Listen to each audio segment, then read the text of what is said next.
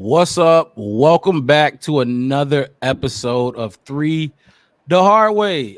This is the post-game edition. Just like y'all saw us last week, covering these preseason games. We got the whole squad in the building. Got my guy Devin to the right of me. Y'all know where Wes at. And then y'all saw Al for the first time. Last week? Or is that your second time? Second time.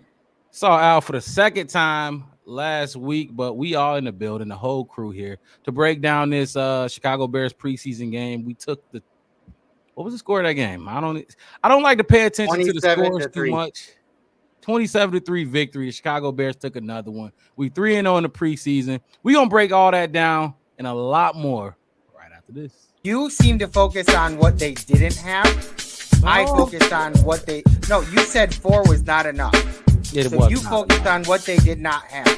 Okay, let's stop with the antics and let's talk about football now. Okay. And then on top of that, I'm gonna tell y'all who we gonna take and why we gonna take. All right. We're taking a wide receiver, fellas. Let me tell you about Mr. Rome Odunze. Still can't get enough of it. Yeah, I was gonna say, Mr. Rome Odunze.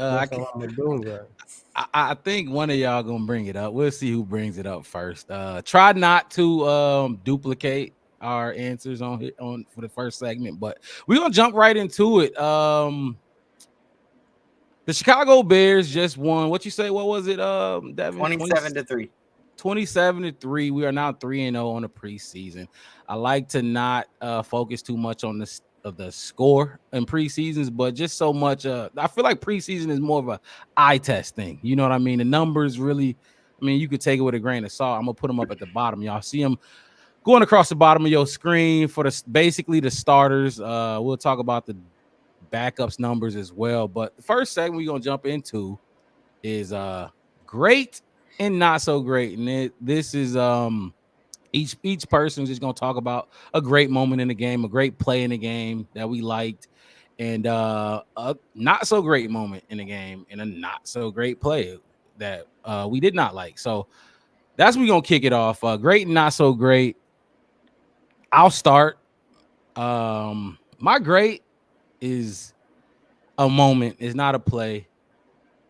Matt Eberflus and that coaching staff keeping Caleb Williams in the game, even though they took DJ Moore out.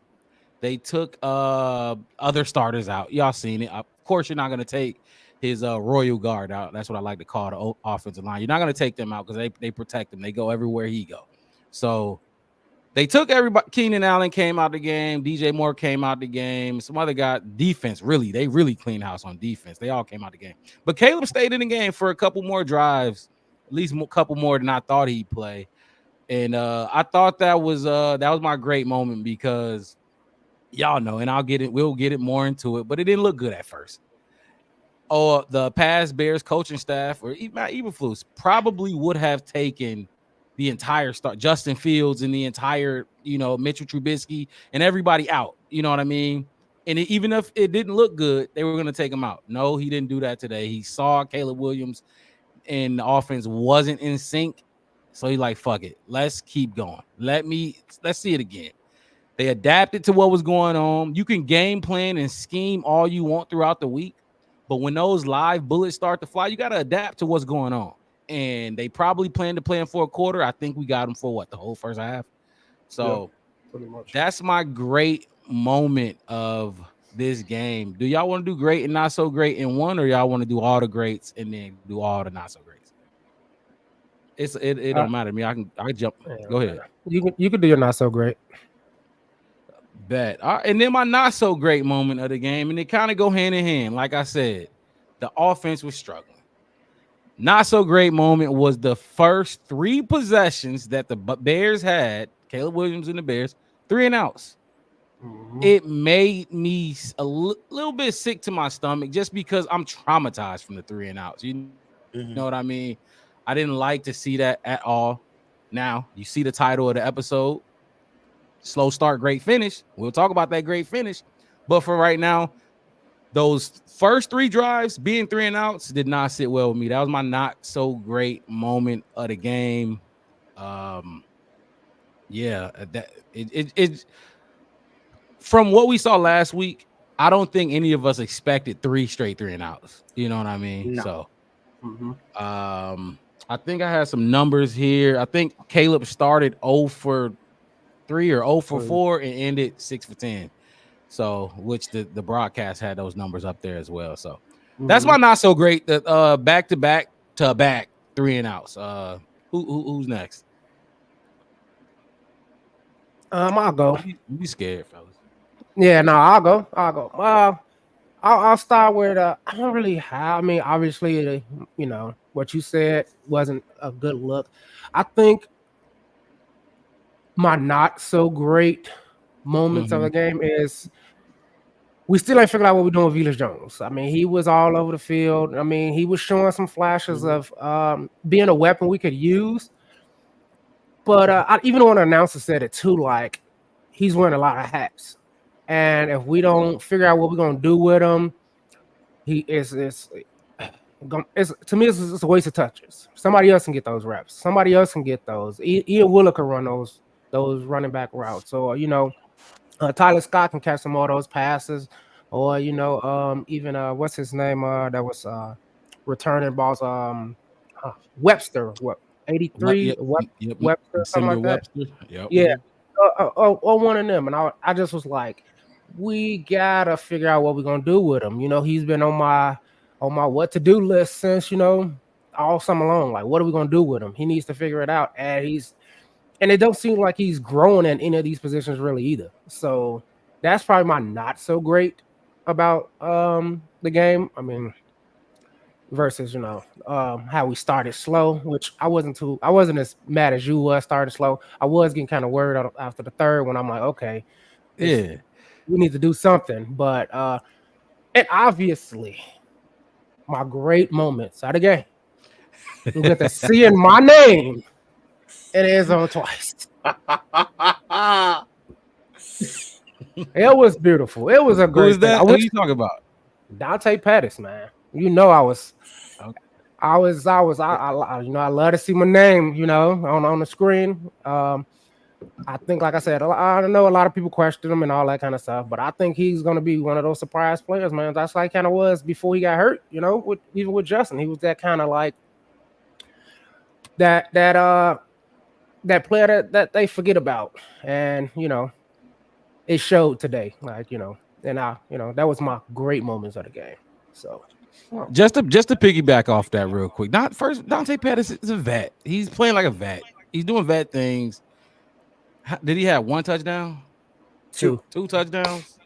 Like, come on, man. He looked like a vet out there, other than the other day when he dropped a couple weeks ago. I don't know when he dropped that punt return, but it's a vet. And he did pretty decent last week too. Like, there were a few really like large gains that the backup quarterbacks could really rely on him to be out there being the one to throw to. If their first read wasn't there, he was very reliable getting that ball to him. Obviously, he's not going to catch everything that goes his way, but he did really good. And I was sitting there watching, and I'm like, Wes is at home cheering like crazy because of this. Because I'm just sitting there just smiling every time. Every time he catches a ball, I'm like, Wes is going to be so happy. Next, who up next? I'll go. My great player was Kyler Gordon. I'm gonna go with Kyler Gordon today. He had an interception, had a sack. He balled out. He was balling out in the secondary today. So I will go with him as my great player for the day. Not so great. I'm gonna say DJ Moore, the drop slant pass on 3rd and 2. When he dropped the slant from Caleb, even though he was well covered by a rookie, that still was a catchable ball. I think he should have caught that pass, that slant pass. So I would say that's not so great. So I'm gonna jump in here then and then push back a little bit. That pass, they showed the replay on the broadcast. DJ Moore didn't get his hands on that ball. The dude, and you'll see this once they drop the all 22 or even just the condensed version. They showed the replay on it, and I forget his name, but he did. He hit that ball. He hit that ball. They slowed it down and they replayed it. He hit that ball. DJ didn't even get his hands on the ball. So it was a good defensive play. So it wasn't catchable at all, huh? So it I wasn't. got to go back and look at the replay, but I saw the initial. It looked like he was catchable, but you could be right. Probably. Yeah. Go ahead. My bad. If it wasn't catchable, definitely.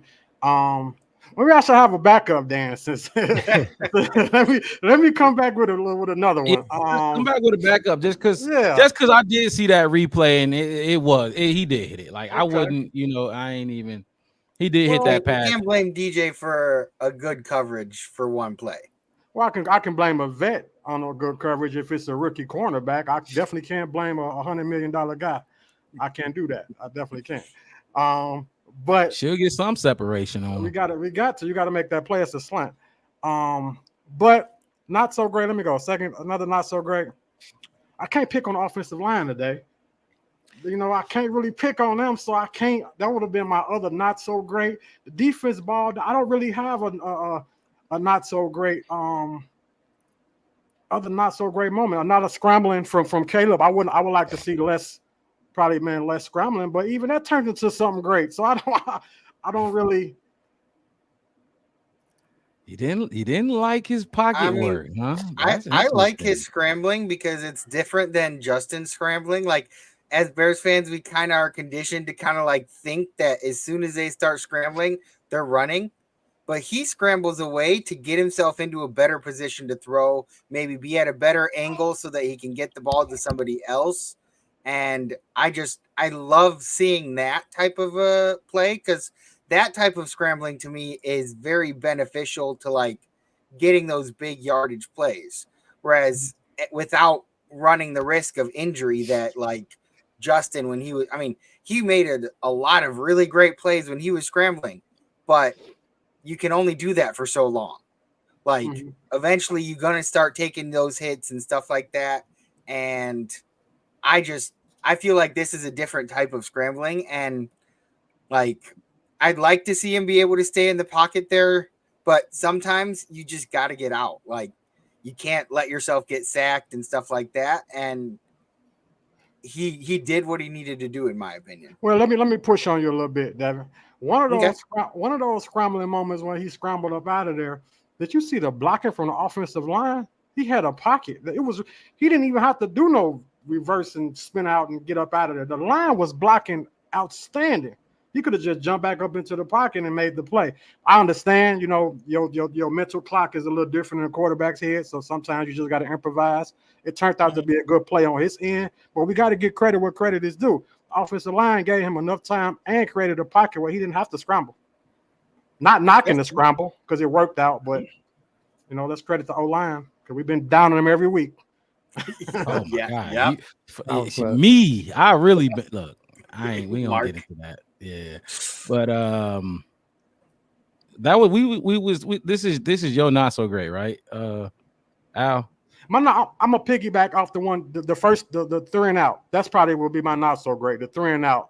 Like you said earlier, that was like when you seen that, it's like we traumatized on seeing this from the Bears. Oh my God, punt again, and that would be my not so great, because after that they picked it up, man. The defense started going crazy. Caleb started dissecting the defense and doing what he had to do. It just went uphill from there. So I'm satisfied, man, as a Bear fan today where we did on the field. I can't really be negative, Yeah, I agree. But there's always some negative in there. I'm shocked that there was some negative plays, Al. There was definitely some negative plays that you could have threw out there. I'm not gonna say it because I want to see what Devin got to say. I don't want to step on his toes just in case he picks one of those. But we can get into it after Devin drops his not so great. Definitely. So it's great. I kind of had like, for me, like it was really hard to like narrow it down because there were a lot of good plays. Like I really liked the way that Hardy is playing. The way he's getting to that quarterback. I mean, he probably isn't going to be like the starting level, like defensive end, but I kind of get the impression that like him and Austin Booker could easily like split the load and be opposite Montez Sweat, and that could solve our problem at the other defensive end spot. But like, I also liked Rome Odunze, obviously, the catch that he had, that 45-yard catch or whatever from like over the shoulder, and I thought that was a perfectly placed ball. But the one thing I didn't like he ended up getting a sack. I think I saw somebody say he had a few sacks, but I don't actually remember more than just one for Caleb. But just the way that he'd stepped up and he kind of got swallowed up, it's like, okay. I was a little upset to see it, but getting a sack on your quarterback, only one in the first half, isn't like a like threatening thing that you should like worry about for the rest of the season or anything. Like, focus on continuing to do your job. So there was one broken play that he got sacked. Okay, go out there and keep going. Like, that's the big thing that I noticed this game, and maybe that should be my positive, is the fact that even when things weren't going their way, they just kept on going and kind of dug themselves out of, like, they didn't let themselves sit in that disappointing state. Like, you went 3 and out 2 times in a row. You didn't really convert on most of your drives, and yet then he goes out there and he has the drive that he had the ball. I think it was to Tyler Scott. That was a well-placed ball that if they hadn't hit that penalty, I see Tyler Scott catching that ball. And like, to me, it's like there's so many things that they continue to just kind of like show, okay, just getting better, even through the course of the first half, just getting better. And then honestly, that defense was just, it was good out there. And the big thing that I like about it is the fact that, like, it's like the pressures that we were putting, the blitzing that we were doing. To me, it's different than how we used to do it. So, and I like that. It sounds like you liked everything. You liked the whole game. I mean, I did, except for that one sack. except the sack. But this in the sack's gonna happen. It's gonna happen. Yeah, especially that's my perspective too. Like, it's gonna happen. Yeah, it sucks that it did happen, but I mean, it's part of the game of football. So I don't know. Maybe just kind of like accepting that. Yeah, it was the only negative that I could personally find. There probably were other things negative and stuff like that, but other than the ones that you guys have kind of gone over, the sack was really the biggest one for me after that. So,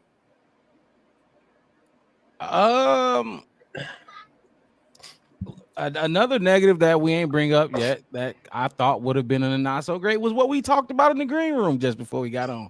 Rome Odunze, you got to get both of those feet in. You got to. You had a miscue last week when Caleb Williams threw it to the pylon. Well, at least Caleb thought you was going to go to the pylon, but Rome Odunze ended up running parallel to the goal line instead of fading to the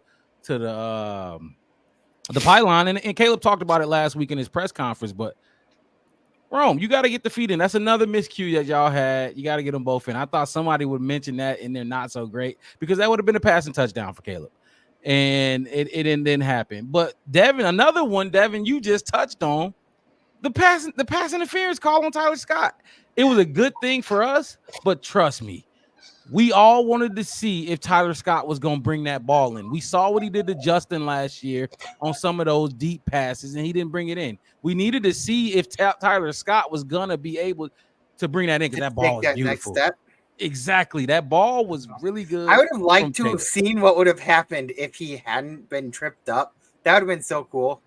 Mm-hmm. Like, everybody saw that throw, and everybody's like, oh, my God, he's going for a deep shot. And Tyler Scott is out there, and it's like, oh, no, they tripped him up. Okay, there's a flag, but it still would have been a lot cooler to actually get that catch. Yeah, he like ripped his He pulled his shoulder pad. That's what he did. Okay, because like when they were showing the replay, they were a bit more zoomed in, and I kept looking at like, I'm not sure where he got tripped up, and I think it was before that point in the replay. Nah, buddy was beat. He was beat. He knew he was beat, so he took the pass interference instead of just letting him catch the touchdown. And guess what happened after that? We settled for a field goal because Caleb. That's when your sack happened after that. Right, Devin, and we settled for a field goal. So that look great play by the defender because that would have been a touchdown if Tyler Scott brings that ball in. We know he struggled with catching the football this camp and even last season. Well, but I thought I'd heard a lot more about his improvements this year. Like he was out there catching balls that he wouldn't have caught last year. So I had heard that he'd made a huge jump just from last season to this camp. Yeah. The only reason I didn't beat Rome down with the not so great is because of the other plays that he made. He kind of erased my memory of that. The reverse play, the running play he had, the catch he had. That one was pretty good. That catch, the DB was right on him. That was like that was a heck of a catch. So that reverse kind of changed the whole tide of the way the offense was going. They got that first down, and it just started clicking after that. That was a game changing moment. So I didn't want to beat them down for what the other ones. Even though I could have definitely did a not so great on that because it was a not so great play. It was absolutely not so great. But I kind of forgot about that when he did the other stuff he did. So yeah, I'm with you. I agree with you on that one. Nah, I feel it. And like Devin said, that first down on that end around play, that was our first down of the game. And once we got that one, it's like we kind of felt comfortable after that. But yeah, no, I definitely can't give him a pass on stepping out of bounds because I don't know. I'm tired. I did not last week. Caleb played well, right? We can all agree on that, right? Mm-hmm. But guess what? We settled for field goals twice, getting into the red zone last week. I was hoping we could get into the end zone this week, and Caleb did that. I was kind of hoping that we would get into the end zone with a receiving touchdown as opposed to a rushing touchdown. But exactly, I was glad that Caleb got his first touchdown in the NFL. But I would have liked for it to have been like a pass to, for example, my favorite would have been a pass to Roma Dunze, and then both getting their first touchdowns in the NFL at the same time. I feel like that would be pretty cool. Where was Komet? Where was our tight end? Where was our $55 million tight end? I think by that point, they'd already pulled Komet, DJ Moore, Keenan Allen, a lot of the other starters. So I feel like at that point, it was pretty much like Rome or Tyler Scott or Velus Jones, which I don't really know how Velus Jones is really that much of an option compared to the others. Well, in general, where was Komet? I'm not just saying on that drive. I'm talking about the whole game. He had one catch. I got a Velus Jones question for y'all. But Komet, where was Komet? I'll go ahead. Somebody could speak on that before I'm gonna ask you guys. Yeah, he only had one catch on 9 yards, and I don't think he was out there enough. I don't think he was out there long enough. And like I said, he left early in the game, and we didn't do nothing the first 3 drives. So I was gonna say we had what 6 total opportunities to get the ball. Although I will say Herbert did a lot better this week than I was expecting. So like we did rush the ball a little bit more earlier on than like throwing the ball. Although I do think our first drive we had 3 pass attempts and we had to punt the ball away. So I mean, yeah, Komet wasn't much of a factor, but I feel like if you were playing a full game, you would have seen everybody's name with decent catches and stuff like that. I just feel like it's going to be throughout this season with the offensive weapons that we have for our quarterback. It'll be like one game you'll see Komet have a good game. The next game you'll see Allen have the most yards. Then the game after that, it'll be DJ. And it'll just kind of like, it won't be spread out every game. I think it'll be more like this game, this player gets more yards and has more of an like impact game, and the next game it's somebody else. So Because keep going. No, keep going. I was just gonna say like that. I feel like that's how you accurately and effectively utilize so many receiving options.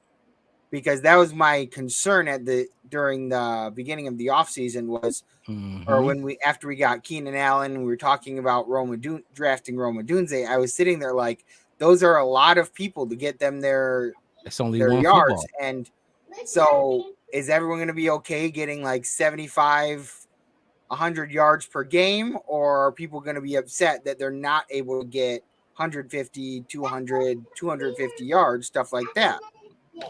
I didn't want it turning into a situation like Stephon Diggs being upset about not getting as many targets as he thinks he deserves. Well, see, hold on.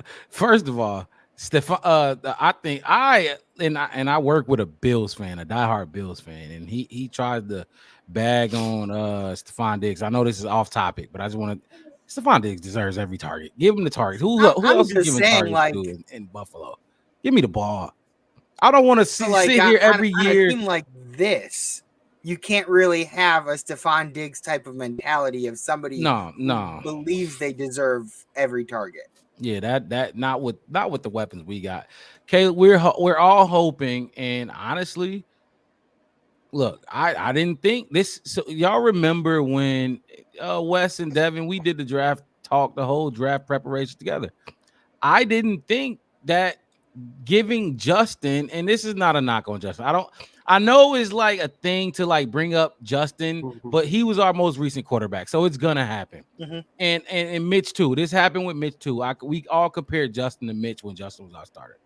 But I told y'all this, Devin and Wes. I didn't think necessarily that Justin would be able to get the ball to both DJ Moore and Marvin Harrison Jr. I just didn't think he was that type of guy. I felt like it was evident when Darnell Mooney's numbers dropped completely off. It's okay to have a decline, but to just become like irrelevant. I just thought Justin was good with his number one receiver. I didn't think he was going to be able to spread the ball around. Now, to your point, Devin, we're hoping that Caleb can get the ball to all these dudes because they all want to eat. We saw DJ Moore just get paid. Keenan wants to get fucking paid too. You know what I mean? And Rome's on a rookie deal, so it's whatever with him. I mean, he's been paid. Like right. What was it, like $15 million sign-on bonus? Yeah. So I think we're all hoping he can do that. But we talked. This was about Komet, right? This conversation started with the Komet. Where is he? Question. And this is what I gotta say to that. And I keep speaking to this, but I feel like y'all don't hear me. So I gotta say it again. You know what I mean? You need 2 tight ends. Look at the Packers. Both of their tight ends were rookies last year. They drafted 2 rookie tight ends. You need a pass catcher, a wiggle, a Travis Kelce, your draft, Gerald Everett, like we have. Then you need your blocking tight end. There's a Y and there's a U tight end. You need both of them. Komet is a way better blocker than Gerald Everett will ever be. Gerald Everett probably don't want to block. He'll probably admit to us, like, I don't care about throw me the ball. I want to catch touchdowns. But guess what Komet was doing? Because Robert Tonyan last season was nothing for us. Komet had to do both. And he wasn't the blocking or the catching. Exactly. He had to do both. Komet had to do both full time. You know what I mean? So I think Komet. I just because I know you. I'm about to come at you. Right. Go ahead. I know you think he's a like a trade candidate or whatever, but trust me, and Devin, you know this. I've said I wasn't impressed with Komet last season. I wasn't that impressed. He's okay. You know, we can give him $50 million. He embodies what a Chicago Bear should be. You know what we want. He works hard. He's a great dude. If you listen to him speak, I don't know him personally, obviously, but The point is you need both. You need your smaller Gerald Everett. Gerald Everett only caught 2 passes for 10 yards, but Komet caught 1 for 9. Best believe when you get in that red zone, I guarantee you, Cole Kmet gets more targets in the red zone than Gerald Everett, and that's his job, to block and then occasionally be your pass catching tight end. He's not Travis Kelce. He's not going out there running routes all day long. Well, let me push on you a little bit. Red zone. Yes, sir. Keenan Allen is your possession receiver. Yes, receiver. He's a possession receiver. So I would think that I would say just financially, commit. If you want to get a blocking tight end, you can get one way cheaper than $55 million. I think you can get a blocking tight end a lot cheaper than you could have used them resources to build your offensive line, because that's where the struggle is. If you got Keenan Allen is going to be Keenan Allen's whole career is possession. He's a possession receiver, so he's going to make the catches that you will probably get to your tight end. He's going to be making those catches. He's going to be in the red zone catches. Is going to be him. Look at his career. This is what he do. You're not going to be able to share the ball with Kmet and Keenan. Who are you going to trust more in the red zone? Let's be honest with you. Who are you going to trust more? Keenan Allen, a vet that's been doing this, that bread and butter is red zone catches, or Cole Kmet, somebody that is a blocking tight end. I mean, can I answer the question real quick and I'll let you go? Yes, sir. Who's guarding Kmet? Because if Sauce Gardner, not Kmet, but if Sauce Gardner is out there on Keenan Allen, I'm going to Kmet on the line, a linebacker on Kmet. I'm going to a slot receiver in the red zone on big body Kmet. I'm not going to look Keenan Allen's way, because guess who's guarding him? A well-established cornerback who does this for a living. Jalen Johnson. You know what I mean? So I just caution you, Al, when you cause look, I'm not like Kmet. We all know Kmet's not a world beater. He had his best season last year, but there is reasons for these things. There's a reason that we brought Everett in. There's a reason that like we brought Tanyan in. You need 2 tight ends. You need What's the reason for Mercedes Lewis? That and I'm glad. I almost forgot, because you just mentioned blocking tight end. You can get a cheaper blocker tight end. That is our cheaper blocking tight end that you just spoke about. Which hold on before you jump in there. He got Mercedes Lewis caught a touchdown last season, and he got good playing time to block last season. So when at 40 years old, yes, that is he is a full-time blocking tight end. He's insurance for our $55 million tight end. No, he's not. No, I believe. Why would you bring? Why would you bring? Wes, if you want to jump in there, go ahead. If you want to jump in there, otherwise I can keep going at him.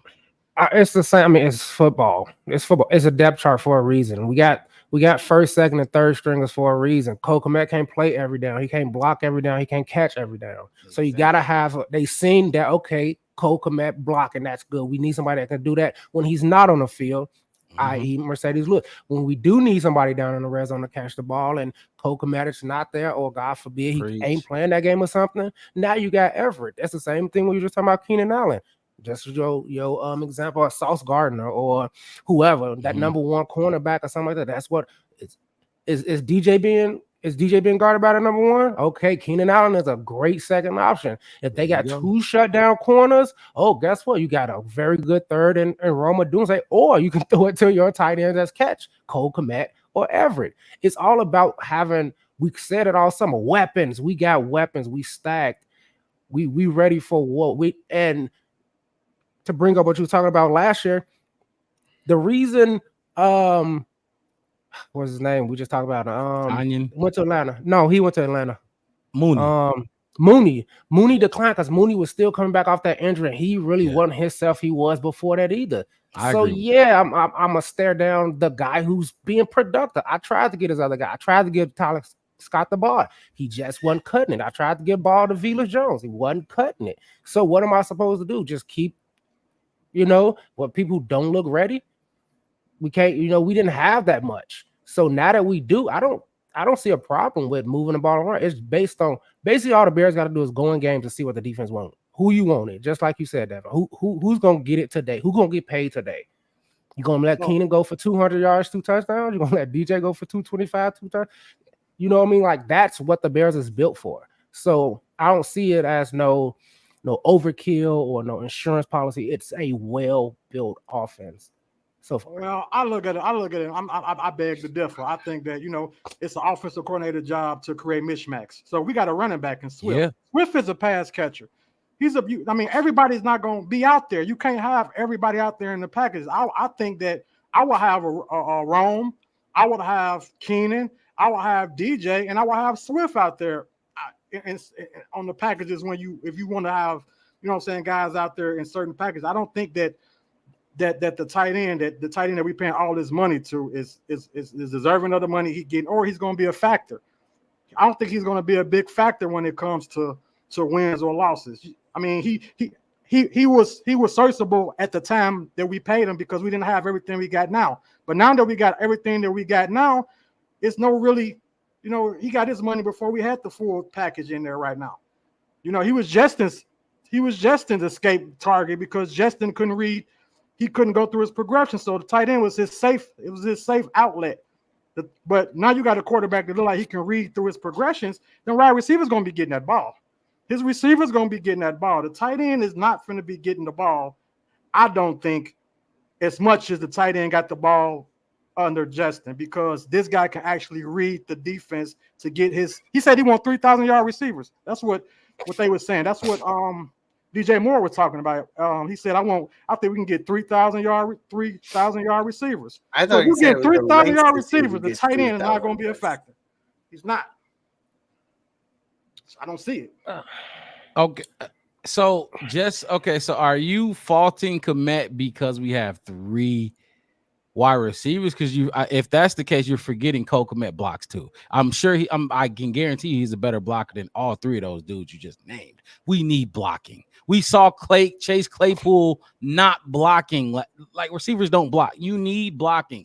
And you just talk about packages, right? So there are packages. There's 12 personnel. There's 11 personnel. We all know our offensive coordinator likes 12 personnel, even 13 personnel a lot when he was in Seattle. You need tight ends. And if your offensive line struggles, you need blocking tight ends. What we going to put Mercedes Lewis in the game? You know what? Everybody going to be like, yeah, he's blocking for sure.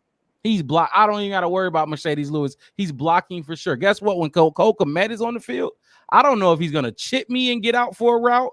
I don't know if he's going to just clean release and or if he's just going to stand and block. I don't know what he's going to do because he can do it all. Now, now Cole Kmet has 73 catches. I just put this up. 73 catches, 719 yards, and 6 touchdowns last season. I don't even got to look at Gerald Everett's numbers because that's the guy that you because if we trade him, that's Gerald Everett is your guy.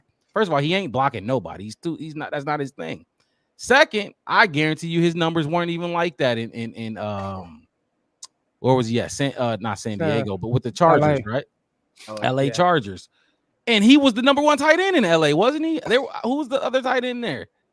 And in 719 and 6 touchdowns, I don't think Gerald ever had that. Do you think Justin Herbert is a better quarterback than Justin Fields as far as reading the field? But he had Keenan Allen over there, so Keenan Allen was getting that's what I'm saying. Keenan Allen, who we got now, was getting those. Keenan Allen didn't have shit today, though.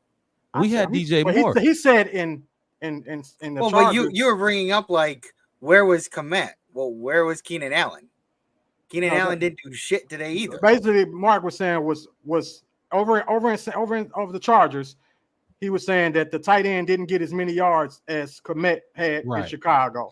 And I said, well, Herbert was his number 1 target was Keenan Allen. So the tight end was Justin's number 1 target, not DJ Moore. So they cancel each other out, right? They do. You brought Keenan, I'll bring DJ Moore. DJ Moore had a career year behind Justin. And the cool thing is they're all on our team too. So Justin Fields had a career year. I mean, DJ Moore had a career year. I had Justin Fields. He did because Justin Fields keyed in on 1 target, and that was his 1 target. He keyed in on an entire game. So he threw him the ball. He was the only one that he was pretty much giving the ball to. So yes, he had a career year. Where's Justin at right now? If Justin done so great with let's DJ not Moore. Let's Where not is go he on at? Justin. I mean, This ain't if about we're Justin. gonna This is start about the bagging on people, like we hold on, David. I mean, This ain't about Justin. Y'all comparing players, but players work different situations and different schemes and different Yes. quarterbacks is to have the ability to get the ball to pass the ball around to everybody. We didn't have the luxury of a quarterback that utilized all his weapons like he was supposed to. Let's not make this about the happened? quarterback, is what I'm saying. Let's not make this What's up, about the Wes? quarterback. What you saying? What y'all saying? I'm just saying. I'm just telling you what he didn't get the ball to everybody like he was supposed to. So that's when why he's not here. When you say Keenan Allen was the guy getting the targets in LA Chargers, and I say, well, DJ Moore was the guy getting the targets here, and Kel Kmet still had 719 yards and 6 touchdowns. Why did Cole Kmet produce like that with a number 1 receiver taking his targets, but Gerald Everett did not produce like that in LA? I don't study the Chargers, so I don't know who was a second target, their second wide receiver that was getting yards. I don't know who it was Quinton Johnson. Mike Wallace was hurt, so it was Quinton Johnson.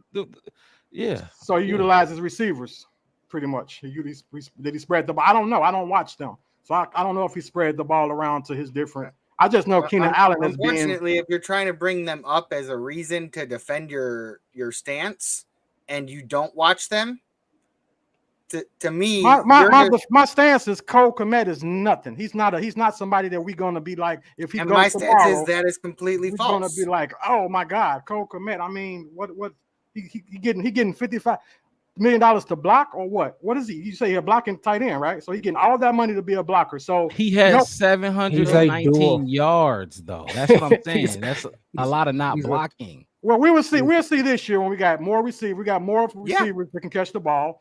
We saw last year that he did well, and you don't like him still. So it sounds like your mind's made up on him. He did well because he was insurance policy for Justin Fields who can't read. He did so well, he was like, and you don't like him. Your mind is made up. Was like panicking because he don't know where to go with the ball. Oh, give it to Kmet. That's why Kmet. Isn't the tight end QB's best friend? Tight end is QB's best friend, right? That's what they say. That's what he's supposed to do. To tight ends are quarterback's best friend to the ones that can't spread the ball around. If you can spread the ball around, if you can spread the ball around to your receivers, if you got Rome, you got DJ Moore, and you got Keenan Allen. You got 3 perennial pass catching wide receivers. 3. Why is a tight end even we talking about a tight end? Because the offensive coordinator likes 2 tight end sets. Okay. Can I jump in? Can I just jump in real quick? I got the Chiefs game on, so I'm watching Pat Mahomes, who's been winning Super Bowls. Oh, I was going to bring number one. His number 1 target is who? We can go back. Mr. 7 Super Bowls.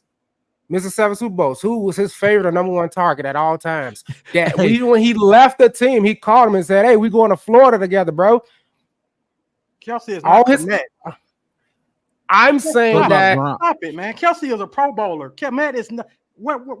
Come on, man. Let's not do this. What I'm saying is, it is not an unnatural thing for a quarterback who still spreads the ball around to mainly almost use his tight end almost every other time, because that's what they're there to do dual things, and that's what Cole Kmet do. So for me, when you say Cole Kmet is nothing, I have a problem with that. Or I have a problem. Now, if you say maybe we paid a little bit too much for him, okay, maybe that's a different story. That's a different story. Mm-hmm, but say that, Cole Kmet ain't on nothing. He, like I said, he probably one of the best blockers on the line. The tight ends that thrive are the ones that create mismatches for defenses. He's not that. You can't line him up in the slot and he can create a mismatch. No. We don't need him in the slot. I'm just saying those are tight ends that are doing good in the NFL. If you want to really talk about Kelsey a mismatch. Kelsey create mismatches.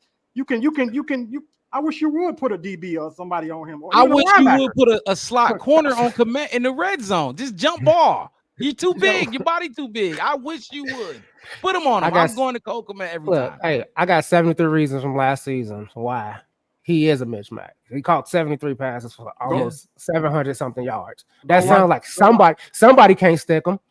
Watch film. Somebody can't. I'll see him. If you watch film on him, the guy. I mean, it's times he get pushed around by DBs. It's times he was soft. That was the reason I didn't want to give him a lot of money, because I seen his softness and how DBs used to muff him, push him out the way. Man, get out of here. Like he let little bitty DBs used to manhandle Komet. I've seen that. I watched that when he was on the Bears. So that's why I didn't like him, because I'm like, how you letting these little DBs manhandle you? I agree. And that's why, like, I've never been this Cole Kmet fan, but just like with the Rojo versus Roshan, just like with the Cutler versus whatever Justin Fields you like to do, Al, I am not going to allow people to just dog or praise things that's not like Cole Kmet is valuable to this team, especially if you're saying you rather have Gerald Everett be our number one tight end. That's where I stop it. Fuck that. Give me Cole Kmet because he's versatile. I never said that. No, I'm saying you saying so if we trade him, you said Cole Kmet is a trade candidate, right? If we trade him, who does that leave us with in our tight end room? Gerald Everett, right?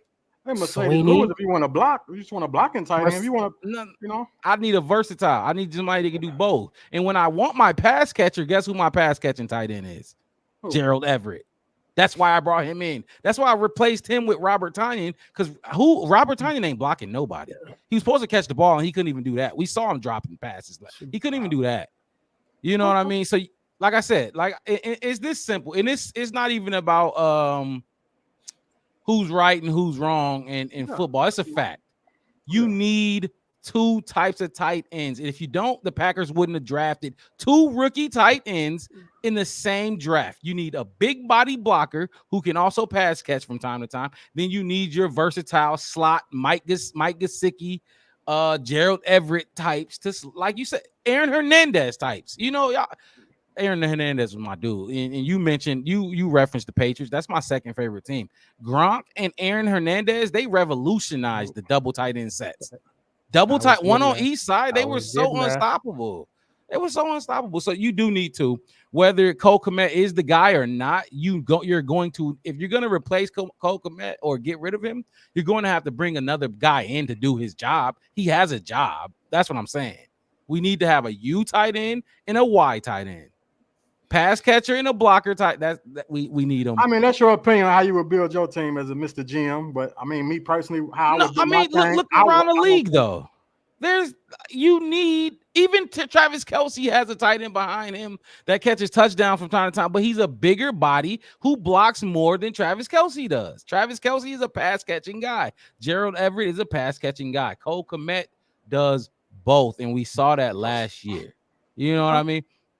I'm not saying Cole Kmet is a world beater by any means, because I love Dalton Kincaid in Buffalo. That's my dog. Jake Ferguson in Dallas, that's my dog too. He played for the Badgers. He played for a school here in Wisconsin. So you need two tight ends. You just do, because Cole Kmet was beat up last year. He said it himself. He was beat up because he had to do both jobs. Robert Tonyan wasn't doing his job. Hopefully Gerald Everett can come in and catch passes like we need him to do. You know what I mean? So look, like I said, I can hear you if you say we might have overpaid for him, but say he wasn't a value is kind of that's a stretch. That's a stretch. That's just my opinion. My opinion. My opinion. That's just my opinion. I hear y'all. Y'all definitely, y'all definitely got your boy in the corner, but I'm coming out. Hey, I'm telling you, I do not think. I just don't like how if you have packages if you got packages and you're offensive coordinator and you put your tight end, your $55 million tight end, you want him on the field if he a blocker or a passer. So if you got to spread them out and the quarterback got to audible and put you and spread you out, and you're gonna take a DB with you and you let the DBs manhandle you, I don't think you're valuable to me. Like, you need to be off the field because it's gonna be times where Caleb might have you on the field. He can't call timeout and bring another tight end. He's gonna need you to be in other roles. This is what you're getting paid all this money for, to be. So he might have to spread you out. So you got to show me you can beat these 5'10", 5'11" defensive backs that's been manhandling you all your career. 719. That's 719, 73 catches, 6 touchdowns. And look at last year. he was doing this a lot. He was open a lot because people didn't even like. It was times where Justin didn't even throwing the ball and he was wide open. I seen that a lot. Like Komet, and when you challenge him, it's a no-brainer. The other team gonna win. To me, when I see him on challenge, I'm talking about challenge, contested plays. He usually don't win those catches, and those are ones that I think is more valuable because it's going to be a team that you're going to play. If you get to the playoffs, and say we in the playoffs, the Bears in the playoffs, and you got contested catches. Would you trust that tight end? Do we trust him to make contested catches? If you really, if they locking down your receivers, your receivers, do you trust him to be the person that can take over a game? Yes. No. Yes. I don't trust him. I mean, I'm just saying, I seen 85 with that, that hammer celebration. A lot more than anything the else. home run, the bat swing, the home run, the bat swing. Yeah. Come on. I mean, I'm just saying, I seen him go up. Like I said, I just feel like you're going for onesie, twosie, nears and fuse, and out this one time he got beat this one time but I seen him just go through cornerbacks. So he was happy. Mooney was pissed. Mooney was mad. Yeah. Mooney was mad when he was getting those catches because Mooney wasn't getting those catches. Mooney wasn't catching the ball. That's a different story. I'm not gonna comment on that because that's gonna take me down a different road. Because I see where you're trying to go with it. I'm trying to go with it. You keep trying to drive the car down that avenue, and we ain't trying to go there. All right. We gonna look. I'll drive with a flat. Just pull over, man. Change the tire. You ain't going nowhere. I hear you. Nah, look. Like I said, we gonna wrap this segment up because we spent a long time on this. But this is why I love this show. Look, if you watching, hit that like button, subscribe to the channel, the Black Bear Podcast. One word, no spaces. Let me take this down so y'all can see everybody's names, man. We got the guys in the building. Got my guy Al. Got my guy Chef West at the bottom. God Devin to the right of me, man. We here all season long, post-game shows, pre-game shows, and just update shows on what the Chicago Bears been up to throughout the week before that Sunday night football game or Sunday football game. So hit that like button, subscribe to the channel. We got y'all covered for everything, all your Bears needs. Let's move on because hey Al, I'm really glad that you used capital letters for your name because I was looking at it and I think I have it saved in my phone as A with a lowercase L, and every time I see your name, I think AI. I'm like, damn. Hey Devin, I rubbed the wrong buds talking about Komet with you. That's your guy. I see that now. That's your homie. I like him as a player, and I get that not everybody has the same opinions. Because I didn't. I still don't. I do think he's a little soft. Keep going. I mean, I've seen games where I really enjoy what he produces, and the thing that I liked about him was just that he didn't always need to go out there and get the most yards, but he was always within the top 2 or 3 players of most yardage in that game. And a lot of times his catches, at least from what I saw, seemed to come at the right times, the pivotal times, 3rd and 7 or something like that. And those are the types of things that sometimes stats don't show that I kind of connect well with because you keep a drive alive. And if you can keep a drive going, for me, you've just kind of earned yourself a little bit more of a little bit more from me. Mm-hmm. That's just how I feel. I respect it. Name of the game is move to change, man. That's all. Move to change. Cole is a massive. That they're going to be getting rid of the actual chains. Yeah, they're testing it out. They're testing it out in preseason right now. Yeah, I saw chains in this preseason game, but they talked about it briefly about the fact that there's going to be a chip in the ball. Like a computer chip or microchip or something. Like they're using tennis. And they're basically gonna take out the chains themselves. And apparently it was because a while back they at some game, I don't know where it was, but they had duct taped the chains, and so it affected the integrity of the chains as far as a measurement aspect. And it's I can see it. We have the technology now to do so, but it is a concept that it kind of it would definitely rub some of the fans the wrong way, in the fact that like a lot of people prefer things to kind of stay exactly how they were. Like, this is how the game was played, and keep things the exact same. And to that point, it's like the kickoff rule too. People don't like the kickoff rule because it's changing and what yada yada yada. But we can speak on more of the rule changes that's being implemented in the NFL a little later. Let's talk about our quarterback, fellas. Y'all ready? We just spent a lot of time talking about Cole Kmet, Gerald Everett, and Dallas Cowboys tight ends and all that. Let's talk about our quarterback. Bless you, sir. The Caleb Williams guide. He went 6 for 13, 75 passing yards. He was sacked one time, which we spoke about. He had one rush attempt for 7 yards that resulted in a touchdown. He had no turnovers again.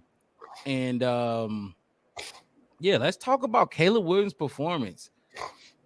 I think, and this was the game will come to you. I mean, like you talked about, Al, the Shane Waldron, our offensive coordinator, is here to draw up plays, to get mismatches, to draw guys open, to make things simple. But Caleb Williams, golly, I low key forgot where I was going with that. I had a point I was about to make, but God damn it, I had a point. Caleb Williams. I lost my train of thought. I definitely lost my train of thought. But anyway, look, Caleb Williams showed creativity again. I know, Al, you didn't like some of the scrambling, but I know going through this whole off-season process and the rhetoric surrounding Caleb Williams was he ain't gonna be able to do that in the NFL. That ain't gonna work. Them dudes is way too fast. This and then the third. If you got it like that, you got it like that. And I hate to say it, but he looked like his favorite quarterback in the pocket. Now, I ain't talking about arm talent yet. In the pocket, the way he was maneuvering, he looked just like prime Aaron Rodgers in those 2015, 2016, 27. Nobody stepped up in the B gap like Aaron Rodgers. Nobody bought his. Aaron Rodgers had a pretty sketchy O-line earlier on in his Packers career, but guess what? He made it work because he knew how to maneuver, and that's what Caleb did. I loved it. Caleb balled out the second stint, his second win, because we all seen it. 3 straight 3-and-outs for the offense. The one thing I love, and I'll pass it off about Caleb, he steps up in that pocket. He don't run. He's not afraid to get in the middle, in the center of those guys, that horseshoe that the O-line tries to make. He's not afraid to step into that horseshoe and put a couch right there and chill and look downfield. He keeps his eyes downfield. He does. And even when he gets out of the pocket, he looks back up and trying to make a play. That's what I loved seeing him. And I saw it last week too. I don't even care about the result right now, because like it's preseason or whatever. Even the result was pretty good, but he's stepping up in the pocket. You can see his head moving. You can see it turning. He's looking, and a lot of times he finds his receiver. So, I won't even talk about the outcome of some of these numbers. 6 for 13, 75 yards. But his pocket awareness and his creativity, it's going to be a fun season watching him play. Caleb Williams' performance, fellas. I'll go first. I just got go ahead, because God, Lee, like, man, look, no, I was trying to let them go first. I was letting everybody get their stuff off their chest. So, me, I'm gonna go. He was, like you said, he was Caleb Williams, man. He was, it ain't like he missed the beat. It's like, he just put on a different jersey, and he did everything that everybody said that he wasn't gonna do, as you explained. I seen a lot of people, they were saying like, hey, look, I would like to see him more, just in that pocket, taking care of that offensive line, because luckily we didn't get a lot of penalties from the offensive line. I was surprised the way he was scrambling. I was surprised we didn't get a lot of it. I saw some jersey tugging and I saw some stuff, and I'm like, it's gonna set us back. It's gonna set us back. So the ref was I guess the ref was nice for us today and didn't call him a lot of that stuff. That's my only concern about that. Him moving and being creative.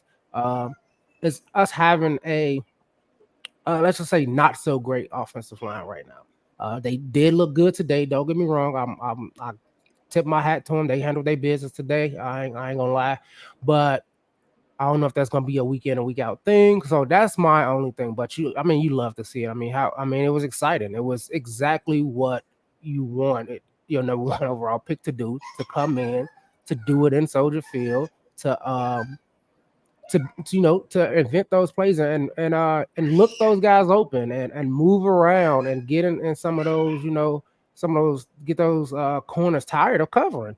That's how you extend the play, like we were just talking about when we're talking about like Komet and all this kind of stuff. He's gonna have to use that. But just imagine when he has all those weapons out there, when he has that DJ, that Keenan, that Swift, and at a Doomsday and Cole Komet out there, he's gonna be moving those guys around the field. He's gonna be extending those plays, and it's gonna be, like I said, it's gonna be good. Like I said, the only thing is, and another thing I did not like how he was holding the ball out there when he was scrambling. He was sticking it out. He was sticking that bread out there in front of his body, and I was like, please don't nobody slap this ball down. Don't slap this ball. Put it to your chest, bro. Put it to he was. I'm like, man, dude, you once swat away from a fumble, man. But that was it. Like I said, I just didn't like how he was. He looked. My bad, Wes. Go ahead. My fault.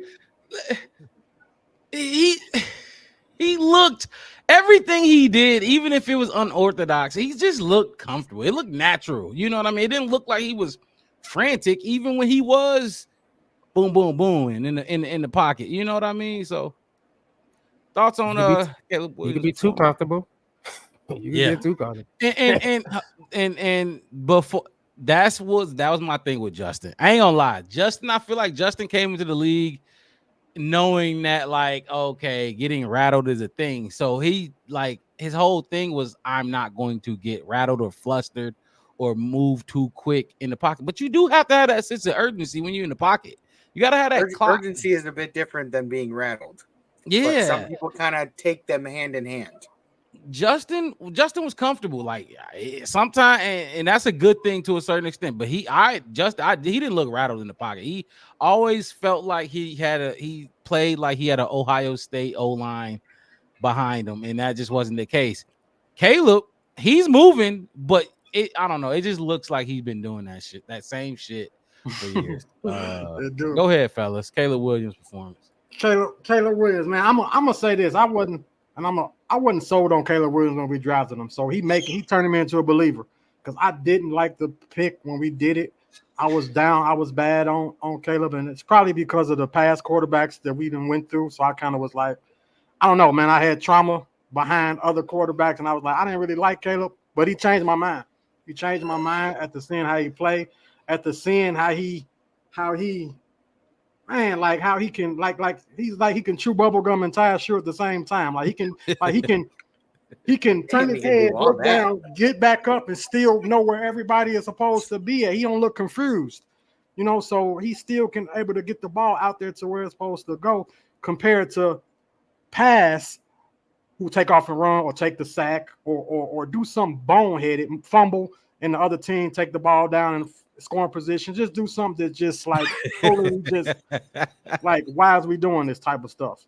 With this guy Caleb, man, it just seems like he got a brain on him. He seemed like from the neck up, the Bears did their homework. They did their homework on him. They scouted him well. They did their homework, and they picked somebody that is a thinker. He ain't got the measurables. He's not the tallest. He's not the biggest. He's not this, that, and the other. But he using his brain. So what from what you saw today, what impressed you? Like what stood out?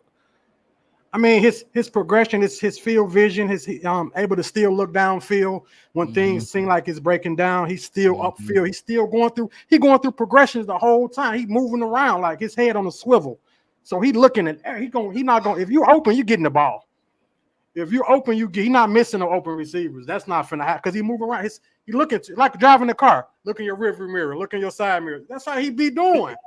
Like he always know what's going on. So if you open and you're on the Bears this year, you gonna get the ball. I mean, unlike previous regimes where you open and you do this, you do this, you turn into an Indian. Hey, you still don't get the ball. Or that, and then the quarterback ends up throwing an interception. His first fumbling. Third or fourth interception of the game when his jersey number was number 6. That happened to, I ain't gonna say no names because why would we bring up for names? a second I thought you were talking about Tyson Bagent. Nah, I'm talking shit. Oh man, little kickback on you with the number 6. Number 6 had 2,000-yard receivers. So I don't see nobody else. Alshon Jeffrey and Brandon Marshall. Oh, you said 2,000 yards. 2,000-yard receiver. I don't see no quarterback that had that since him. So we crowning Caleb, but Caleb hasn't done. He's looking good, but you gotta have a resume to go with that. You gotta have paperwork to go with that. You don't have that right now. He's a rookie now. Let's not get too hasty on my guy 18. He's a rookie. No, but everything you said I agree with. Like Caleb, like I said, the numbers throw him out. Bless you. It is a eye test thing, and it's a field thing in the preseason from what we're seeing right now. You could use the numbers if you want, but also I'm not gonna forget those first 3 and outs. Like the first drive, I don't know what the very first drive, because we received the ball. I don't know what they did. The first play, it was one of those. It was like a Justin play. He hiked the ball and he booked it to the left and tried to it was a quick out, move the pot. I don't know what that was. Those first 3 plays were just I don't know.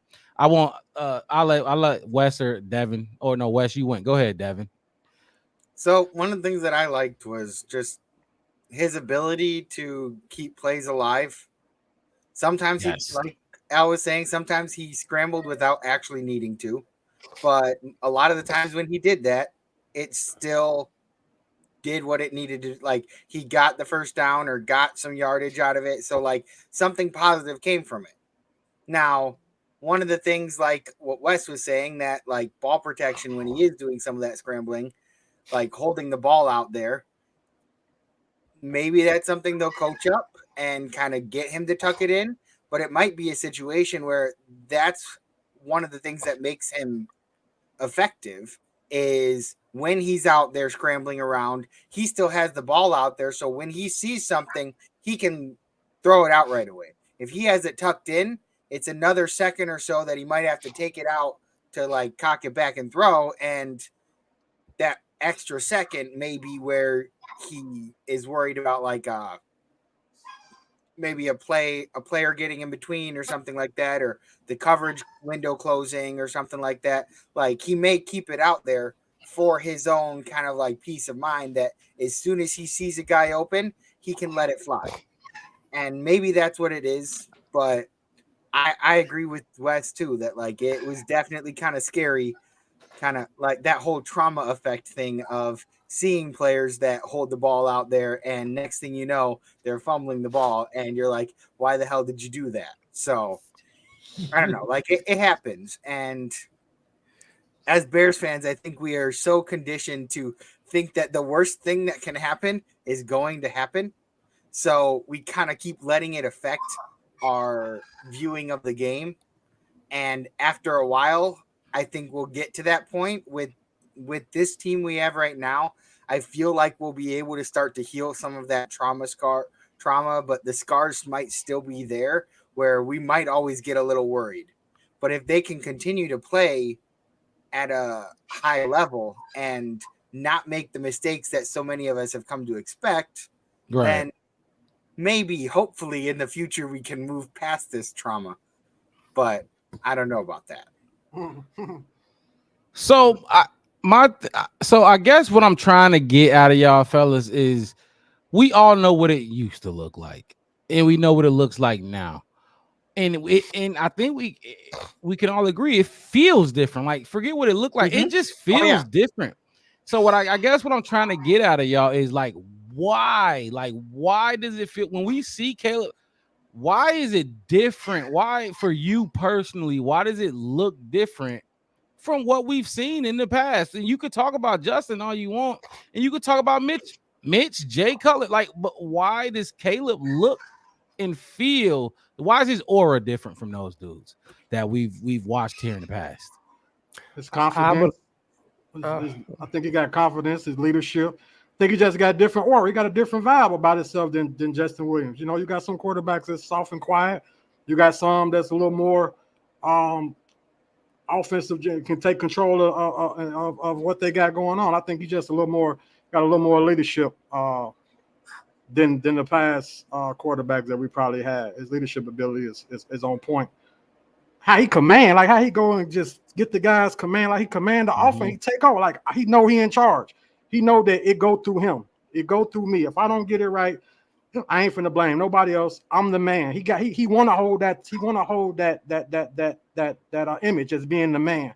Whereas you had past quarterbacks like to shift the weight. You can't shift the weight if you're a quarterback. You got to take it on everything. I'm talking about whatever. Offensive line ain't blocking is your, like, you got to take it on. But the offensive line want to block for this guy. Look at him. Look at him out there. Even the second streamers are blocking better. It's like he making his offensive line and the team want to play better for him because they know what type of leader they got. Versus somebody that, you know what, let Color get sacked or let Justin get sacked. I ain't finna block. I don't care. Like they blocking for this guy. You know what I'm saying?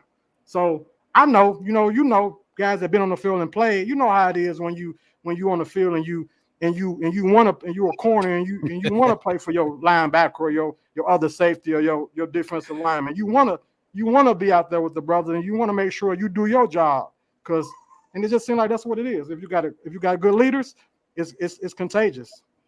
You just brought back flashbacks. That's why I laughed. One of the things that I noticed though was he was getting the ball out pretty quick.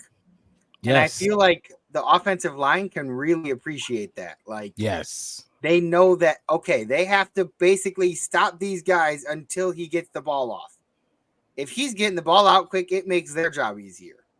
Yep, I mean, the scrambling makes their job a little bit harder, but if they kind of anticipate that and kind of get the feel for it, then it can be a very big advantage to the team. Oh, for sure. But like just the concept of like what Al was saying about like these guys want to block for him.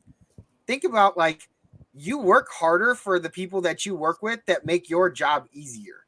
Yep. Like if you work with somebody that like he always like waits until the last like hour of the shift and then he brings over a whole bunch of crap for you to do when you thought it was going to be a pretty chill day, you don't like that guy. Like this is the guy that like he brings you the stuff at the beginning of the shift and basically you know how much you have to do for the shift so you can kind of like take your time because you don't have anything else to do. That's the type of guy that Caleb seems to be. He is out there making everybody else on the offensive line their job easier by getting that ball out quickly. That's how I was looking at it. Cause like, I'm with you, Al. Like these guys do seem to want to block for him. Like it's just, for me, there's no quantifiable thing about why this looks different. It just does. And I really like it. I do. I like that answer. I like the fact that y'all saying, my bad, Wes. I got you. No, you go. I like the fact that y'all saying they want to. I don't think they didn't want to block for Justin, but I do think the stakes are high. If you don't block for this kid, you are like you're gonna get replaced. You have to block for this kid. You know what I mean? Before, like with Justin or even with Mitch, we paid Mitch's tackles. I don't know why we did that. Charles Leno and I think it was Bobby Massey on the other side. But if you don't block for Caleb, we're gonna find somebody who can. Simple. With Justin, I feel like they gave those dudes a little leeway. Let's figure it out. And Ryan Poles was young too, but like I said, I like how y'all saying they want to because they know. I don't know. I won't say necessarily they weren't blocking for Justin. That's not true. We saw Tevin Jenkins fighting dudes for Justin. but they know what's at stake. They understand that this team is playing for something big and important this season. Go ahead, Wes. I wouldn't say it's different because of Caleb. It's different because we almost got Ryan's pole vision for this team. We almost at 100%. I would say he probably feel like he about 80-85%, got everything that he wanted to get and wanted to build this team around and how it looks. I mean, you can even look on the other side of the ball and look at the secondary. Like it's cornerbacks out there I didn't even know, and they out there like just ball hawking. They out there. I mean, last season our secondary couldn't tackle a tree stump. They wouldn't tackle nobody. People was running them over and running past them. I think the feel is different because the entirety of the team, for the most part, is actually different. Yeah, you know, we don't get that that's our, you know, that Brian Urlacher or that Khalil Mack, that those high paid superstars on defense. Our defense is playing collectively. We know how good Jalen Johnson is, but look at the rest of them. They out there going crazy. I mean, Kyler Gordon look like he don't even want to cover nobody. He just want to blow people up. You know, like he's, you know what I mean? Like he don't even care about covering no more because he like, hey, Terrell got this, Jones got this. They out there covering. All I gotta do is just lock in on the quarterback and just blitz hard as I can and just destroy dudes. Just destroy the tackling look better. All of it look better. I mean, you guys see all those open field tackles today? Open field. How many of those would have missed last season? How many of those did not missed? We did not do that last year. Even the defensive, even the trenches, even though ours is not perfect right now, you could tell those guys is working for each other. Austin Booker, he just keeps spinning around and moving around. That dude, he would just spin. I don't know. He like a little kid at a playground. He was just running around in circles, just never stop moving. That motor, Hardy, those guys. Like I think it's a whole new atmosphere. And on top of that, I mean, we a complete team. We got to understand, like, not only did we not have the talent that we got this season, right? We didn't even have the coaching staff we got this season. Remember, we had a defensive coordinator. Now they got a defensive coordinator voice on that defensive side of the ball, telling them what the plan is and what they supposed to be doing. Offensive coordinator knew the same thing. Like everybody stepping up. If you look at it, Kerry Joseph is out there. Like, you know, all those guys, they are coaching this team. I wrote it down here. Big plays on both sides of the ball. Great coaching, not small play. Even at the end of the game, when we had ripping in there, they like, we finna run a ball at. He say, nope, 15-yard pass, nope, 11-yard pass. We up 27-3 in the preseason, and we still throwing the ball down the field. Yep. You see what I'm saying? So I don't want to give one player the, hey, it's because of them, or last year it's because of that one player. It's just a whole new team. Everything is working. Everything look good. Like I said, it ain't 100% finished product, right? But it looks like a whole different Bears team. I'm glad you brought the coaches up, and I still got the graphic from when, because that's a lot of new coaches. QB coach, wide receiver coach, RB coach, O-line coach is still the same, and our tight end coach is still the same. Chris Morgan and Jim Dre they were here last year. But dude, that's a lot. That's a lot of new coaches, and they're coaching the offensive side. Exactly, they're coaching important positions. You know what I mean? So I'm glad you brought that up, because we've seen and heard, if you've been listening to the reporters who've been watching it, Chad Morton. I'll put it back up one more time. Chad Morton, that running backs coach, that man talks, and Chad Morton is the one on the way right. The one on the little bitty. Right. He was in Hard Knocks, wasn't he? He was in Hard Knocks. And Hard Knocks did him a little like justice. He talked way more from what I'm hearing. Yeah. That man runs his mouth, and I love it. We all know how it is on that field. That coach talking shit is going to motivate you a little bit. So I do love that you brought up the coaching staff, and to reference the overall difference in play of this team. So I like that. Can I add something on there? I want to get y'all opinion on this. Of course. The depth of our team, we got to give credit to that too, because a lot of the starters know that the guy behind them will take your job. So that's going to make players push and play a lot better too when you know the guy behind you is ready.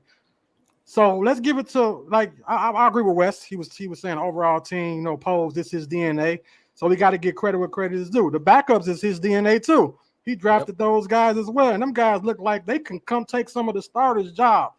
Terrell Smith, you mentioned him, Wes, cornerback, had an interception today. Yeah. You got an interception. I mean, he a starter in the league. I don't care what nobody say. Dude can ball. I mean, he did great last year when he had to kind of fill in like here and there when I think when Jalen Johnson was dealing with some injuries, like a little bit in the beginning and then a little bit towards the end. I thought he was great. But you guys see what was his name? Blackwell? Josh Blackwell. Dude was just out there like, I don't know who this guy is, but if the Bears don't keep him, he is getting picked up by somebody else. And as much as I wasn't really going to be expecting to be super impressed. Like Jonathan Owens has been actually impressing me a bit the last game and this game. Like just the little bit that we saw with Hard Knock where they showed him in the Bills game that he was just on top of every person he was covering. And like I saw him today, he was in there a number of good stops where he was a big factor in them not getting a first down. I'm like, we pick up some of these guys, and like the fact that like Jonathan Owens, he wasn't here as much because he was out in Paris, and he still comes in and like is able to kind of play the defense that we need him to play. I'm sitting there like that defensive culture there is really good. Like we have built up a good culture for our defense, and it only benefits like everybody. Like it benefits everybody on that field. Like there are a lot of players that I kept feeling like I didn't even know who they were, but they were getting in there and doing things. And when you compare the second string from us versus the second string from like Buffalo or Cincinnati, we're outdoing them. And then our third strings outdo their third strings. And then our fourth strings outdo their fourth strings. And you're sitting there looking at it like, okay, well, that just tells me that our depth is better than other teams' depth. So maybe our depth isn't as good as, like, say, starters, but there are definitely some players that I know of that I beg the devil. that would definitely compete for a starting spot on other teams. Like, it'd be hard to give Smith the starting cornerback spot because who's he going to replace, Tyreek Stevenson or Jalen Johnson? But he's good enough to be a starter on other teams. Yeah.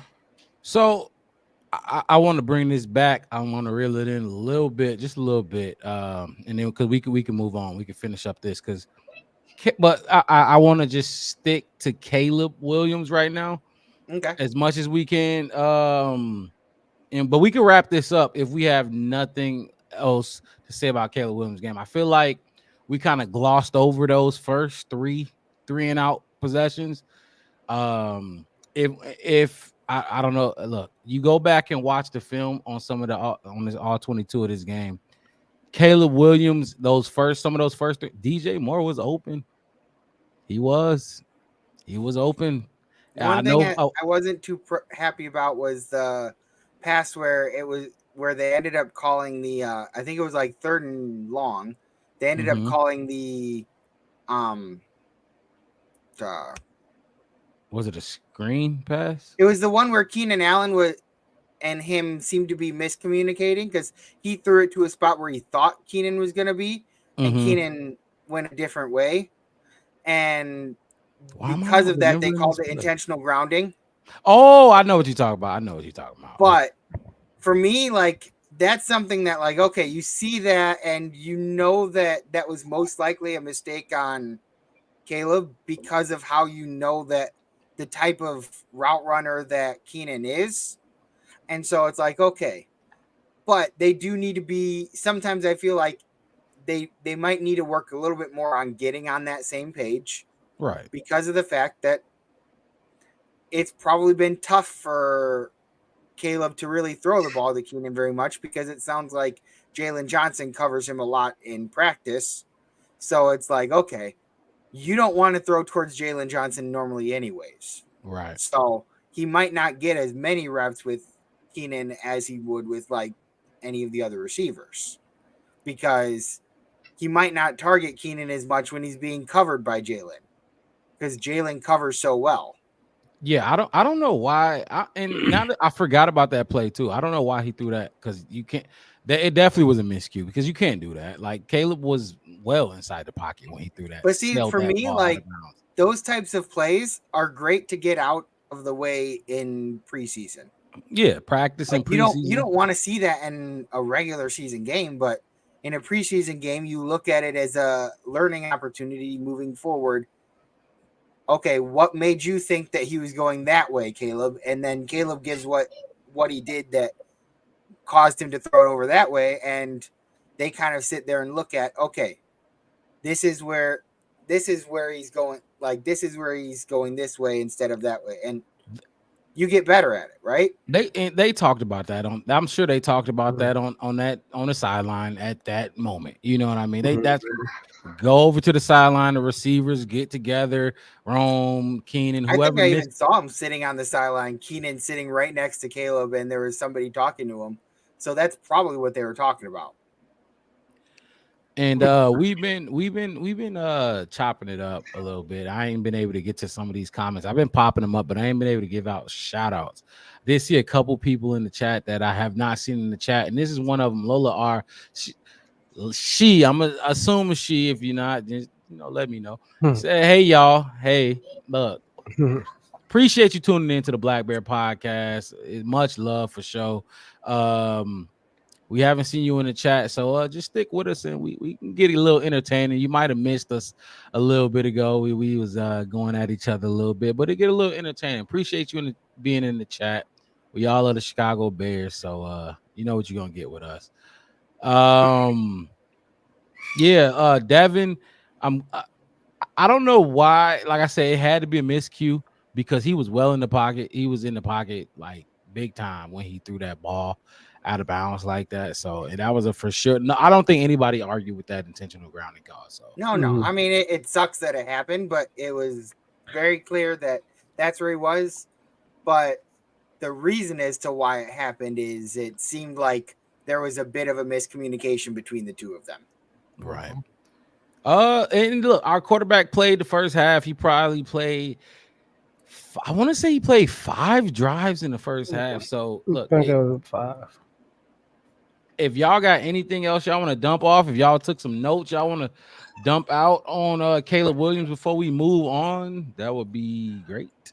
I mean, the only thing I do want to say, since we're gonna bring up like the the first 3 drives and all of that, he seemed I mean, it was his first game on the field. I'm pretty sure it was loud. I'm pretty sure everybody was screaming his name. I'm pretty sure he was kind of excited. And some of the stuff like he was doing was not Caleb. Like it was like he was trying to think when he was doing stuff, but didn't do it. And then he started to like, so even like that one time he was scrambling and he kind of, I think it was like 2 passes. Like one of them he threw, like he was falling down when he threw the ball. Like it was weird. Like he almost tried to jump but didn't jump. I don't know what it was. I just know he was leaning forward, all weird and awkward looking, and it was incompletion or some weird looking pass. And I was just like, that looked terrible. It like he was getting sacked by a ghost when he threw the ball. Like it was a horrible pass. Like I'm like, are you talking about the one when Gerald Everett was wide open on the left side of the field? And he just kind of like sailed it over, like he was. He didn't set his feet and all that. I'm like, it's like.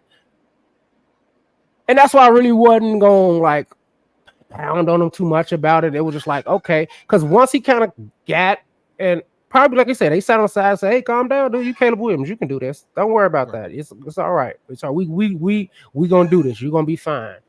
And then he started doing like Caleb stuff. That's it. I think right after that he rolled out and threw the ball to Adumze. I think the next play.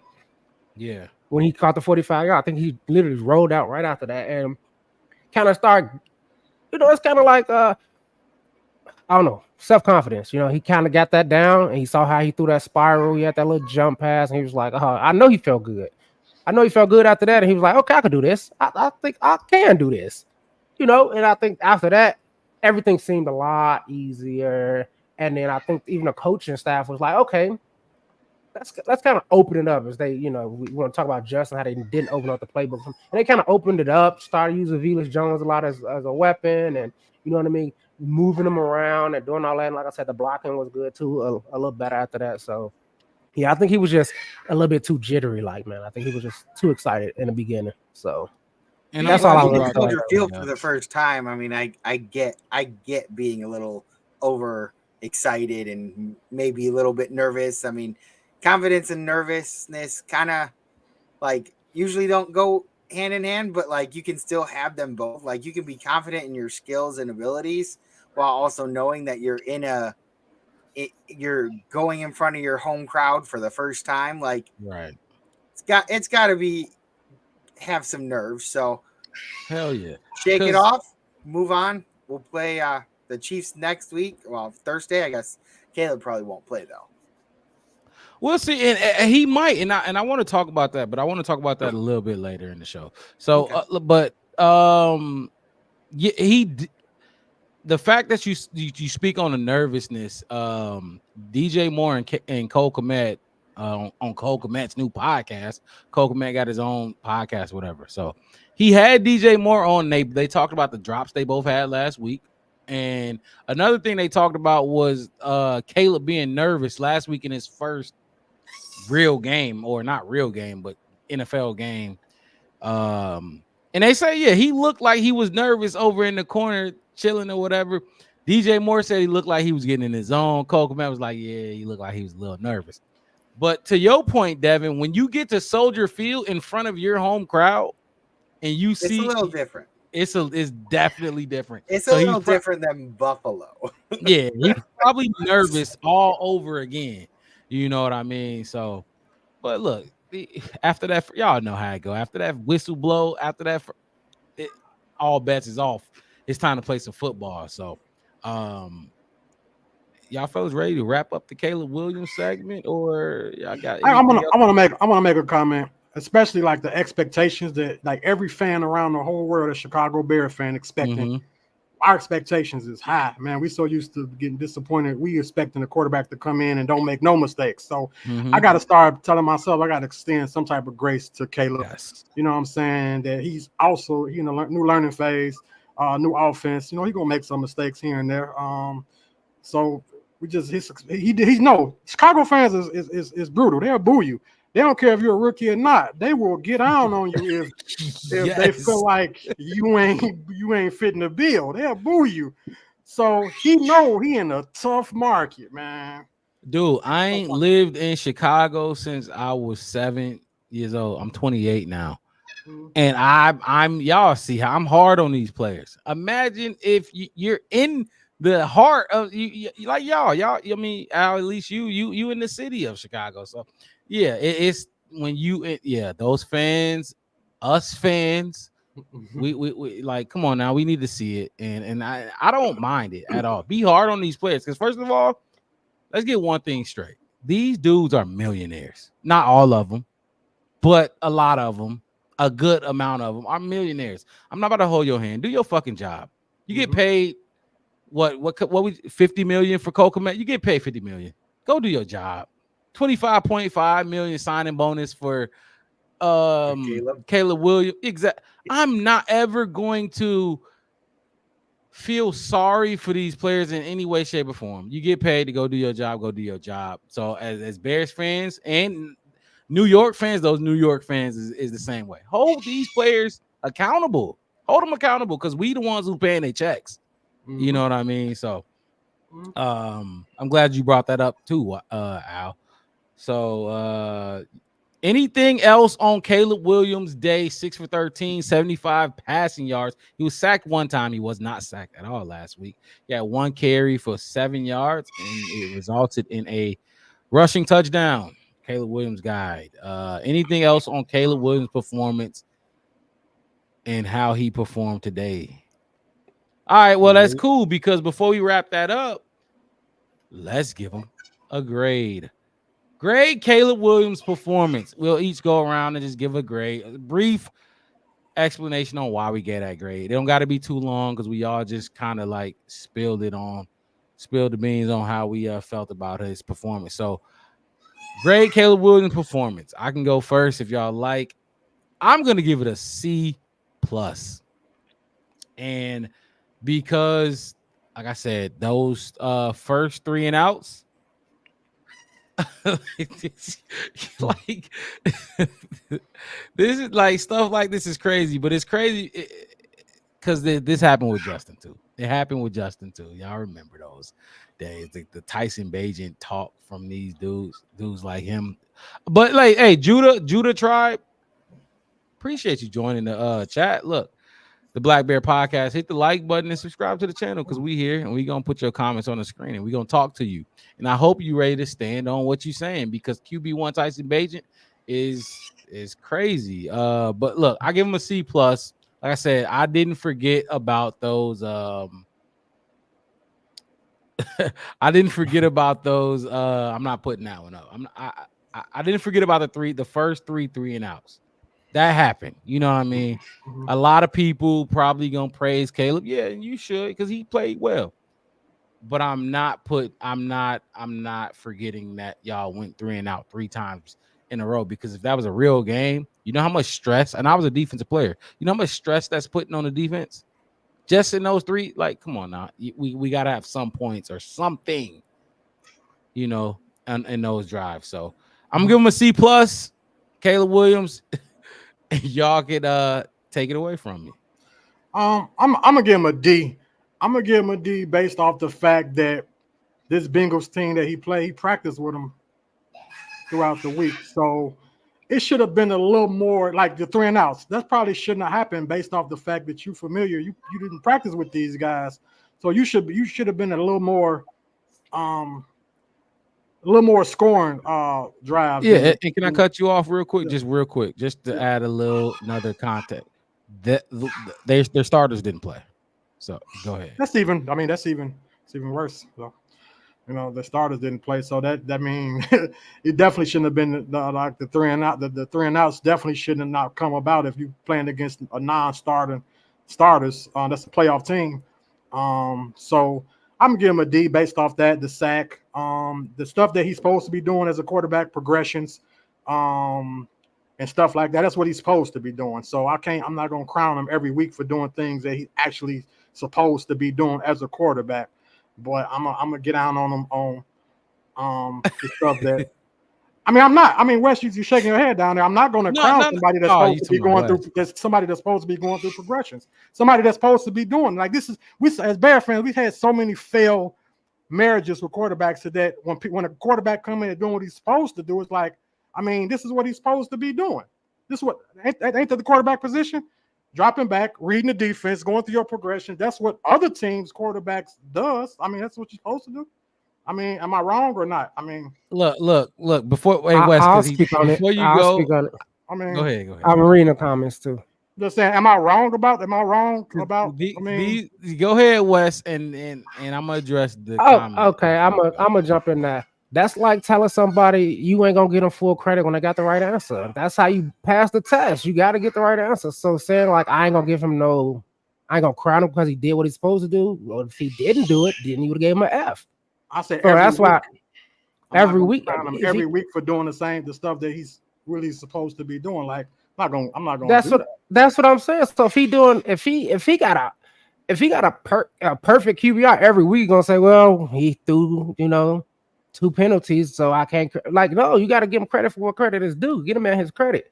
I would give him a C+ too, simply because, like we said, he came out kind of shaky. He looked at kind of, like I said, nervous and all that kind of stuff. And I think it took longer for him to kind of get into his fields and get stuff right. I think he did twist and turn and scramble a while, even though, like you said, going through the progression, he was looking downfield, but he was, for a while before he made his decision. And I thought, maybe somebody was a little bit open a couple times earlier than him allowing those defenders to get kind of close to him. Because a lot of those times, those could have turned into some bad plays. And like I said, on top of that, the ball security, all that kind of stuff, it was just kind of cringy for me.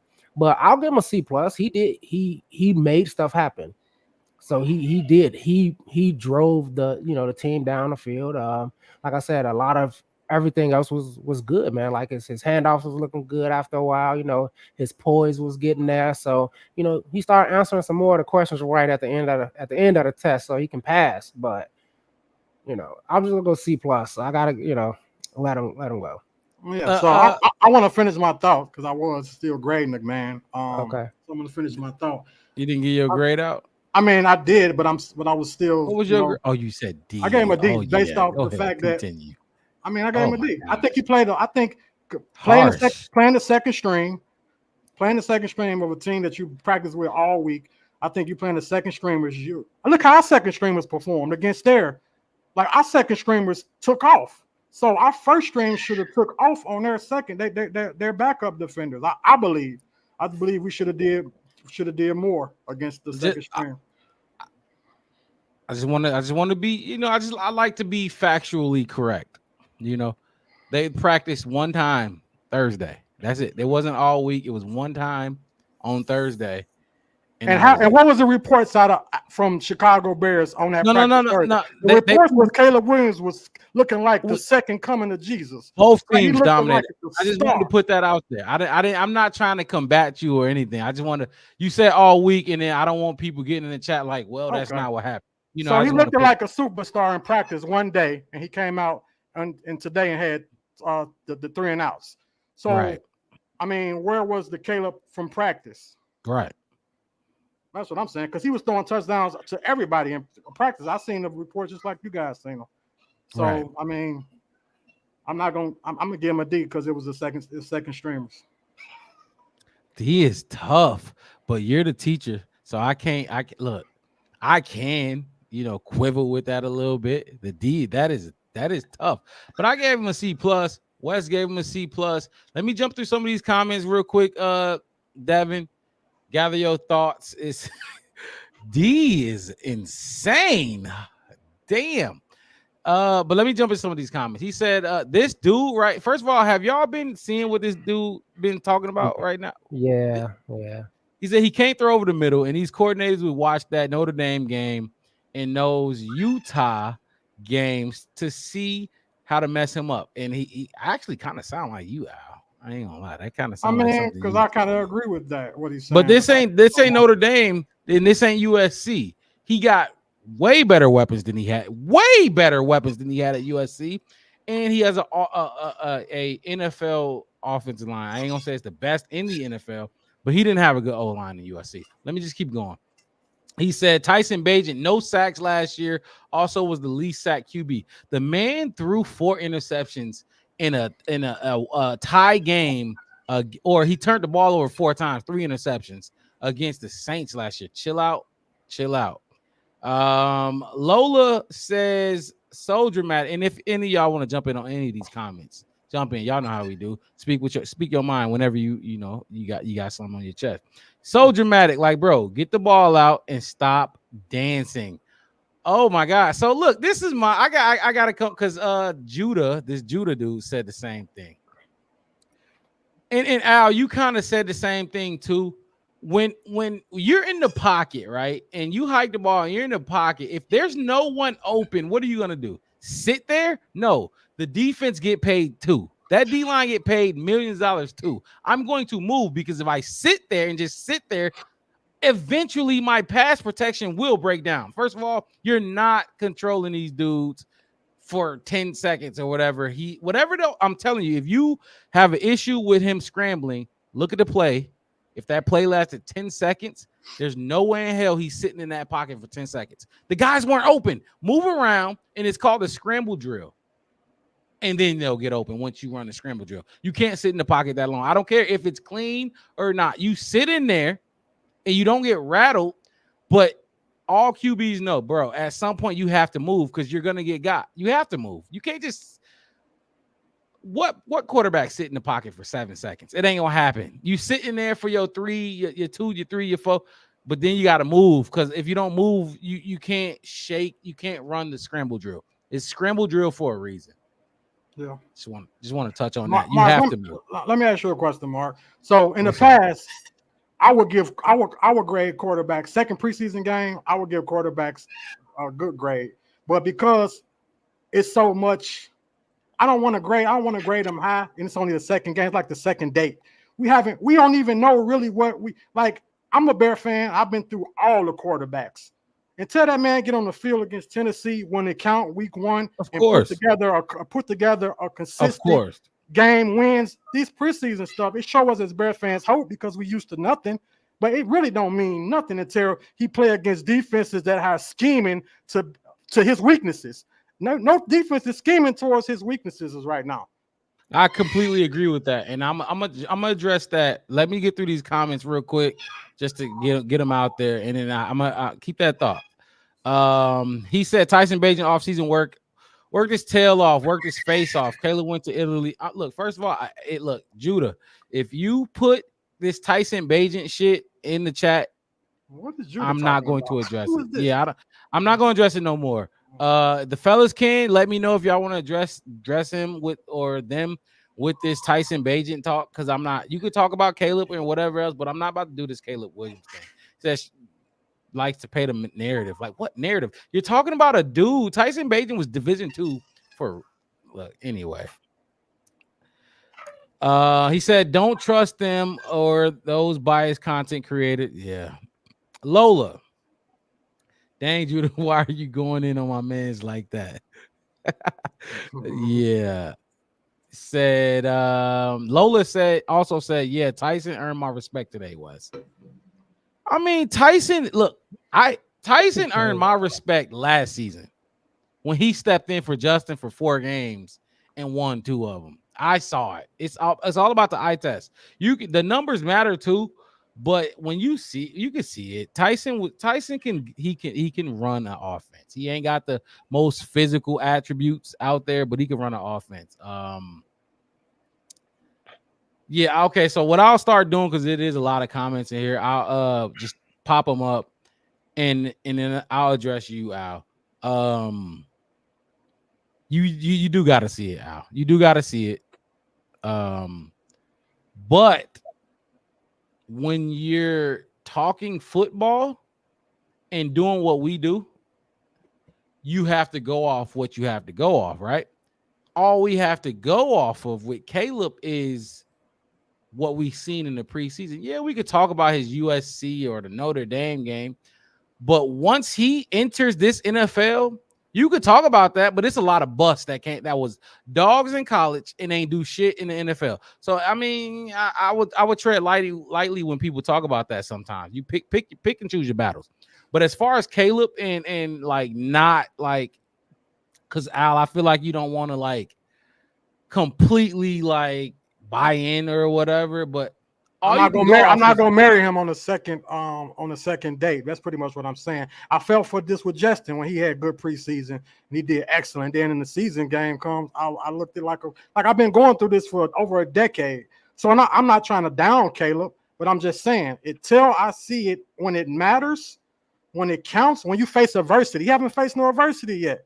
He ain't went through halftime adjustments yet. He haven't went through those game time decisions. He haven't went through nothing that's gonna they're gonna put it for us to crown him as the man. I like what I'm seeing. I love what I'm seeing out of him compared to what I used to see. But until I see it when it counts, like he don't, like I say, halftime adjustments, adversity, when things ain't going right, how do you wheel the guys together? You come back, do you pull a Jay Cutler maybe and put your head down, or do you pull a somebody we never had and rile the guys back up to go down the field and score a touchdown? Like, he ain't been through these game real situations yet.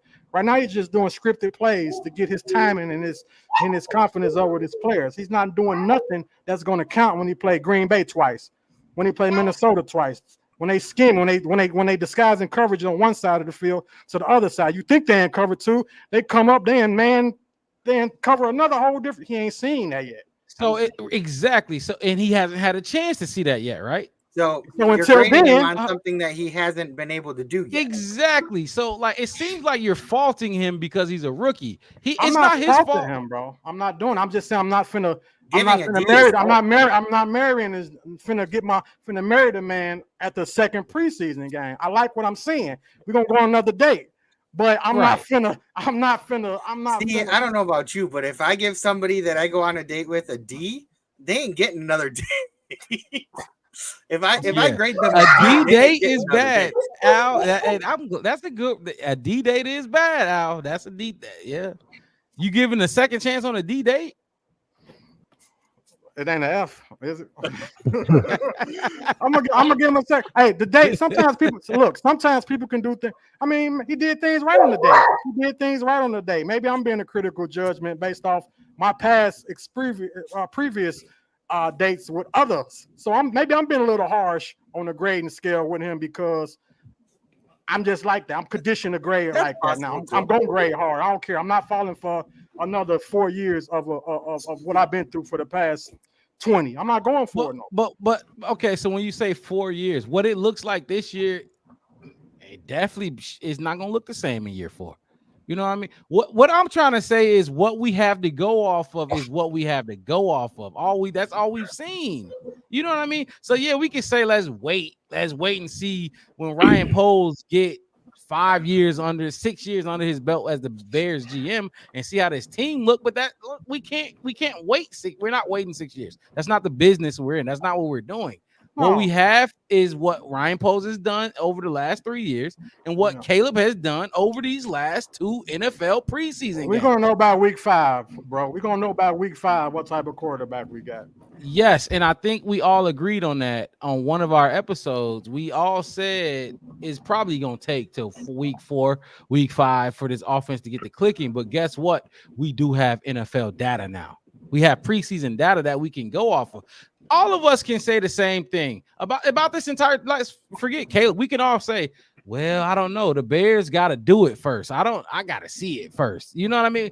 But if you say that, then what do you have to talk about? You know what I mean? So I'm gonna play a little advocate. If the starting quarterback for the Bengals was out there today, or Pro Bowler, or a guy that's got playoff experience, a great quarterback, if he was out there today throwing those passes with his starting offensive playmakers, do you think our defense have the same day that they had against the backups? Our defense picked him off 3 times on Thursday. I'm not talking about Thursday. I'm saying today. Except you're bringing up a quarterback who we went up against on Thursday. You're trying to do a quarterback that went deep in the playoffs, bro. I'm talking about somebody that's a proven. We played Joe Burrow on Thursday. That's my point. Look, I got a real game reference for you, Al. You don't remember when we picked Joe Burrow off 3 times in a row and Roquan Smith took one of those back to the house? You don't remember that? What the year? What Cincinnati do that year? How far? Where they go to the what? AFC Championship this was either game? 2018 or 2019. I don't know, but no, actually, it was not 2018 and 2019. I'm tripping. This was Justin's, I think, rookie year. So what was Justin's rookie year? 2021. Yeah, like 2021. We picked him off 3 times in a row. In a row, though, 3 interceptions in a row, and Roquan took one back to the house. So. I mean, I don't know. Joe Burrow's really fucking good, but he can get picked off too. Like we did it. You know what I mean? Yeah. I don't know.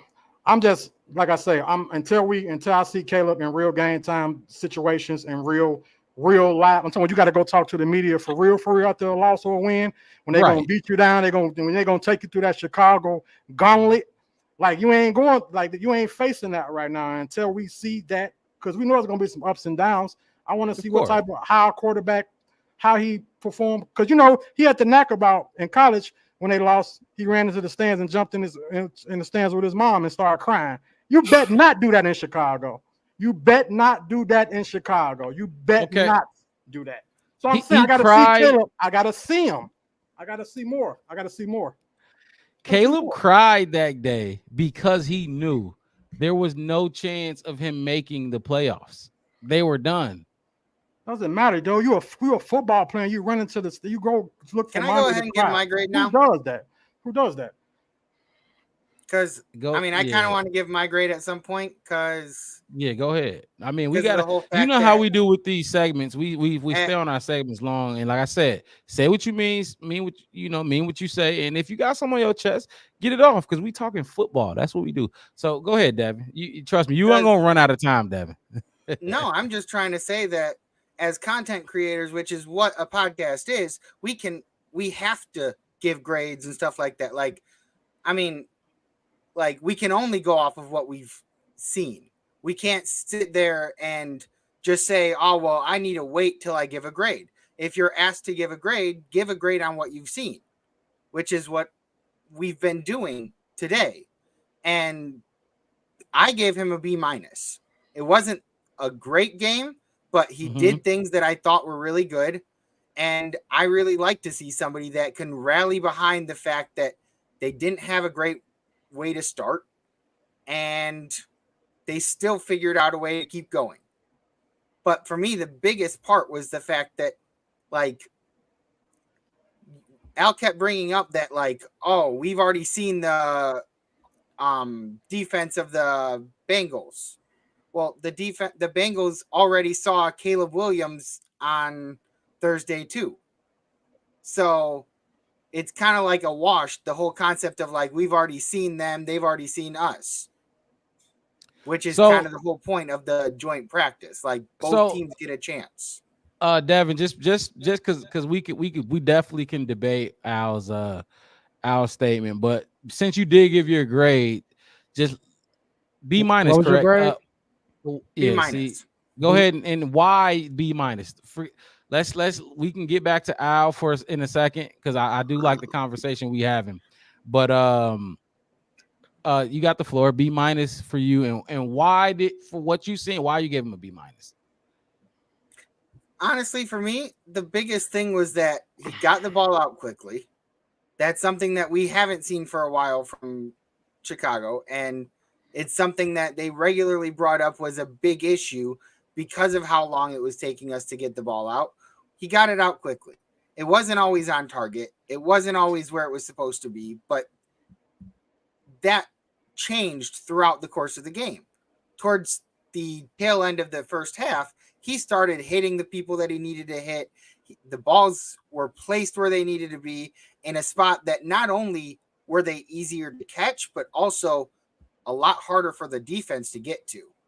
And like the ball to Odunze that was over the shoulder, he just laid it right in there for Odunze to just pull it in. Yes. And the stadium just kind of erupted when he did because the connection between the two of them is going to really take this team far places. And I don't know, like to me, that connection is going to last for a while. Like Wes had brought up a while back that having your rookie receiver and your rookie quarterback on the same deal, the same timeline is great. And we brought up Joe Burrow and Jamar Chase for that same concept. I think they were only about a year apart from each other. So they were kind of on the same timetable too, the same timeline and everything like that. And to me, that's a big deal. Like having somebody that grows with your quarterback, your wide receiver that he can trust and keep going with, that's a big, big thing. And it was his biggest catch that he's made. I think he had one last week, Rome Odunze, if I'm not mistaken. If he did, it might not have been.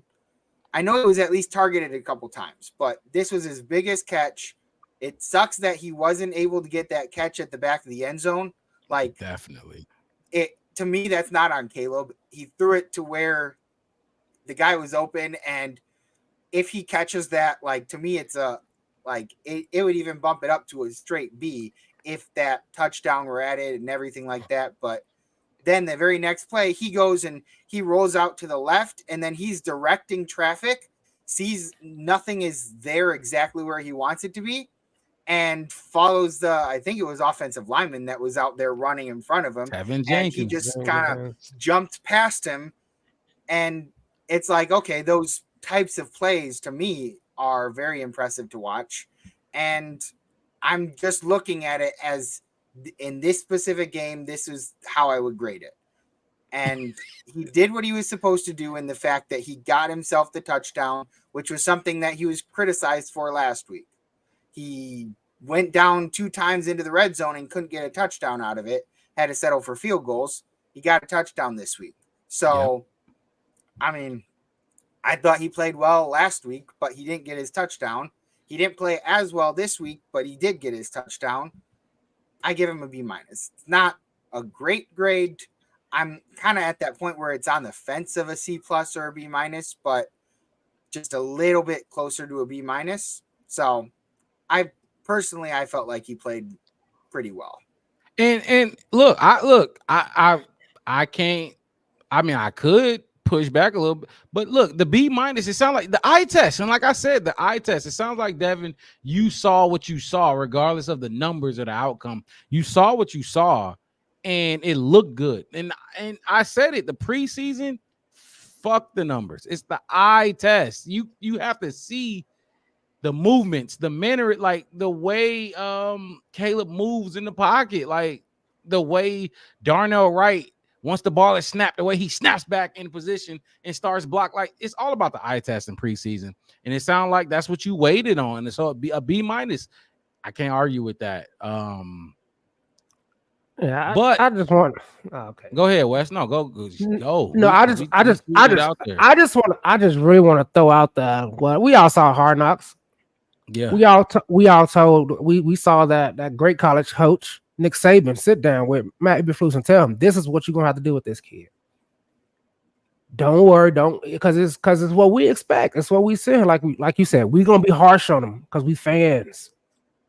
Mm-hmm. But it's his job to develop him, and for me, like, that's why I gave him.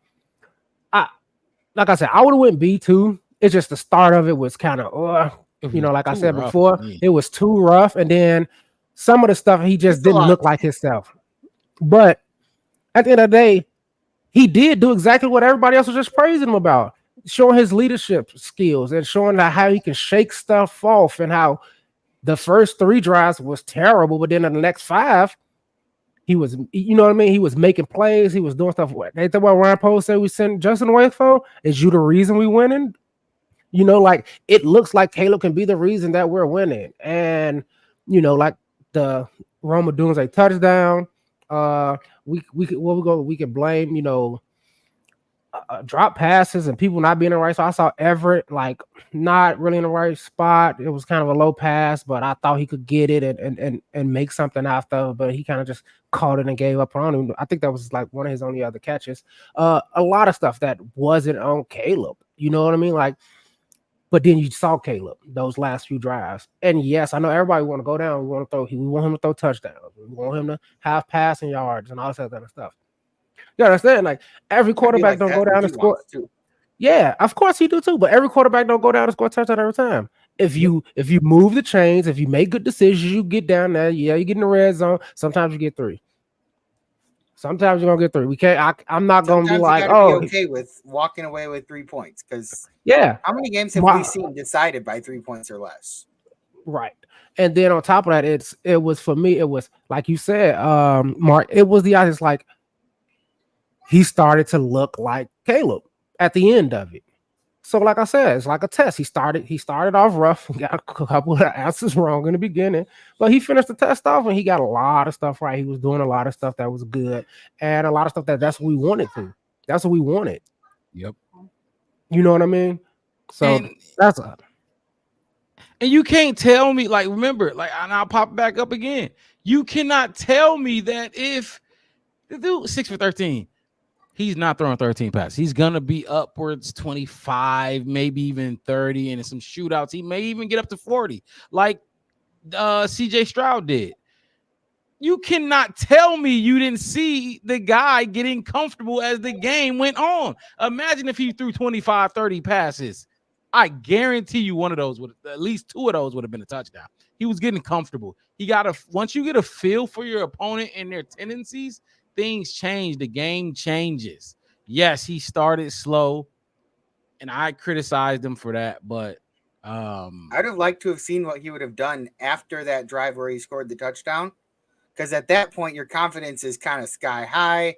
You're feeling pretty good about yourself. Like, I wouldn't be shocked to see him go down there and just kind of like do 2-3 quick passes, get down the field, and just kind of throw it right into the end zone. Yeah. I would like to see him against, like I say, when it count against starting caliber defenses. I would like to see him make those plays against Von Miller when they played like last week. Last week. Yeah, somebody like that. The Buffalo Bills defense started last week. Okay, sure did. But I'm just saying when the ones and the wins and losses count, I want to see him against when it count and see if he could still produce like he producing in the preseason when the wins actually count for us.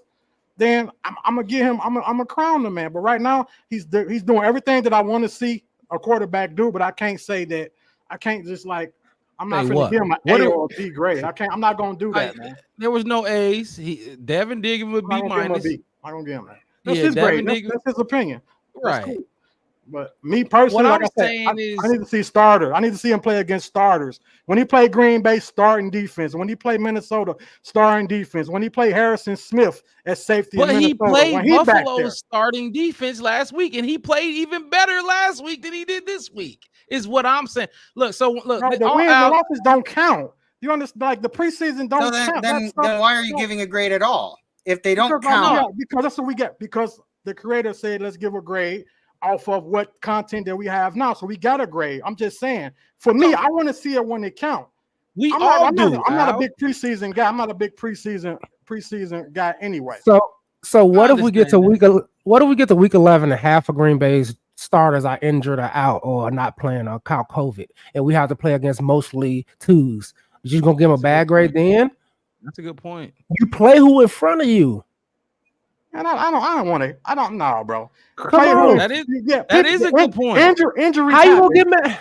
Injuries do happen, but to really judge your team's strength, you go against the people that's strength on the other teams too. You judge strength against strength. Yes. You don't judge the strength against weakness. How you gonna know your opponent? How you gonna know your strength if you're going against people you know you can beat? I want to see you against people that's on the same caliber or level that you say you're on. That's how. Didn't the Bills win 11, 12 games last year? He dogged them last week.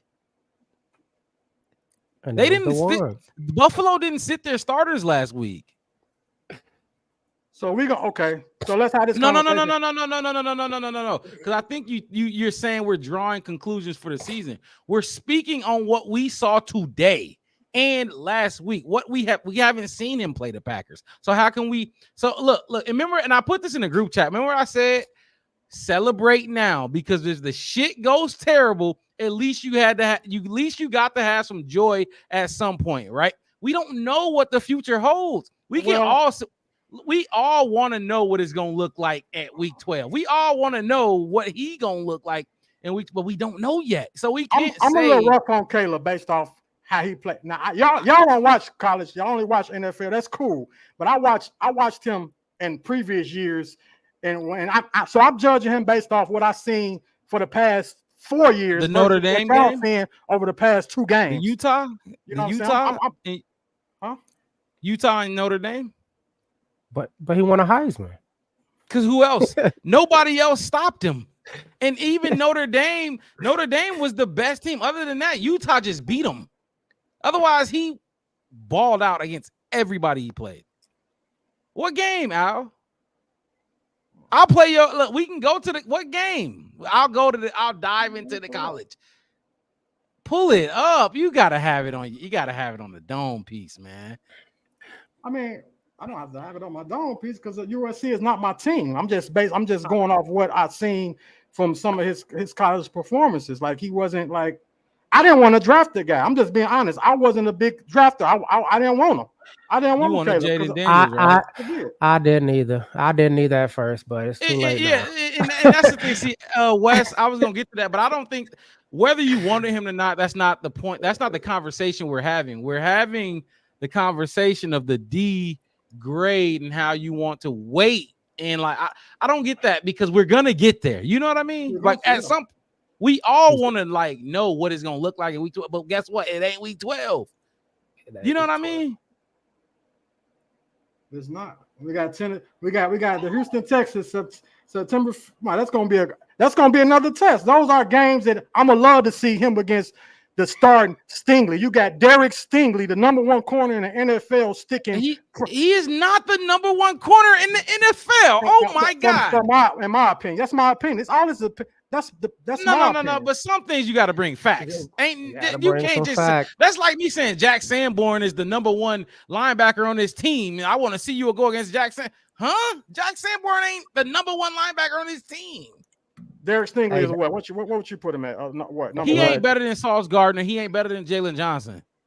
He ain't number one cornerback. And yes, he's been going against, if you want to put Jalen Johnson in there. I'm not going to. Jalen Johnson is, look, I ain't going to even do that.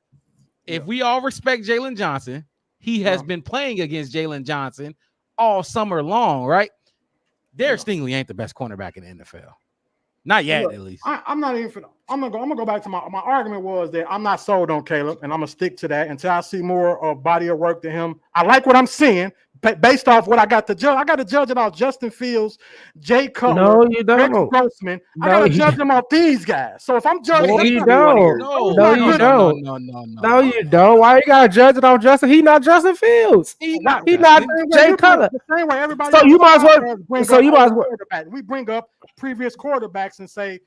Everybody does that. We all do that. In comparison, but you don't judge him based off that. You can't, in comparison, based off what we had and what we thought. Every Bear fan thought when we got certain quarterbacks. Oh man, we got this guy. We finna be. Oh, we finna be good. Justin, we finna be Jay good. Cutler. And then what happened? Yes, I agree. So okay. So are you more traumatized from the past? You sound like a Bear fan, and we all are. I'm the same way, but I like to try to reel it in and keep it focused on the Caleb Williams thing. How does Jay Cutler? Okay, go ahead. No, I'm sorry. Go ahead. Now you good. How does Jay Cutler or Trubisky or Justin Fields relate to this situation? Because now I'm is like Packer fans and that I work with. They like, oh, y'all haven't had a quarterback successful ever. Y'all don't develop this and that. Dude, it's different. You know what I mean? And you're a Bears fan, so you should be able to understand that it is not the same as with Mike Martz was our offensive coordinator. I went through K. McNown. That was a first round draft pick from UCLA. I went through Jim Mill. I went through Rex Grossman. I went through Kyle Orton. I'm talking about just in our regime. I went through Cordell Stewart. I went through. I mean, we can name a plethora of quarterbacks that I done been through since I was like 9 years old. Up until 40 years old right now. None of them was a first round pick, first overall pick. Heisman Trophy winner. Was Cade McNown a Heisman Trophy winner? I don't think he was. He was a top quarterback in that draft. He was one of the top quarterbacks in that draft. Yes, he was.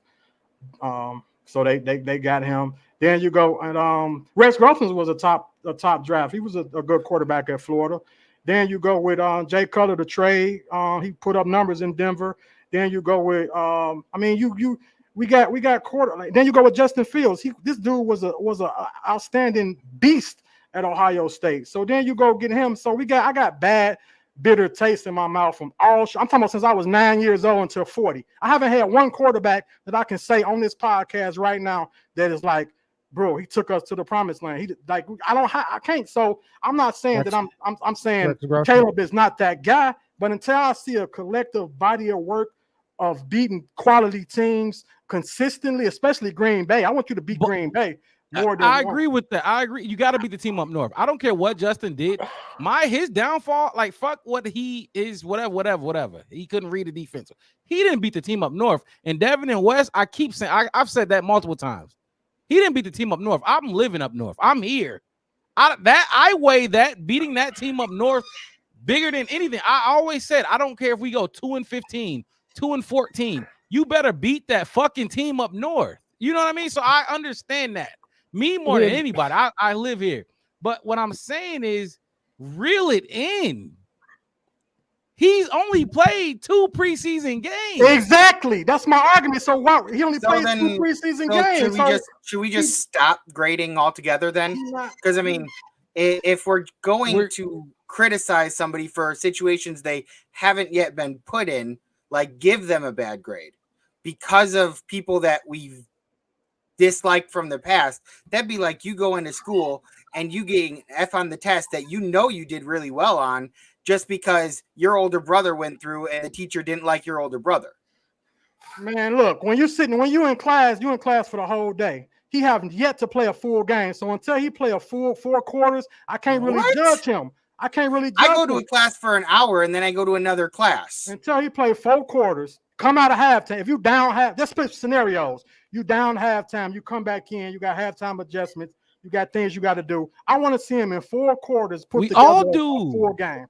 We all want to But see see, it, but Man, look, the annoying part I'm a diehard Bear fan, and I've been watching this stuff, like I said, since I was a little kid. And one thing I'm not going to be is naive to the fact that I have never witnessed a successful quarterback in Chicago in my whole entire life. I didn't see has nothing to do with Caleb. I didn't see glimpses of good quarter. I didn't see glimpses of goodness.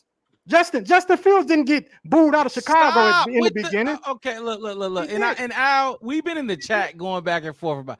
Stop bringing up other guys when we're talking about Caleb. You do it. Everybody in the chat do it.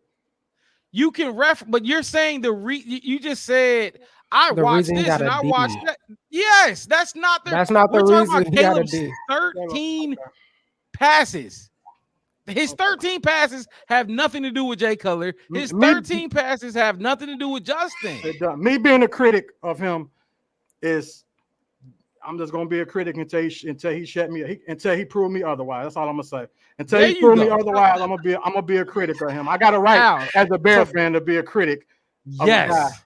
That's the angle you need to take, because the angle that you're taking just confuses us. If you say I'm a critic, I didn't want Caleb here. Just like I'm a critic of that O-line. I didn't want. First of all, I didn't want Roma Dunes at 9. Y'all know that. I'm a critic of the whole trenches. I'm a critic of it. And you're gonna know how good they've been looking the past 2 games. Yes, and but when I speak, you're gonna know where I come from. Braxton Jones is gonna stick around forever, like right? Yeah, they did you don't good. Believe that in the slightest. But what I'm saying is, what we have to go off of is what we have to go off of. Mm-hmm. You could be a critic, but like, you can't deny that he like, you get what I'm saying? Like he looked good out there. I think most eyes can see that, even Packer fans who hate our guts sometimes. You know what I mean? Sometimes. Like I don't get the I gotta see it, because we all gotta see it. I gotta see it again from CJ Stroud. I gotta see it again from Jordan Love. I'm not a believer. I gotta see it again. Y'all did one season. I gotta see it again. You know what I mean? I mean, at the end of this season with Caleb, regardless, we're all going to say we got to see it again to really put all of our faith in him. I mean, that's a no. Yeah, we got to see it again. So watching Justin Fields, we watched Justin Fields in the preseason when he was Chicago Bear, he looked like he going through progression. He looked like he doing everything right, because there's everything out there is vanilla. So I don't watch Justin Fields in the preseason and thought that, dang, we got our guy, because he – preseason game he going through, but then when the regular season come, all the stuff that he was doing in the preseason, he don't do that in the regular season. We understand it changes. I need to see that. So I need to see that. We all need to see it. Al, we all remember the Lions, the year that they went 0-17. That year in the preseason, they won all 4 of their games. I mean, so like, I get where you're coming from. Like, the preseason don't mean anything at all, but like, when we're talking about it, to me, it's like we got to at least look at it as what's in front of us. Because I mean, say 0-16. My bad. Go ahead. He was talking about the Lions. 0-16. My bad. No, I just knew that they didn't win a game. Bearski. Okay. Cool. No, ain't cool. I mean, because you like, go ahead, Wes. I'm just in a minute. And that's the whole point. We're not talking about our opinion. We're talking about what he did. What it looked like what he did. That's what we talking about. We're not talking about 2 games that you saw preseason. I'm basing off what I saw the past 3 years. That's all we have. What? He won 3 years ago. He won a Heisman. He won a Heisman. He looked good. You can crown him now if you want to. That's what. Cool. What did he throw? Crowning him MVP. My bad, Wes. I keep talking over y'all. Go ahead. Go ahead, fellas. I'm just saying, like, you know how I pushed against Caleb. Like, I wasn't for it or nothing like that. But I can't. I'm not finna sit here and be like, well, He didn't throw that behind the back pass. I just seen the highlight of Pat Mahomes, so he gets a lower grade because he didn't throw the pass Pat Mahomes through. You know what I mean? Like, I can't say like he gets a lower grade. Now, can I say that Bajan got a better grade this game than Caleb? Yeah, Bajan percentage was higher. He threw 2 touchdowns, no sacks, no fumbles. So yeah, I will give Bajan a better grade this game. Is Bajan a better quarterback than Caleb Williams? Not even close. Is Dante Pettis a better wide receiver than DJ Moore and Keenan Allen because he's caught 3 passes and 2 almost for touchdowns? I can't say that. But I can grade them on this game. Mm-hmm. Can I grade the coaching staff and say they look competent out there? Can I grade the offensive line and say, hey, I'll give y'all a B+ today because y'all kind of blocked today. Good for y'all. I can give the defensive line a B+ grade because they was out there. I can get a secondary at A+ because they was out there blowing people over tackling. Does that mean that that's what they're going to do in week 11 against Green Bay? No, I don't know. But I can grade them for this game, and that's what we're doing, and that's why we're pushing back so hard. We just grade them on this game and what they got to do, what they did. Back all you want to, Wes. The defense ain't never been our problems in previous years. I done had the lovely defensive teams in Chicago. I ain't complaining about that. I'm complaining about one position that we have failed at for 30 years, and that's just quarterback. That's what. And how is that Caleb Williams' fault? He ain't did nothing but show good signs. Until I see a body, like I said. So you fell in the student that had nothing to do with it, just like Devin said. You fell on him for nothing that he didn't do. It's like, hey, look, you for real yet? He ain't all right. Look, class. I mean, what you say? There was a date. You can't go through your date phone on the second date because you got cheated on in your last relationship. That's what you're doing. I mean, you scared already. You scared already, dude. Devin. You know, yeah, Devin, you're right. But I'm just saying, dude, like you condemning him for something that he didn't do yet. Okay. And go ahead, Wes. Keep going. No, I was gonna say you can say I can give him a D because the first 3 drives it was 3 and outs, and I ain't like it. Okay, cool. You can say that. That's fine. You can say he was throwing his ball placements were bad on some passes or whatever you want to pick, or he was, dancing around too much. So that's why I gave him a D. But to say I gave him a D because Rex Government suck, that's not. I can't back you on that. Yeah, that's all I'm saying. I just want to see 27 points, and I want to see Bears 27 points against first team defenses. When we show up, Tyler Badger threw 2 of those touchdowns. So I mean, he's not going to be on the field. So what he does into the preseason game today is not going to equate to what's going to happen on the field when we play Tennessee, because he's not going to touch the field unless it's an injury. But guess what? Our starting running back wasn't on the field either. So look. We can poke holes and back and forth, and this is why y'all come to the Black Bear Podcast, man. Hit that like button, subscribe to the channel, the Black Bear Podcast. One word, no spaces. Got my guy Devin to the right of me. Let me put that down so y'all can see the handles. My guy Devin to the right of me. Got my boy Chef West at the bottom of the map. Y'all know, and the new guy that's stirring up the pot. Ow. Speaking his mind and meaning what he's saying, what he mean and mean what he say. This is what you get with the Black Bear Podcast. This is the squad, man. We love this team, and we speak passionately about them, even if we gotta come at each other sometimes. Man, this is a great segment, man. I love this. This definitely was a good one. But y'all know what we got to do next. Bearsky said there's no reason to be upset today about Caleb's performance. What he did on the last 2 drives was a glimpse of what we all want to see during the regular season. Yes, and even I'll take it a step back. Even week 1, we all want to see what he did in week 1.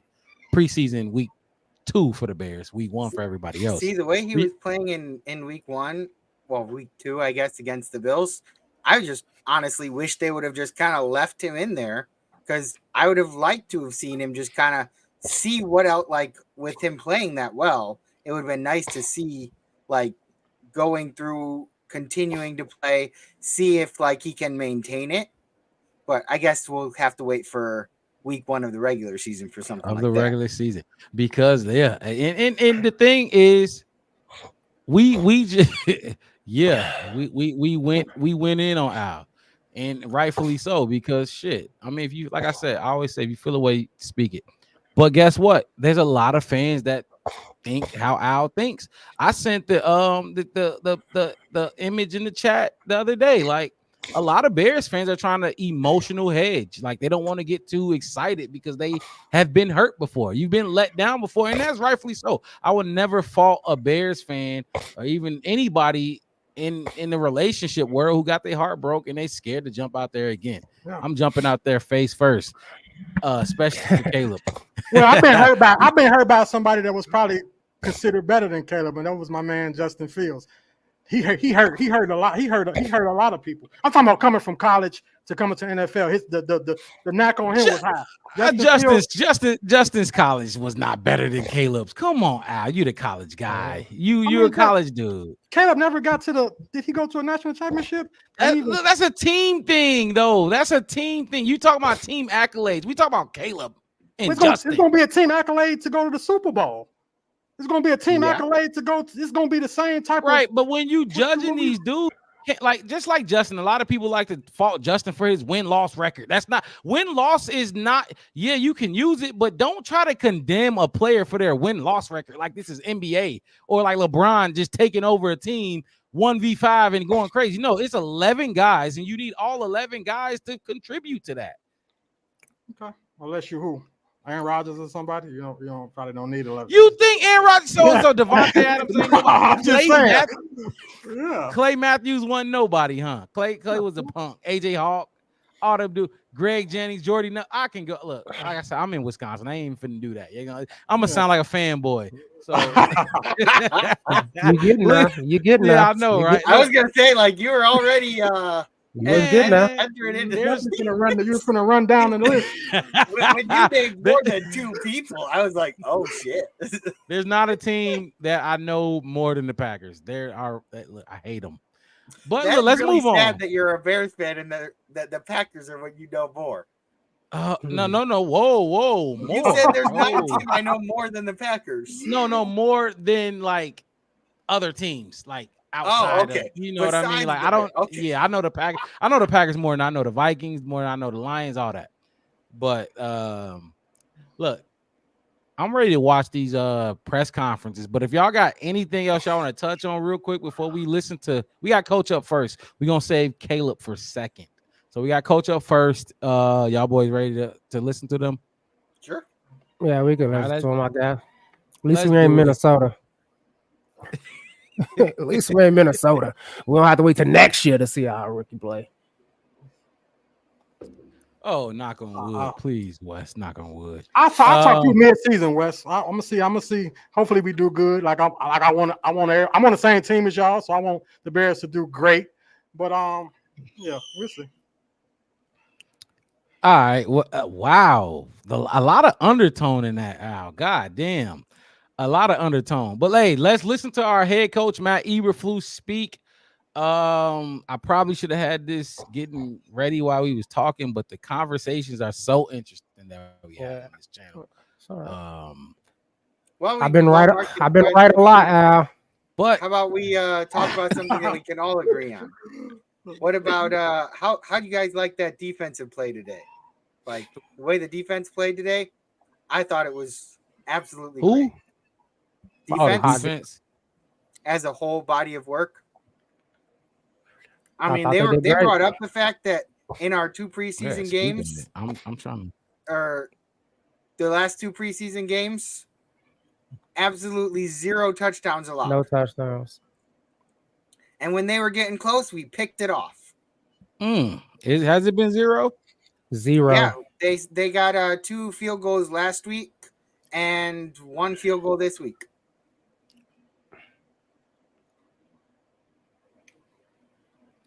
So look, and honestly, like Devin, I do want to touch on the defense, and not even just the defense, but a lot of these backups that we've been seeing, because we've been talking about the starters and we talk about Caleb Williams. Of course, we're gonna talk about Caleb Williams, but like the defense and the culture that this team has been embodying needs to be talked about, because it seemed like if a guy goes down, we can be confident in the next guy up. Mm-hmm. That's So, coaching. Are you thinking exactly. just the defense, or like are you kind of thinking team wide? I don't know about offense too much right now. I ain't gonna lie. I think you kind of touched on it earlier with Bajent. Like, if something happens, as much as I don't say he's quarterback one or anything like that, like he's able to step in there and get us through a couple games if we're dealing with something and kind of keep us on the right track to the point where if we're kind of trying to keep our playoff hopes alive, but at the same time, I don't want any injuries to happen, but it's just the nature of the sport. So personally, I'm very excited about all the backups that we have that seem to be capable of stepping in and at least kind of filling that little void. Maybe not to the abilities as the starters, but enough so that we're not just going to be like blown away. Like, I don't know how the Vikings are really going to kind of like, they went from being like a possibility to like play well this year to now people have them as like, okay, well, they're not going to really be able to do much. So it's just one of those concerns. I agree. Bearski, I got it. I appreciate that a lot because if I can get that up right here while we on air, I'm definitely gonna play that because it was, I think it needs to be seen. Let's listen to our head coach, fellas, and we'll look. I'll challenge all of you. Let's challenge y'all analysis prowess. And me too, all of us. We'll listen to the head coach, right?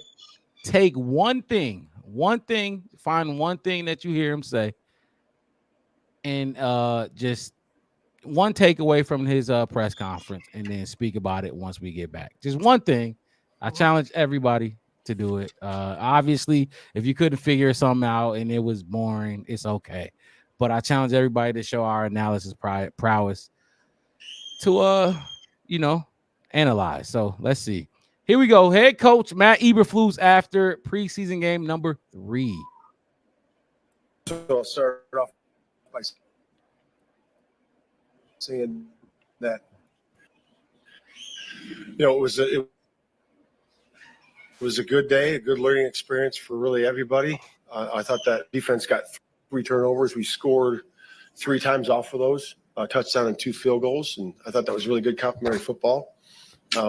Our offense ended every drive with a kick, either a punt, a field goal, or an extra point, which is, and then defense did a nice job stopping them, getting that midfield. I know Dante wished he would have had that return back, but he certainly did a nice job of making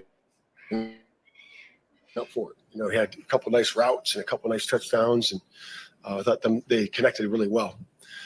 So to start the game, with the offense, I thought, what I thought Caleb did today was really well was he had a nice professional day at quarterbacking. So it's not always you're not going to make all your completions and make these big chunk plays to start out.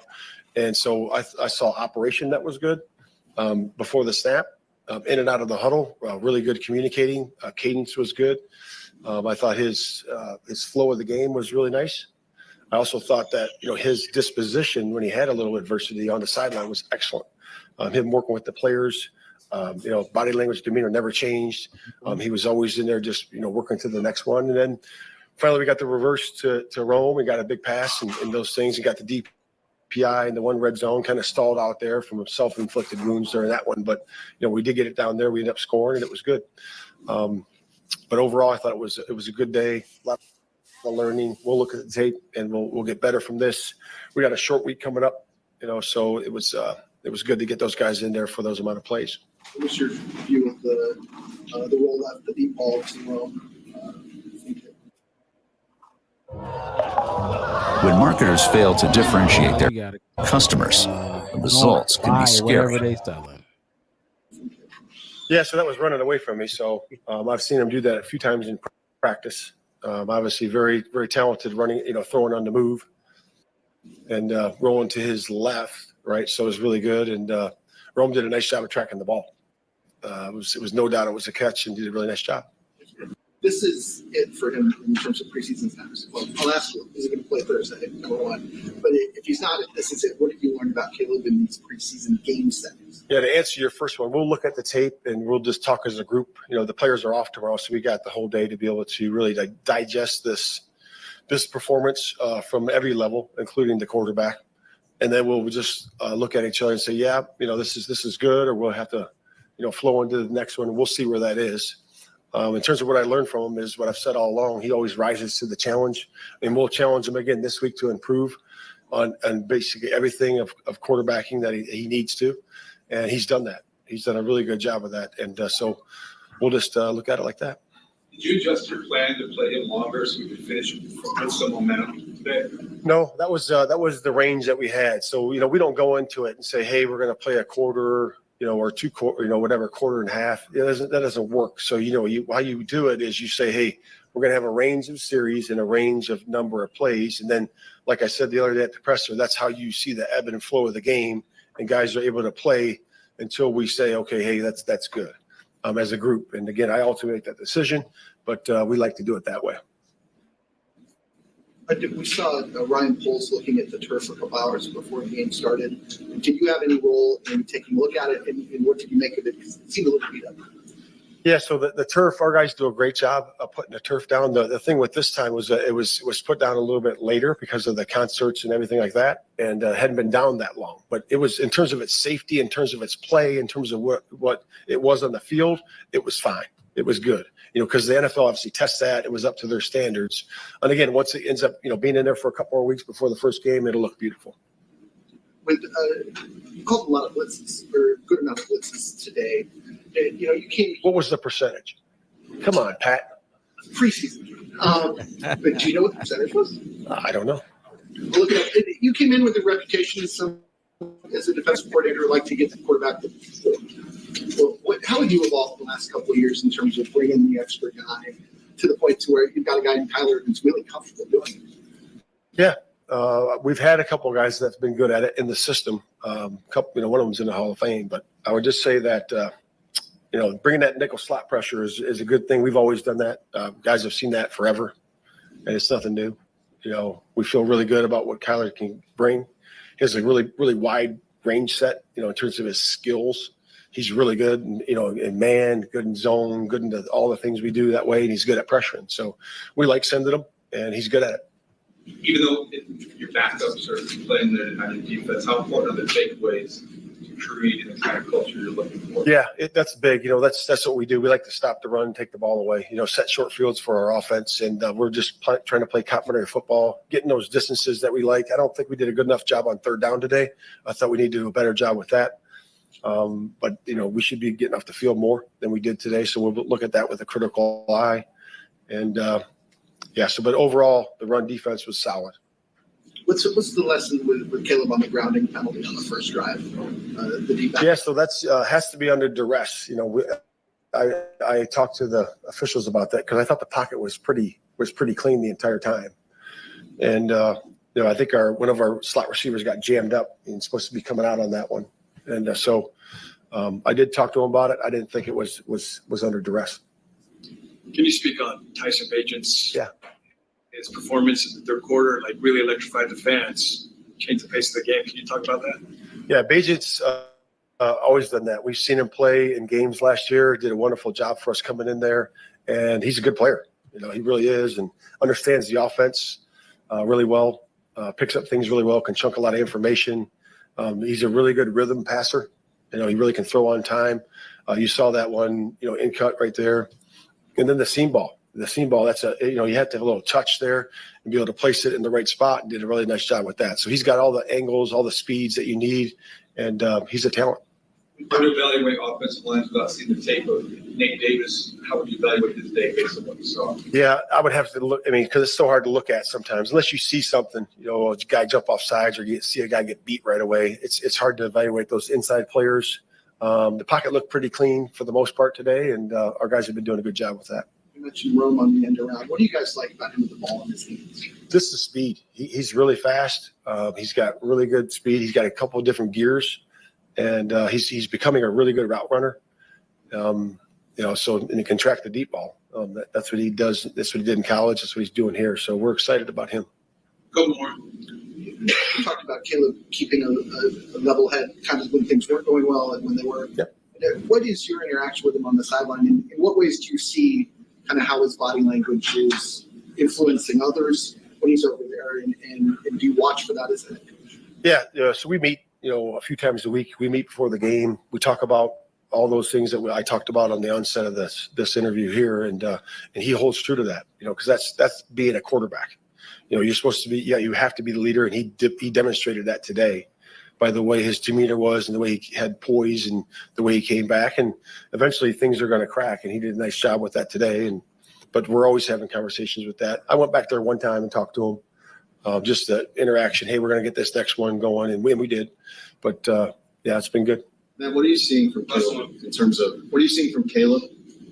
scrambling to buy time, but it still looks like the first thought is downfield? Yeah, so in the red zone there, you have some things in terms of being able to extend plays. Every quarterback in the league extend plays in the red zone, and he does that. And he's very good at it. He would have had a touchdown there if Rome has, obviously I talked to Rome after the game about learning where your feet are and feeling that out. It's been good. It's been good. But again, there's a balance there between throwing the ball on time and then scrambling when you have to. And he has a good balance of that. All right.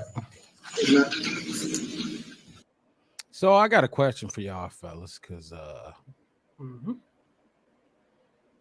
was out. Could y'all hear him? Okay. Well, yeah. Was it, or was that laggy or like? No, it started off. Could y'all hear that? Yeah, it started off kind of laggy, but it cleared up. Yep. As it went on, it got better and it was smooth towards the end.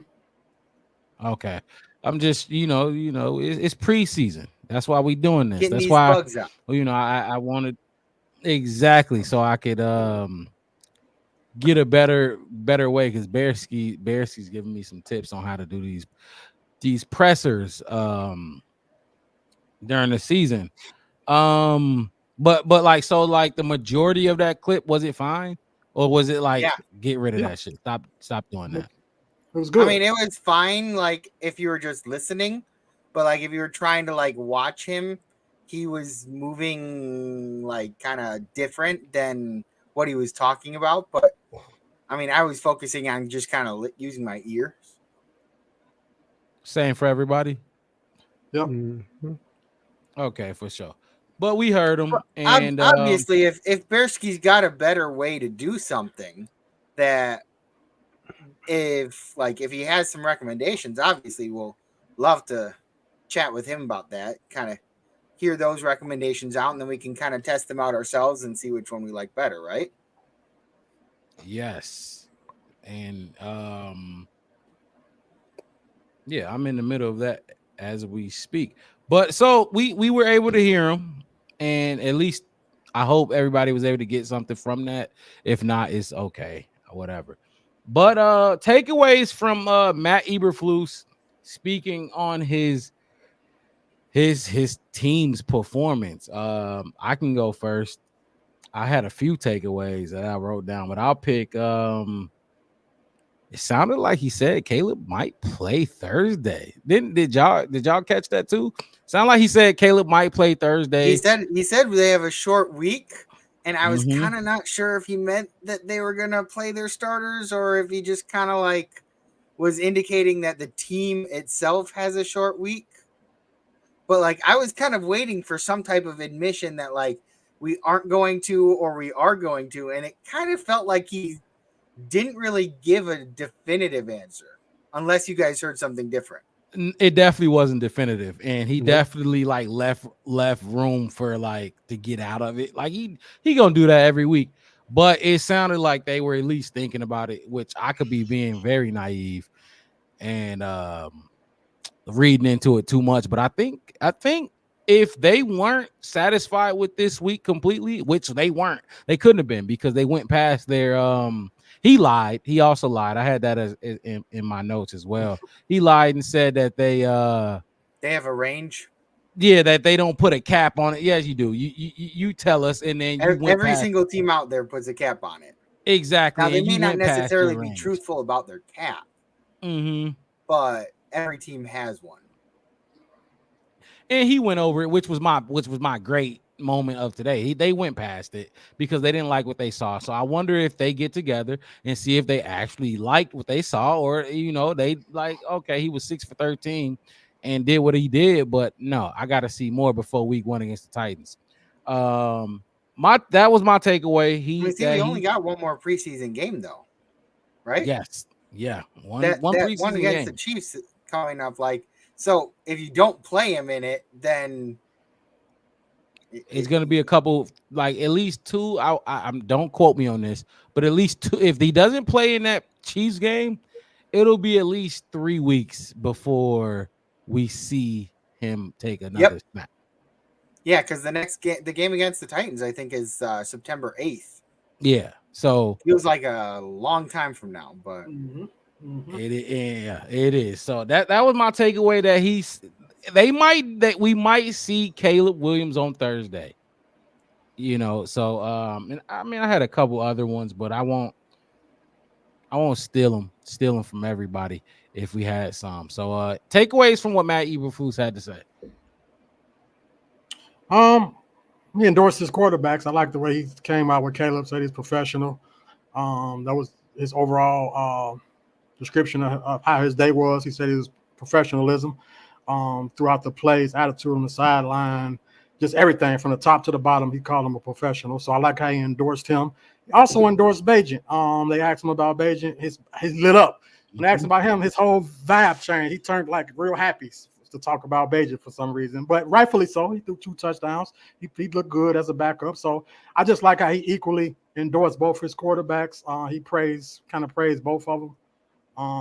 But he seemed like he did a little more descriptive phrasing towards Bagent as far as his play. Like he can looking at the different levels on the field. He doing this, doing that. He just had a little more. He just seemed like a little more happier to talk about his backup. Not saying that he wasn't unhappy about Caleb, but he seemed more happier and more to talk about Bagent.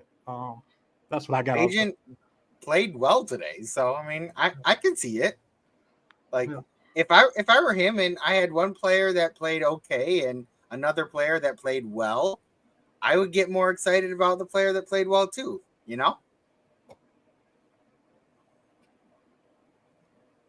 So you like you liked his praise for both quarterbacks.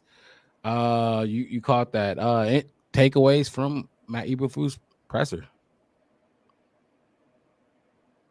You want to go, Wes? I can. The main takeaway that I got from it was the fact he acknowledged that they have to play good complementary football. I think that's something that we're gonna have to do. I mean, every team has to do it. Scoring off those takeaways, taking the ball away, really don't do much if you ain't scoring. So even coming down to get 3 and having those short fields, all those kind of things, which to me it leaned into the rest of the team. With that complementary football, it'll make it easier for us to score and win games and run it up on teams. I kind of agree with the third down thing. I was thinking that we was not as good as we should have been on third down. To be honest with you, I probably should have brought that up earlier. I just felt like at one point in time, I'm like, man, we ain't gonna never get off the field if they keep letting them, go. We had some third downs, some third and longs that they converted, and I thought that they could do a little bit better at that. But I really like the whole complimentary football thing. It reminded me of something that he said when I was watching Hard Knocks from last week when he was preaching to the defense. He said, telling the defensive coach to tell the defense to preach takeaways. We still taking away the ball. And it was like the third or fourth quarter in the preseason game. And he was still telling his defense, go out there and take the ball away. And we did that today as well. We usually win when we take the ball away. Most teams do. That's a good way to win. Like Al spoke before about our defense always being real good. We take the ball away and, I think that'll increase our chances of winning. Like I said, shorter fields, And I think it'll make Caleb a little bit more comfortable doing that, and play, and that'll keep us possibly even playing ahead. Not being down.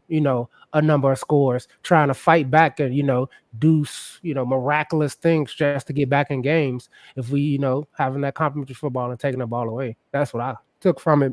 My key one, I liked that one probably the most was what he said. Just to back you up, Wes, you was talking about you thought we could be better on third down. Y'all can hear me, right? Yeah. Mm-hmm. Okay, because I'm having some weird stuff going on. But look, hey, they were 7 for 15 on third down. They were. That means our defense gave up we gave up a lot. We weren't as good on third down. We were 2 for 10 on third down. Just to put it in perspective. So look, I'm glad you picked that piece out of the presser, and I'm glad Matt Eberflus mentioned it in the presser, because 7 for 15 on third down, and we didn't see their starters today. None on both sides of the ball. There were no starters for them on both sides of the ball, and we let what was his name? What was their quarterback name? Woodside, Logan Woodside. We let him go 7 for, and the other guy too.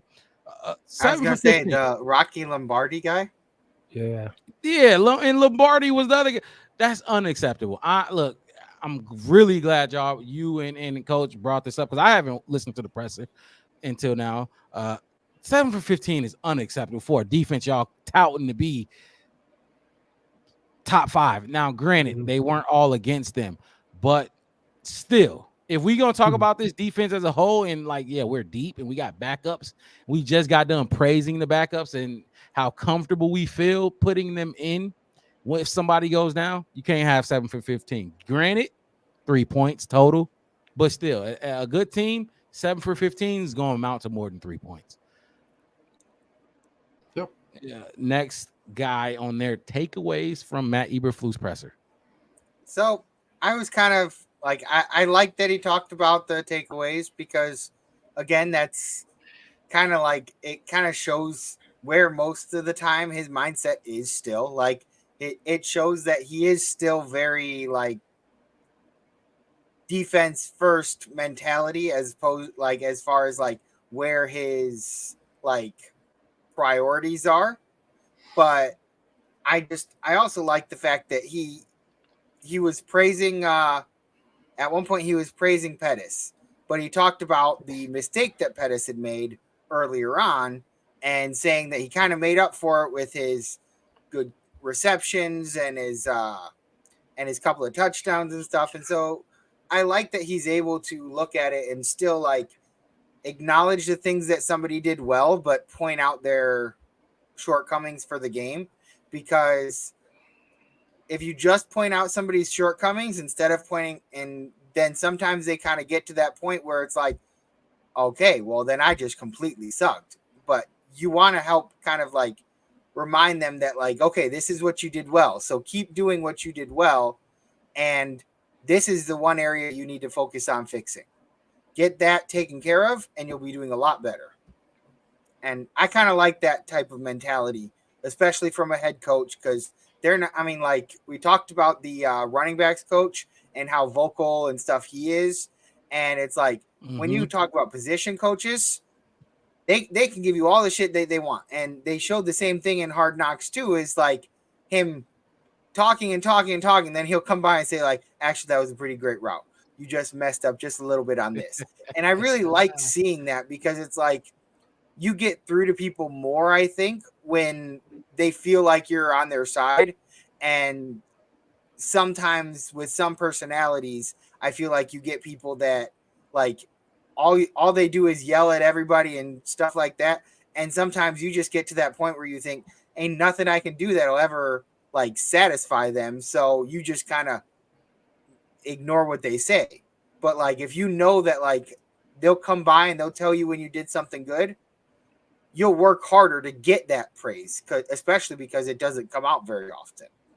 So you work harder to get that praise. And I kind of like seeing that side.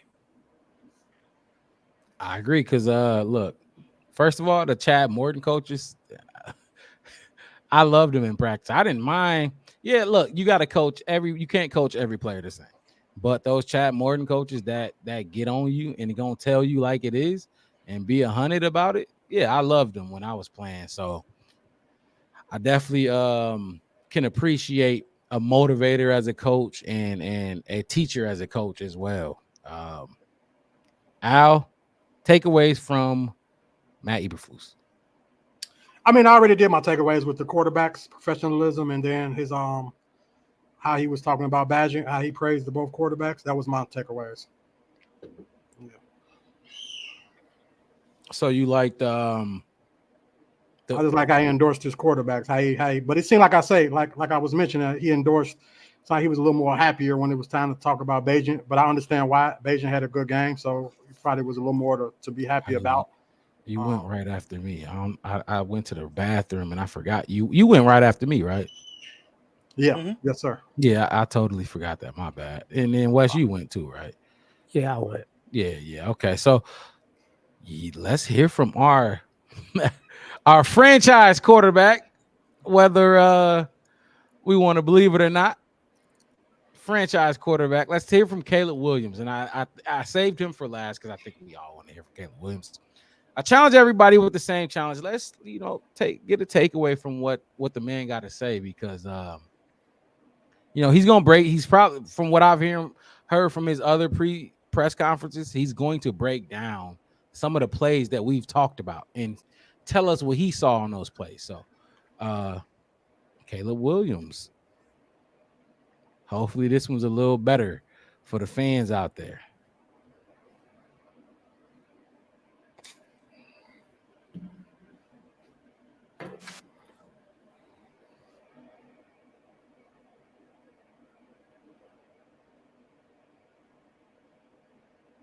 Can't hear nothing.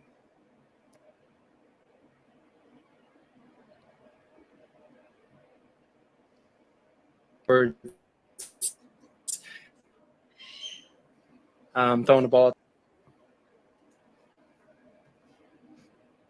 Appreciate you, Al. We're gonna try this again because what he said right out the gate I thought was interesting.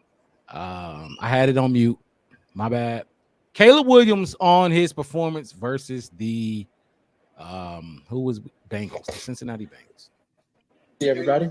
On that touchdown run that you had, it seemed like your first instinct was to pass. Yep. How do you balance handling the instinct to take what the defense was there, it's open grass, versus always throwing? Yeah, it's a little tough because I like to pass the ball. Even in scramble mode, things like that, I tend to lean a lot more towards throwing the ball for completion right in front of me. However, it may work something crazy or just throwing it to the end zone and things like that. So, they've been coaching me about attacking the line of scrimmage and things like that on my scrambles, on the rollouts, on the keepers and things like that. So I've been trying to get a little bit better with balancing that and taking what they give me, taking what the defense gives me with, whether it's a run for yardage or it's a quick pass in front of me or things like that. So it's always a constant battle to do things like that. You just continue to get better at those situations. This is talking about college. He said you had a very professional day. Yep. Things weren't going well. You were the same. Yep. And that's something you guys talked about. Right? Yep. Coaches do that their whole life. But Yep. Clean, crisp, bright. Classically, Don't buy it. marca Do not buy what they selling. how does that come naturally for you, or do you have to? No, I would say I think I'm a little bit more fiery in practice because obviously it's practice. You want things to be right. Also, you're competing versus your defense, so you get to there's a little bit more free time within those periods and things like that. So it's also understanding that, and also understanding the game, and understanding that within the game, you have to. There's going to be times where you got to get on your guys or get on yourself or encourage the guys or get on somebody. Like I said, and then there's times where it's just okay. Let's keep going. Let's stay cool, calm, collected about the situation, and encourage that this next drive, this next play, this we have a TV timeout or we had a couple TV timeouts. Get in the huddle, say a few words and be that positive influence on the guys, and then just stay cool, calm, collected. I think in the offense, between the guys and myself, we have an understanding of excellence and perfection that we know that we obviously will never be able to fully accomplish. But, with that mindset, it only pushes us to be better. So it also allows me to just kind of, be easy and be calm. And then when it's time for me to speak up, when it's time for me to say something, I'll be right there to do so. You've talked about your internal drive and that kind of striving for perfection. How do you review a game like this personally, looking through some of the struggles early on in the first few drives, and then obviously capping it off strong with that last drive? Yeah, I would say in the beginning, like Coach said, it's a professional day. We had I gave up a sack that wasn't our line's fault. I gave up a sack that I was in the pocket too long, trying to do too much, and then the other times, we just. Something always went wrong. There may have been a flag or the false start we had that, I kind of rushed the cadence, and a lineman tried to anticipate that. And then, a couple of the other things, that small things that always add up to be big things, like, me and DJ not been on the same page, Keenan and I not been on the same page. It always adds up. It's super minute, super small things, but in the game of football, you only have split seconds, and those little things add up. So, we're going to keep working to be perfect. We understand that we won't be able to reach that, but in up and down games and things like that, it's always you can only win the game, as Coach says, in the fourth quarter. And on the throw to Rome, when you throw, you would never probably teach that kind of throwing platform. Yep. So what are you doing mechanically to get the power and accuracy on that ball when you're in that physical position? Yeah.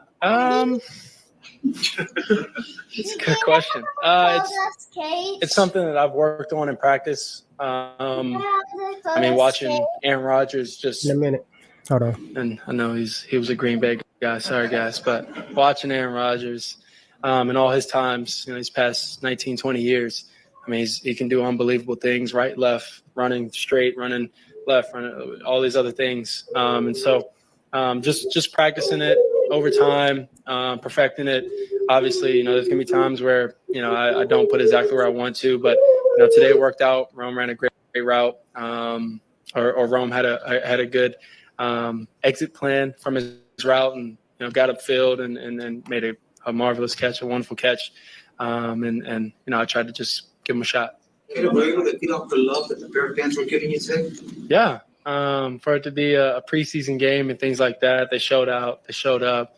When I ran through the end zone, it was pretty sick. The roar that the guys had when Rome, and I noticed this after I handed or tossed it to Rome, when he caught that little, behind me around, play, the crowd started roaring and things like that. So it's really cool to be able to have that love and them show up and show out. On the sidelines, going factor of like him just abiding by the rules, scramble rules, how much do you think that? We got another one. Okay, don't act like we ain't used to commercials. Don't buy it. Yeah, I think both of them play a huge part, probably 50-50.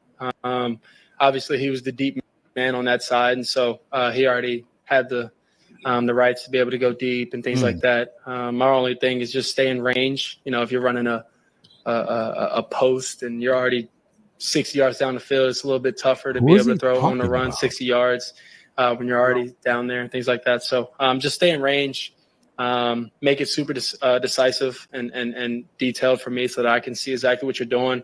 Don't try and settle and then move and things like that. Other than that, he did a great job. Who is he talking about? He broke out in his route. Saw me scrambling, and then broke upfield down the sideline, left a few yards on the hashes, and then tried to give him a great ball. He made a great catch, and I went. On the play action deep shot that you got the PI. Yep. What did you see on that sequence, and how much did that jumpstart you just getting a big chunk play there? Yeah, it felt. I was a little hurt because I really wanted that, to be honest with you. But Tyler ran a great route. The safety. The corner tried to overplay. He ended up sitting flat-footed. Tyler ran right by him, ran a great route.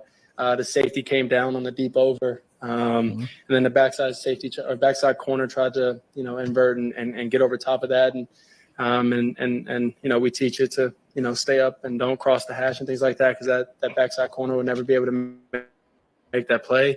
And Tyler did just that, T. Scott, and we got the PI, and we went all the way down there and ended up scoring. You feel like the energizer to you? Yeah, it felt great. In practice, defense has done a good job with our play actions, things like that. So to be able to get out here versus, these other teams and run these play actions, and the offensive line gives ample amount of time and things like that. Wide receivers run great routes.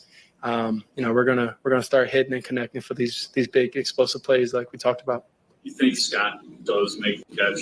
I do think Scott makes the catch. I tried to give him enough air so he could run under it and run away from the guy. The cornerback, he pulled him, and we got the PI, and I think he would have ran under it and scored a touchdown if not. Caleb, if this is it for you in the preseason in terms of games, what have you learned by playing game action? What have I learned by playing? That our defense is really good. And because I go versus them every day, I've learned that our defense is really good, and they've done a great job helping me, preparing me. Defensive guys talk to me about, things that I do, things that I can get better at. Obviously, the offensive coaches and QBs and everybody obviously talk to me. We have our meetings, but the defensive guys speaking up, telling me what they see from their lens has only made me better.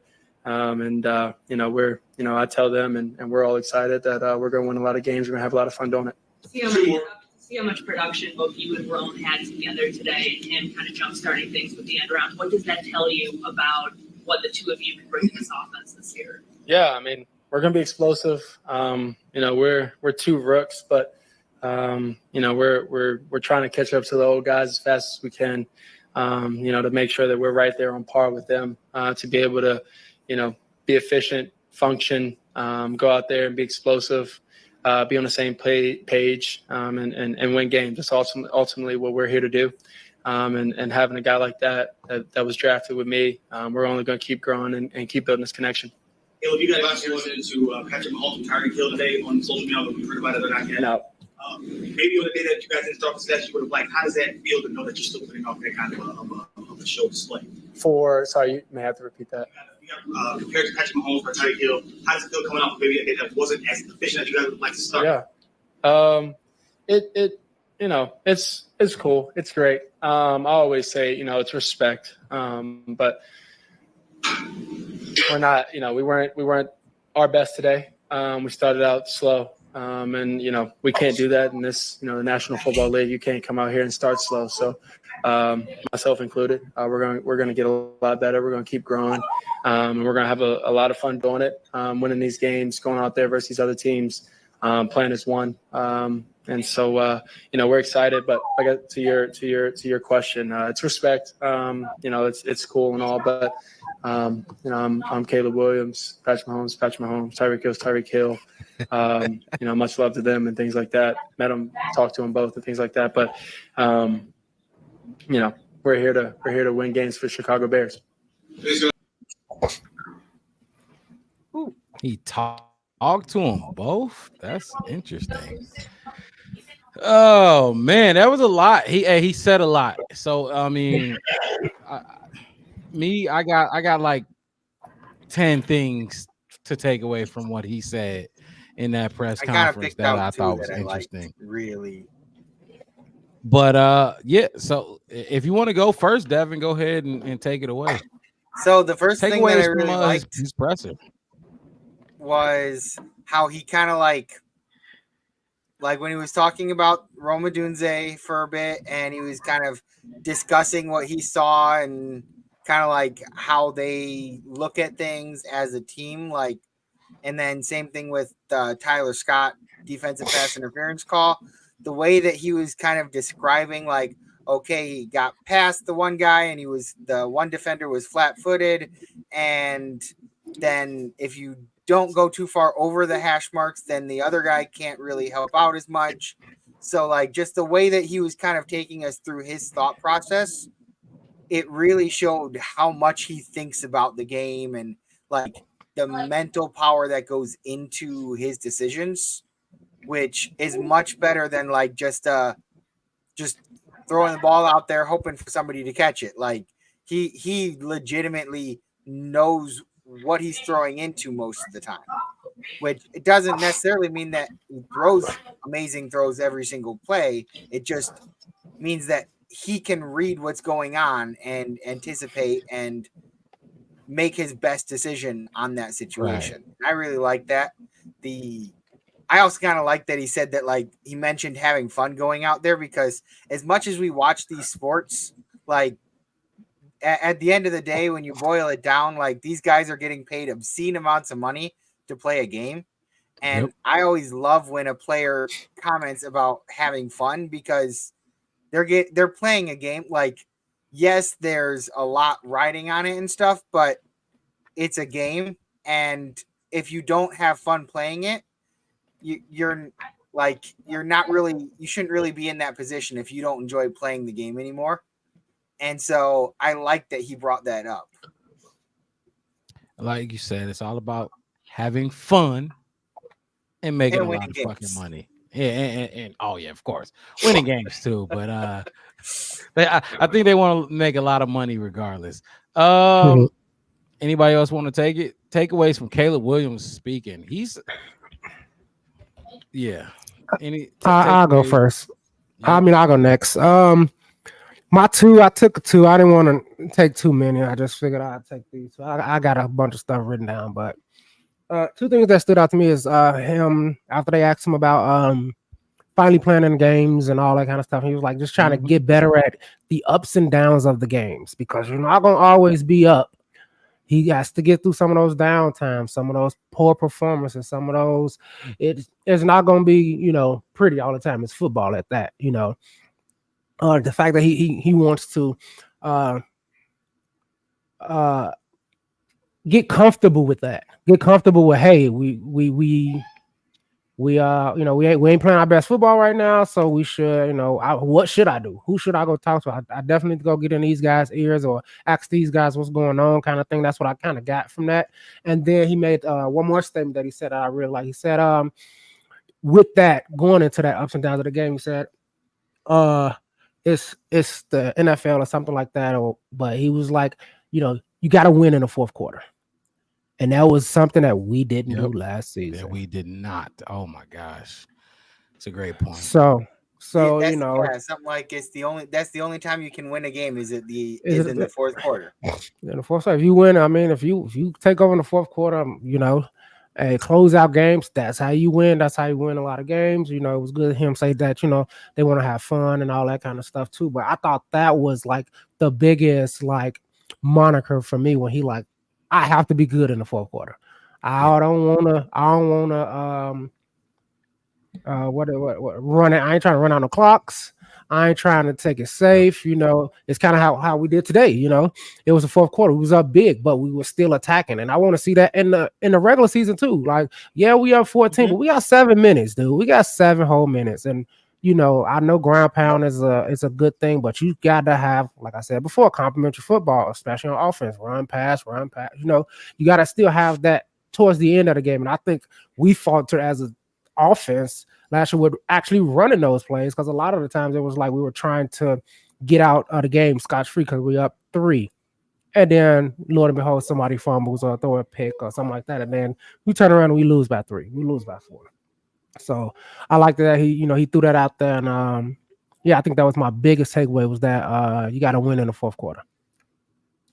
Especially since we heard our general manager say over the offseason that one of the reasons was for trading Justin was we can win with you, but we got to be able to win because of you. You know what I mean? So in the fourth quarter is where you do that. We also heard Nick Saban say in the Hard Knocks episode that you gotta the score only matters when the game is over. You know what I mean? It doesn't matter in the first quarter. The score don't matter in the second or even the third.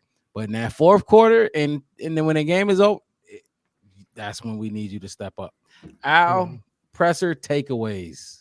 My takeaways was when he was speaking on that he always pass first quarterback. His mentality is to pass first.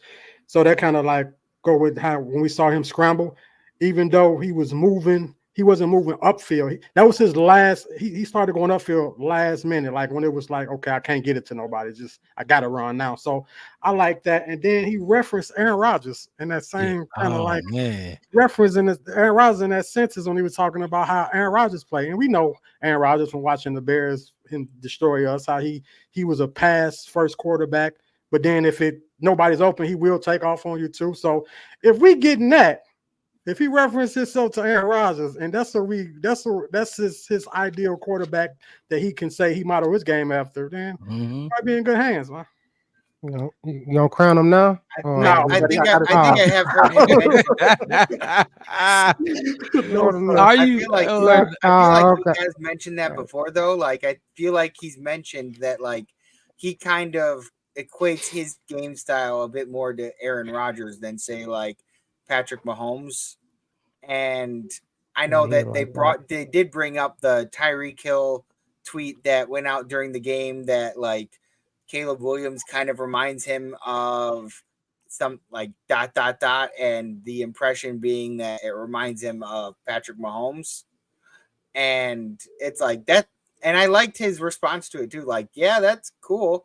Like it's really interesting and really cool to hear and respect to them and all, but I'm me. Like, and I feel like we've kind of talked about it before that like I like that type of confidence, not necessarily the cocky kind, but like I am who I am. I'm not the next somebody. Right. I'm the first Caleb Williams kind of deal. Right.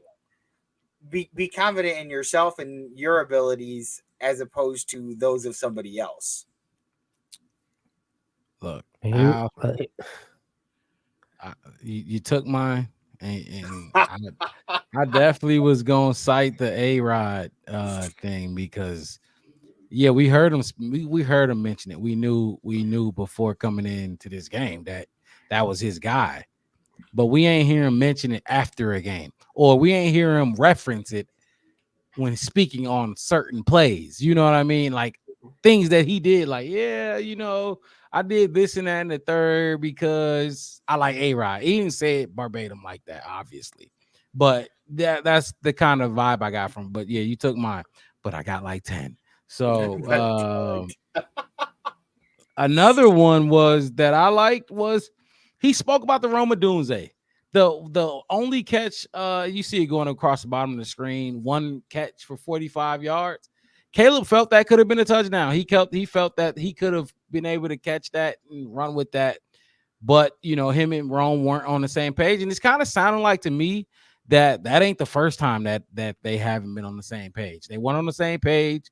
Well, I guess they was. It's just Rome stepped out of bounds. But they weren't on the same page last week when he had to sail the ball out of bounds over his head, which he probably was trying to, like, give only Rome a opportunity to catch that pass last week. I don't know if y'all remember it, but it would have been crazy. It would have been crazy if they completed that pass. But last week he broke that down too, and like, oh, I wanted Rome to do this instead of doing that. And the same week, I mean, not the same week, but this week, he said again, I wanted Rome to do this, but basically he zigged when I wanted him to zag, and that's been you know the story between them. Two rookies trying to get it together. Two rookies who have had Michael Penix. Yeah, I'm right. Yeah, Michael Penix was Rome's QB in college, and then you know he didn't have a Rome Odunze at USC this past year. I know he had Addison his not Hall of Fame, but Heisman year, but he didn't have Rome Odunze. So it just sounds like they still two rookies, two first round talents trying to get on the same page. I like that he's not afraid though in the conference, in the presser, to say like, hey, look, we wasn't on the same page. I want you to do this, Rome. I want you to do that. I'm the quarterback, and we seen DeAndre Swift say it in the episode 1 of Hard Knocks. I think you got the keys, man. Tell us when you see something that talk. Let us know when it's something going on that you don't like. You know what I mean? So I like that he did that, and I know Rome Odunze won't take offense to that at all, because that's just not the player Rome Odunze is, at least that I know him to be. But yeah, look, like I said, he called Roma Dunze out on just not being where I need you to be as a quarterback. You know what I mean? I'm the quarterback. He's talked about leadership as well in that presser. It just he's coming into his own. I know y'all remember earlier when he told everybody to clean up after themselves. Y'all heard that and Amani Amani Toomer or one former NFL player took offense to snapped on him and took offense to that. But it seems like Caleb is coming into that leadership role where he's not afraid to tell you, like, hey, look, be here, not there. I know you wanted to go here, but it's not about you. I'm the quarterback. Be here, right here, and I'm gonna put it where you need it to be. That's what I took from it. And I like the thing that I liked was, like, in the same press conference, he also said, okay, the sack that I had, it wasn't on the offensive line. It was on me. And so, like, at least to me, he doesn't look like he's like trying to call everybody out for everything else and not taking responsibility for the things he messed up on. Like, he goes out there and he'll say, like, this sack was all on me.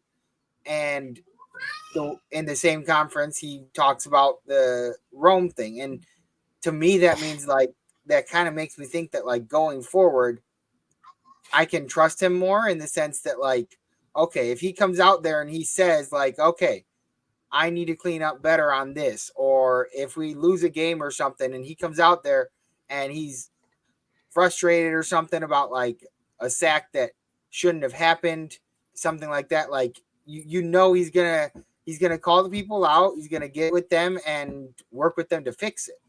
Because like, as opposed to being quiet all the time and then out of nowhere one day he blows up at something or the other, and it's like, okay, well, that just sounds like you're trying to blame other people for the issues. But he kind of feels like he puts the blame where it should be, whether it's on him or on others. And like you said, instead of being quiet all the time, he said that, like, I'm just here. Initially, I came in to just, soak it all in and listen to it and hear it. But at this point in time, no, we don't need that, Caleb. I'm sorry, you're a rookie, but that is your locker room and you have to command it. So I think it's nice that we can kind of. He's had enough time to soak it in, and now he feels like he needs to step into that role. Right, and I think he's had enough time to step into that role. Look, I had a lot of questions for y'all dudes to speak on. We ain't gonna get into all those questions, and maybe y'all can bring them up at some point on another episode. But let's move on to our next segment, and let's just hand out some game balls to each player, whether it's starters, backups. Give one to your offensive player and then give one to your defensive player. We each have 2 game balls to give out. Try not to give the same one out. I know it's kind of tough, but try not to give a game ball to the same person that somebody else. We'll start with offense first, and then we'll go around and we'll do the defense next. The easier person go first. So if y'all want to go first, step up and take the easier guy. No, I'm gonna get mine to the O line, offensive line. I'm gonna give it to the game ball to the offensive line as a whole. I'm gonna give it to them. The entire group. The entire group that was out there with the first team. I'm gonna give them the game ball. One side giving up, and the man just said it wasn't him. Wasn't him, but it wasn't on them. Yeah. So give it to them. I can't argue with that. Anybody want to push back on the O-line? I don't think so. I don't think anybody can. They play well. They play well. We like you said, we got to praise them while we can. That's a fact. Offensive game balls. Who want to take it? I can go unless somebody want to go. I can go. I'll just go since we go. We just go with the guys at the bottom first. You know who I'll be my offensive game ball too. I give it to Dante Pettis, man. Gotta give it to Yeah, I my thought he was going namesake. Rome Odunze, but Gotta Hey, give it to I my ain't gonna name. lie. I thought he did. I thought he was too. I should've wanted to. I wanted to go with Rome. I just had to look at the stats, but Yeah. I you know, mean, Rome, if he had made that corner catch and had his feet that in bounds, touchdown, that would have you'd been a probably be giving it to him right now. yeah. But I mean, 3 catches, 53 yards, 17.7 average, 2 touchdowns. I Mm. mean, other than that negative 3 yards on that return, which like Eberflus said in thing, I bet you he wish he could have got that back. You know, I mean, he had it. He was there. He made Bajan look really, really good. Him and Bajan looked good together. So I gotta, gotta give my offensive ball to my cousin, man. He did his thing. Definitely played good today. Definitely. I'm gonna go ahead and I'm gonna give it to honestly Herbert. Like he didn't get a ton. Herbert. He legitimately like. Is this the same podcast? I'm just saying, like, as far as I'm concerned, looking at how he played this game, he did pretty good. He didn't have a whole lot of situations where it felt like he lost us yardage. He gained us a few yards in areas when we needed him to. And so the cutback was amazing. That was my favorite one. Like he was like, nope, can't go this way. And he cut back and ran, and it was so nice. So I don't know. Like, yeah, we didn't have Swift in, so Swift probably would have been able to do the same thing, if not better. But I look at what we had in front of us, and Herbert played well today. Didn't have a whole lot of playing time. They switched him out pretty early on, I think, but he did well. He had I think he even had a catch at one point, a catch for a few yards. I could be mistaken though, because there were a lot of people with jerseys and I didn't always pay attention to the number. Right. But I don't know. I felt like he did pretty well, and honestly, Al took mine, so I had to go with somebody else. Wait, yours was who, Al? O-line. Offensive line. Oh, okay. Yep. And then Wes, yours was Pettis. Dante Pettis. And Khalil Herbert. Man. Wes. Hey, the deck is stacked. The deck is stacked against Hey, I mean, it's his game ball, man. This is where you can have an opinion and pick who you giving the game ball to. This is where your opinion don't matter. Okay, This way you can just go off your opinion. It's your game ball. You can give it to who you want. You could give it to him just because the cutback run was nice. That one thing, that's fine. That's cool. If this way you can be opinion. 5 carries, 31 yards, 6.2 yards per carry. Might add. Look, there's a lot of people that could have got that game ball. I'll give my game ball to I'm kind of torn because I'll give it to I was gonna give it to Tyson. 7 for 8. I'll give him Tyson can be honorable mention. 7 for 8, 87 yards, 2 touchdowns. I mean, can you ask for a better performance? Especially you, Wes. You didn't like him last week. You thought he was timid. You thought he was scared. He was 7 for 8, 87, two touchdowns. You can't ask for, but that's not who I'm gonna give it to. I'm gonna give it to the man that Al you brought up earlier on the show, Kyler Gordon. We've been waiting to see him suit up. You know what I mean? Yeah. Thought this was offense. This is offense. You're right. My bad. Hey, keep me on my toes. Offense? Damn, do I gotta give it to him then? You don't gotta give it to nobody. Yeah, it's your ball. You can pick anybody. I feel like that's too easy. But I gotta give it to him because I'm respectful. Tyson Bagent, 7 for 7 for 8, 87 yards, 2 touchdowns. Look, Bear Truth came in. I forgot to give you a shout out, Bear Truth. I apologize. We 3 hours in, and you was in the chat, and I didn't give you a shout out. You here every week with us. Appreciate you here. He said game ball to T. Taylor. Tory Taylor. Oh, Tory Taylor. Tory Taylor. Tyrod. See, I was already thinking that like I was gonna like throw in an honorary mention for Tory Taylor because I mean you punt him from your own end zone at one point and you still bomb it deep. Like when they got that ball, it had to be around like their 30-yard line, and it was a hell of a punt. But I don't think we got there quick enough to really do much with it. But not quite. That was pretty impressive. Yeah, so I'm gonna go with Tyson Bagent, just like the dude Judah. Judah was preaching. I'm glad he ain't in here right now. I'm so glad he ain't in here to get while I get this game ball to him. Tyson Bagent balled out 7 for 8, like I said, 87 yards, 2 touchdowns. He started 4 games for us last season. He won 2 of them. He's an undrafted rookie out of a Division II school. I mean, you can't ask for much more from him. He balled out. He looked poised. He got the ball out quick.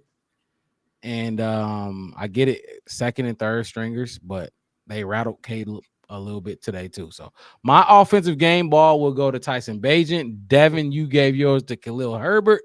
Wes, you gave your game ball to Pettis. And then Al, you gave yours to the entire offensive line, correct? Yes, sir. Yep. Let's do defensive game balls then. Who we got on defense? Like entire unit, the whole thing, a position group, a specific player. I'll just go ahead and take it since I kind of gave it away. So I'll take the easy one from y'all so y'all can have to pivot like I had to. Yeah. What's up, Al? No, you took my guy. Go ahead, though. Yeah, make you pivot, make it a little hard. I'm gonna go with Kyler Gordon. He was flying around. That was actually Kyler Gordon. And I'm sure I'm not this ain't breaking news. Everybody noticed him right away. And right away early in that game. He was flying around, he's making tackles like he was last year once we got him healthy. He was making tackles like a slot cornerback should. Slot cornerbacks sometimes are a little soft, but not Kyler Gordon put his nose in there and he will make that tackle if he has to, no matter who the running back is. He had I'll just go over his numbers real quick. Kyler Gordon had 4 tackles, no assist tackles, but he had a sack, and that is all he had, actually. But they were impactful. He had a lot of impactful plays, and they showed up outside of the stat sheet. So Kyler Gordon is my game ball for defense, and I think a lot of people can agree with me on this one. Fellas, game balls for the defensive side. I'm gonna go with Terrell Smith. I'm gonna go with him. I'm gonna give him a game ball. Hit the interception. I've been waiting on him anyway to shine. Oh my God. I like him a lot. So I'm gonna give it to him. He had his interception. He looked like a starter out there. He looked like it wasn't a big drop off from the first string to him. He can start on Chicago or any other team. So I'm gonna give my game ball to Mr. T. Smith. That's a good one. I mean, like look, he played a lot last year. Yeah. Jalen Johnson missed some time. Did Stevenson miss? I think Stevenson missed some time. He's not a slot that he didn't fill in the slot for Kyler when he broke his hand. But he definitely did he fill played in for Brisker. No, he didn't fit. They got Hicks. Was it Hicks that filled in for him last year? Elijah Hicks. I just knew that we had plenty of injuries scattered throughout there. Mm-hmm. But yeah, like you said, Al, he started a lot and he held his own. But not only did he start, but I want to remind people when Tyreek Stevenson was drafted and before he played his first game, throughout that offseason and training camp, they benched him for that man, Terrell Smith, because Tyreek Stevenson, remember that Terrell Smith had that number one, not number one, but the opposite side of Jalen Johnson. Maybe because of behavior stuff that was going on in practice, but still, practice how you play. You know what I mean? So, Terrell Smith, who next? I'm going to let Devin go. Okay. Well, I really had 2, but I'll just pick one. Blackwell. Okay. Like the way he was playing, like he was flying around out there, and I was very impressed with his style of play, and the way that I was looking at it, like he is a very solid player because, like we commented, that we have had injuries with that secondary. Doesn't really matter what the position is, we've had injuries, so having kind of a solid backup for all of those real positions seems like a good thing for us to have. And he was out there just creating havoc. I think one of the sacks that I guess it wasn't counted as a sack because of the fact that he hit the ball as the quarterback was throwing it and it tipped the ball up and we got an interception out of it. I also was very impressed with how he was playing on special teams. And to me, like the more versatile you are like that, like you save yourself, you convince yourself even more to be able to earn that roster spot. Like if you can do well on special teams, you can get down there quickly and make a good tackle and stuff like that, then you sit there good as a good secondary for like a second string for one of your normal positions if you can get out there and you're also good on special teams. Which he does provide a lot of special team depth for us as well. And look, the defense is all about eye test and what they were able to do. Even if they didn't get the sack, you saw them collapse the pocket and force the quarterback out. You know what I mean? So Austin Booker or somebody else can get the sack. You know what I mean? So it's not all about what shows up in the stat sheet. It's how you affect and impact the game on a daily basis or weekly basis. Wes, man, Mark, wrap it up.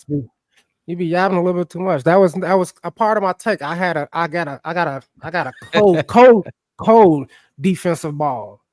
So I'm giving it out to Austin Booker and Daniel Hardy. Now, if you saw those dudes, those was collapsing the pocket, causing that pressure, making that quarterback feel uncomfortable. Like we all know, I mean, if you watch the game, Ryan Post talked about it when they were talking about getting a guy from New England that went over to Atlanta, Judon, for an edge rusher. But hey, he said we still got enough. We still gonna look for more. But I thought those dudes on many plays just brought a lot of pressure and helped that secondary look good. You know, caused that quarterback to scramble, like you said, Mark.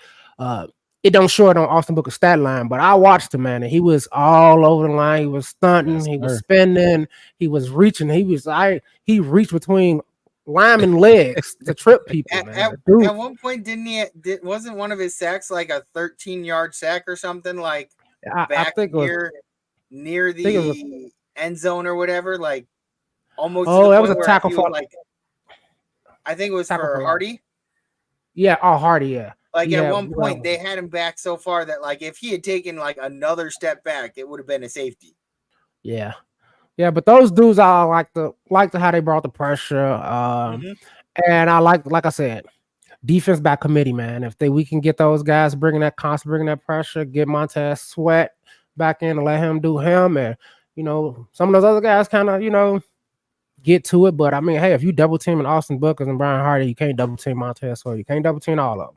So I think that's going to help us with our defense. Is going to help bring pressure. That's going to help us get a lot of those turnovers and takeaways that Eberflus been preaching the last 2 weeks. So I had to get both of them. I couldn't leave Austin Booker out there, man, because a lot of the stuff he was doing was causing other people to get sacks.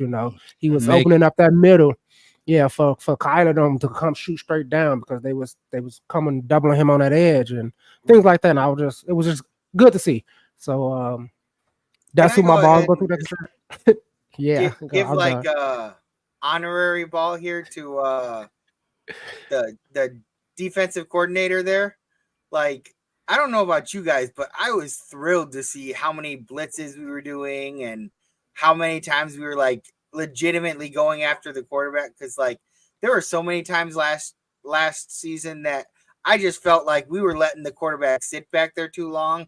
Sometimes it was a matter of like we didn't have the personnel to put pressure on, but other times it was literally just we weren't sending anybody there to like actually blitz. It was just I just felt like there wasn't as much of that going on last year, and they put a lot of pressure this game. Like they were blitzing quite a bit, like even pulling in Kyler a few times for blitzing, and that really like helps out the rest of the team. So I was very happy to see that. And I'm right there with you because in my notes, I take notes throughout the game, and one of my grades, I had a lot of candidates for the grades. Remember, my grade was that Flus and the coaching staff kept Caleb in the game, even if they took the other guys out. But that was another one. Blitzing, the blitzing that I saw today, I loved it, man. Flus don't blitz. He wasn't blitzing last season. Like towards the end of it, a little bit uptick. But I looked at the numbers and I was watching those percentages week by week. Didn't they bring that up in Flus's press conference, the blitzing? And then he turned to him, he goes, "What's the percentage?" And he goes, "I didn't have that." And goes, "You got to be more prepared." And then he went to the next question. I'm like, but talk about the blitzing. Right, and they focused on that last season because he wasn't blitzing. He was one of the lowest. He like it's a 4-3. He runs tempo 2. The Brian Urlacher, Lance Briggs, Tommy Harris, that defense. That's what he's running. He wants to get there with 4, but we can't get there with 4. That's not who we have. We don't got that defense. We don't got that defense, so you have to blitz. And he's finally not being gun shy with sending that blitz. That was honestly going to be one of my grades. So, all right. So before we wrap this thing up, Bear Truth put this question in here again, and Devin and Wes, I think y'all remember this question. You may or may not, but he put it in there again because he probably didn't hear us answer it a month ago or whatever. He said, "Sorry if I missed it. My question. I know it is early. As of today, from what you saw, if you have a chance to trade a second-round pick for a top-notch edge or a top DT, if you're Ryan Poles, where would you invest?" Look, and this was one of my questions. I had a lot of questions for us to cover, but we kind of pushing it on time for a post-game show. This is like a normal 3 the hard way show right here. It definitely should be a little quicker. But look, he tried to get Matthew Judon, not for a second. He tried to get him for a third. It's confirmed that we were in the running for that. I wish we was able to pull it off, but we didn't pull it off. As far as your question for a second round pick, I definitely think there's a chance. We're not. Some fans think okay, and that it may be true. Like, yeah, we one more year when we can reassure our trenches for real, get us some offensive line help, get us some defensive line help. That's fine. But Ryan Poles ain't thinking like that. He seems to be interested in going now. He's trying to get talent in here right now, this season, to maximize your QB, your rookie contract, your QB on being on a rookie contract. He's trying to maximize that window. I definitely think there's a chance, a huge chance that he tries to trade for a top-notch edge rusher or even. I mean, we do have 2 second-round picks, so exactly. That's there as currency. And I'm glad you said D tackle because nobody mentioned Javon Dexter in any conversation we had today. And that's the guy that's been getting all the praise. And I was looking at him a little bit, but I thought he did okay. Like the beginning part of the game, like there were a few times that I saw him put stops in that it stopped them from running up the middle or something like that. And that's his job. But he did his job, and I mean, to me, it felt okay. I mean, it's not anything like amazing, like they've kind of been saying, but I feel like he's probably shown some improvement. So, yeah. So look, I think it's possible because I mean, we could use some pass rush help, whether it's edge or D tackle. But what y'all fellas think about the possibility of moving one of those second round picks during the season to get a top notch, not just a guy, not a Yannick. We could sign Yannick, but not just a guy. But I'm talking not about some guy from Walmart. Yeah, Bear Truth is talking about top notch. What y'all thinking? I trade. I think a second round pick for a D tackle. I think that's in the like you mentioned earlier, the top of 2 defense they running. You got your D tackle. The middle of your defense is the strength of the defense. So your D tackle, like Tommy Harris when he played with us, Tank Johnson, the Phillips guys that was on the D line, the big boys. We Ted Washington and all those guys. We know that the D tackle is a 3 technique, has to be disruptive in the middle of the field for the defense to work, for top of 2 to work. So I would invest in the D tackle. I think that's just as valuable as an edge rusher. In this defense, though, you need a D tackle. It's a no-brainer. You got to have a D tackle. So I would give a second round pick for a qualified D tackle if one pops up somewhere. My take, isn't that what we did to get Montez Sweat? Did we trade a second round pick for him? So I mean, if it worked before, I will go defensive tackle too, just like you said, Al, because I have more faith in the 2 guys I put up out there on the edge than I do Dexter being better. Because he's still, like I said, he kind of at that point where you like, is this all I'm getting? What is this is second year, third year now? Mm-hmm. I have to see a big change. Like I was just talking about Terrell Smith. Like he looked totally like renewed, a lot of these 2 or 3 year players that we got, like Tariq Stevenson, before in the last season, he looked at good, like you were saying. A lot of these guys can go start somewhere else.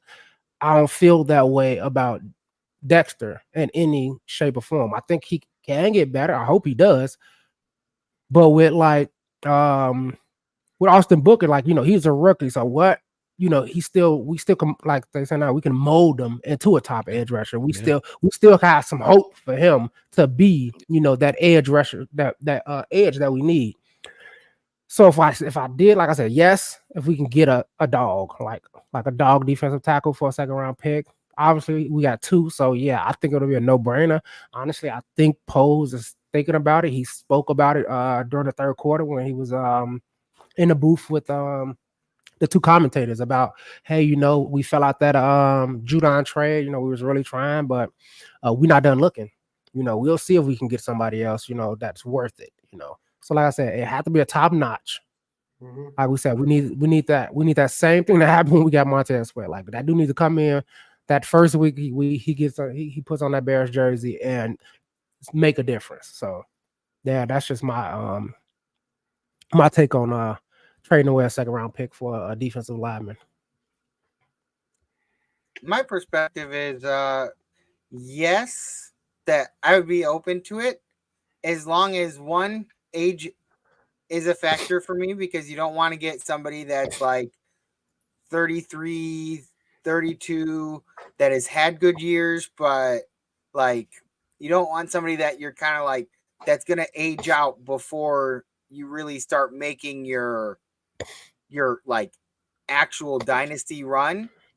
And that's kind of what they seem to be going for with a lot of the young guys that they've kind of focused. So if you can get a young guy that's probably like 25, I would say 25, 26 years old, and has already kind of like proven himself in the league as being a good defensive tackle. Again, I'm with you guys on the defensive tackle thing, because you don't want to go for, to me, you don't go for an edge, because you've already put so much money into edge with Montez Sweat. If you put so much money into edge on the other side, it starts to kind of make you wonder, like, okay, well, where's the rest of the money going to go? Like, you need to have some other areas, and you don't want to shore up too much money with one position. But I don't know. Like, I think age would play a huge factor. And if you want a young guy like that, you might not be able to necessarily get him with a second round pick. But if you find the right team, and Poles seems to be pretty good about sussing out who it is that needs some younger guys that could utilize another pick in the draft. And so I don't know. I just feel like there's a chance for that to happen, but Poles also seems to be the type of guy that doesn't jump on things just and like kind of give away the prized horse. Because I'd heard that for for the trade that just recently happened with the Patriots, that the Patriots wanted our second round pick. Mm-hmm. They wanted our second round pick, and Poles wasn't willing to budge. He was willing to offer the third, and they went with Atlanta because Atlanta was it. I guess in their mind was expected to have a higher third round pick than the Bears. Mm-hmm. Mm-hmm. And so they wanted the second round pick, and Poles stuck with his guns and basically said, this is what I'm offering. This is what you can take. If you don't want it, we'll figure something else out, but that's up to you then. And I like that mentality because there are definitely some people, like, for example, Ryan Pace at the Falcons. Mm-hmm. But if he were in charge of the Bears and he had that second round pick, he might be like, well, hell yeah, I want that guy. So here, take the second round instead. And I get the impression from Ryan Poles that he's a lot more meticulous. Yeah. Like he'll sit there and see, like, okay, this is what we need. This is what I'm willing to give away to get that. If it's not what I want, then I'm not going to just get nervous or anxious and give away too much. You're correct. You're right, Devin. And something you just said, age play a factor in if you're going to give up them picks. And we know that Ryan Poles, he don't really like. He doesn't like the older players. guys. He don't like I like older players. And this guy 31. So which is why I was surprised that like we were really in the conversation for it, other than the fact that like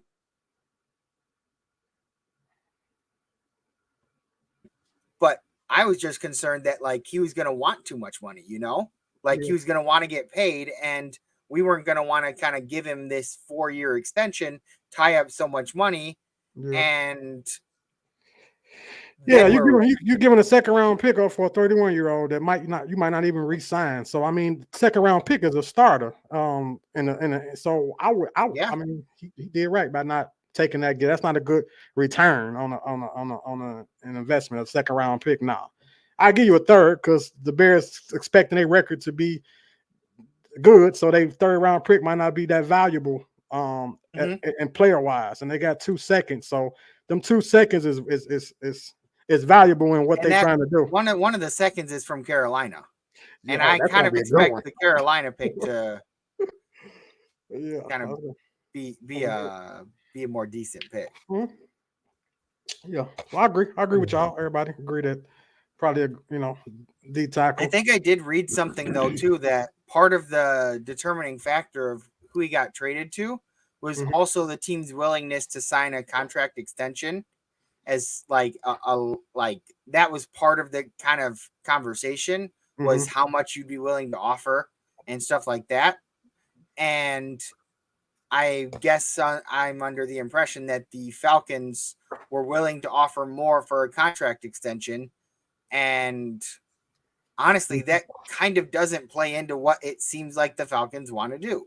Like when they drafted Penix, it sounded like, okay, they want to kind of like when they signed Kirk Cousins, it sounded like they wanted to go for it now. Then when they drafted Penix, it sounded like they wanted to kind of like develop somebody and then go in a few years. And then so it kind of doesn't really seem to make much sense right now what their identity is for what this year is, you know? So I got a question for y'all then. Would y'all rather have a young developing Booker like we got now or experienced 31-year-old Judon? Which one?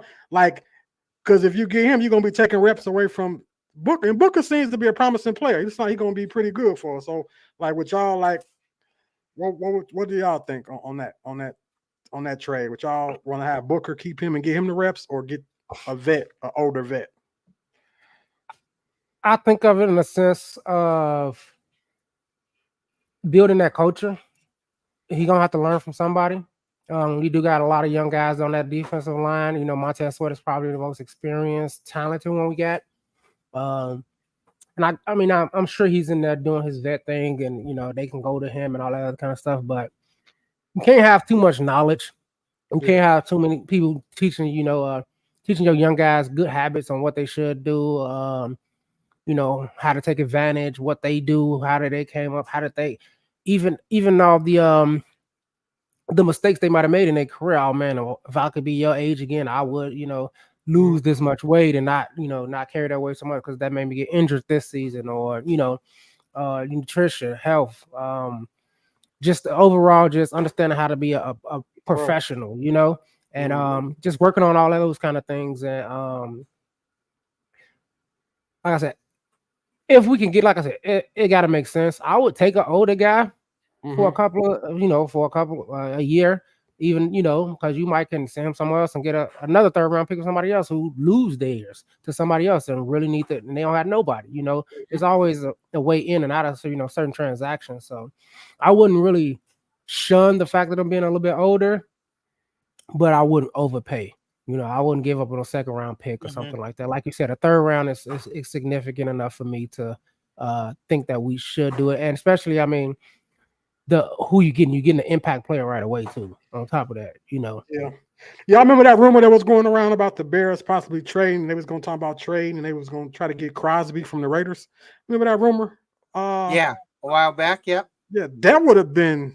I would have pulled the trigger on that one. that was interesting, but like the rumor that kind of crept up was because of the fact that there were still discussions on if the Raiders were going to keep the interim head coach and make him a full-time head coach. Yeah. And as soon as the Raiders signed him as a permanent head coach, I was like, okay, well, those rumors are just gone now, because he went and basically said, I will request a trade if you don't make this guy our head coach. Then they made him their head coach, and it's like, okay, well, he clearly wants to play for that guy enough. Yeah. But like it did sound very cool, because I always thought he would think of him as a great player, but see, he's the comparison that a lot of people make for Austin Booker, is like Max Crosby light. Yeah. And it's like, I see a lot of good things from Booker. I feel like, he's a bit raw right now, but he's coming in with a lot less playing time than a lot of the other players. True. And to me, I don't know, like you give him some more development time, and see, like people were saying, if he had gone back to college instead of going into the draft, if he had gone back to college, he probably would have been a second round or late first round pick if he had gone back to college and come back for the next year. Mm-hmm. Absolutely, I agree. So I was just like, okay, well, that's good, because imagine how much development you'll get spending a year in the NFL as opposed to another year in college. Like the end result, like here would be you if you spend the year in college, and here would be you if you spend the year developing in the NFL. At least that's how I would look at it. Like if this is where you're expected to be in another year in college, you're going to be up here if you're developing with players that are that much better than you in the NFL. Yeah, I wish we would have developed Leonard Floyd, because he looked like a start over in San Francisco this year, huh? I wish we would have developed him. I liked him as a player. We cut the chain on him too quick. Yep. Mm-hmm. I can hear you. I think Leonard Floyd just he I don't know. Maybe we should have gave him a little bit more time, I guess, if you want to say that. But I think he underperformed a lot, dude. He reminded me of Kevin White. Like high hopes, no return.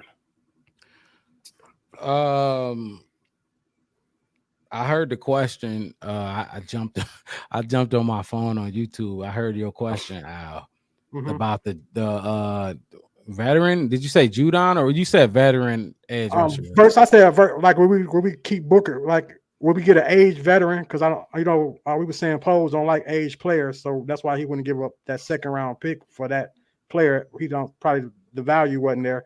But we got to take Booker as a young developing talent, or get an age veteran for that position. What would you want? Well, I think Booker is fine where he is, but I think we got to remember Booker is a 5th round pick. he's not even third round. You know what I mean? He's a fifth round pick. There's only 7 rounds in the draft. I think he is slim. He's a slim dude that'll get manhandled by a lot of not manhandled in that way, like he can't compete, but he's gonna struggle in a 17 game NFL season. He got to get his body right. I think with Booker is all about his body, and I don't want to rush him into it because we threw Leonard Floyd out there, and Leonard Floyd was a slimmer kind of speedster dude, and I think I talked about Leonard Floyd in the group chat. I like Leonard Floyd, but he just needed more time, because once you gave him more time, he was able to help Von Miller on not like be dominant, but he was able to come get some sacks and be the guy that's got one-on-ones and fight with those one-on-ones. So as far as I definitely would bring in a vet just so Austin Booker isn't, because Austin, did he start today? I think it's DeMarcus Walker over on the other side. It's not even Austin Booker. So Austin Booker was playing with the ones. That's what I remembered seeing that earlier on. I don't know if he necessarily started, but at one point he was out there alongside some of the other ones, first string. So do y'all remember who the starting D line was? I'm looking up right now. See, I know for sure it was Billings. Game where they just like throw up the graphics of who's playing where and stuff. I wish they would. It would help me out a lot. Well, I know for sure Billings and Dexter was out there in sweat. It's just who was on that right side. I know for a fact DeMarcus Walker started last week, so I'm gonna assume he started again. I thought that maybe Austin Booker had done enough last week to justify kind of putting him in there and seeing, but not against backups. If Austin Booker still, he does have stuff to work on, and a lot of it's just his body. Like I said, he just isn't. I don't think his body is ready for a 17 game NFL season. And a lot of the times, what we seeing now, coaches are trying to deploy these defensive lines in units. And like the Eagles, they had like 70 sacks a couple years ago, but they were putting these dudes in waves, not just one. They were putting the starting 4, and then the next 4. Like, you know what I mean? You're putting these dudes in waves to keep them fresh. That was all about to keep them fresh. But I think Booker needs a little bit. I don't think we need to rush Austin Booker. That's all I'm saying. Okay, that makes sense. But what did you think about that? Your own question, Al. I agree with you and Wes. You and Wes kind of said the same thing, that you want to have a veteran presence to come in and kind of groom the younger guys, to teach them the ropes and get them right. So it wouldn't be the smartest idea to throw a young rookie that's a 5th round draft pick on the other end to be a pass rusher starting. That probably wouldn't be the best idea to do. I wouldn't, but I mean, go back to the Tampa too, like we were speaking earlier. Like, you got to have like the D tackle is the important piece to that. And then you got to be too deep. You got to be too deep at all the positions. That's what Lovie Smith was great at. Subbing guys in and out, too deep. You got to have a too deep rotation on that. Will Booker be a part of that second string rotation? I don't know. I haven't watched enough of Booker. I don't know enough about him. He looking good, but I don't know enough about like his body of work to say that I will put him out there. So I'm gonna agree with y'all. I posed the question because I wanted to pick y'all brains, but I probably agree with Wes. There's no reason to go against what you guys saying. I will go with a veteran too. I ain't gonna argue that point. But I've heard the Yannick Ngakoue would just take away reps from Austin Booker and the guys trying to do, and that's true. That is a fact. But I do think that once you get into that 17 and you want to be a 3-down player, you know what I mean? I think Austin Booker wants to be a 3-down player. He don't want to just come on the field on 3rd down. I think he wants to, be effective 1st, 2nd, and 3rd down. I think you should I think he needs to develop a little bit more. So what about Dominic Robinson and you got DeMarcus Walker? So DeMarcus Walker is a projected starter, but then you got Dominic Robinson also that's a second streamer. So what about, I mean, we ain't talked about them guys. What about Dominic Robinson? What about him opposite of Sweat? Would that work? I strongly dislike Dominic Robinson. Okay. From his rookie campaign, and I ain't ever been a fan, so I won't even go there. West, no, I'm saying, is Dominique a defensive end? I thought he was a tackle. No, he's an end. He's an end. He's an end. Yeah, okay. Yeah, he's an end. But no, just to give you some rundown, how you want to hear our summer. We went into all the draft picks, and like Dev was saying, Austin Booker had a small sample size, but it was impressive for what time he did play. Mm-hmm. He played. I think he played what we saw, like 6 games or something like that. Some small amount of games, but he had probably they said 15 tackles for loss, 9 sacks or something like that. He played half the time at Kansas, but I think he led the defense, all defensive linemen that was there that year with him. So he led them in tackles for loss, sacks, all of that, and played half the time. Yeah. So yeah. So like I said, he looked apart. Like I said, his comp is Max Crosby, and just to just to reiterate, like I said, bringing a veteran in to help him, not even just hone his skills on the edge, but to help him understand his body and understand, you probably got to put on this, so you got to put on this. If I was your age again, bro, I would go back and do this and do that and eat this. You know what I mean? You know what I mean? Kind of like all their mistakes that they made. It's like, hey, look, I should have got heavier faster, or I should have, all those kind of things to help put him in a best situation to be ready faster, and not just, not saying we got to rush him out there, but yeah. So quality defensive ends ain't just floating around. They just not out there. You're gonna have to make a trade for one, or you're gonna have to sign Yannick back. And like the somebody just said at the bottom, he had 4 sacks last year, and they paid him $10 million. So I mean, is that production you want out of a starting defensive end? Probably not. But that can't. But like Mark was saying, you got to look at the stuff that don't show up on the stat sheet too, like the hurries and the pressure. So all that count too when you're on the D line. So it's it's one of those. like Jalen Carter. I know y'all remember last season, at the beginning of the season, Jalen Carter was like the talk of the defensive line universe, and it was like, oh, he's had the most pressures in his first 3 games. He fizzled out as the season went on, but he's a rookie, so that's understandable. But I mean, he wasn't necessarily getting sacks, but he was pressuring the quarterback, and he was the talk. I know y'all remember, because we passed up on Jalen Carter for Darnell Wright, which that's I don't know how I feel about that quite yet. The jury's still out on that one. No, it's not. What's up, Wes? That's why I paused. I said no, it's not. The jury is that we missed. Look at Jalen Carter and look at. We missed. Yeah, we missed. Oh, we should have got Carter. I think we should have got Carter. I mean, when he defensive rookie of the year?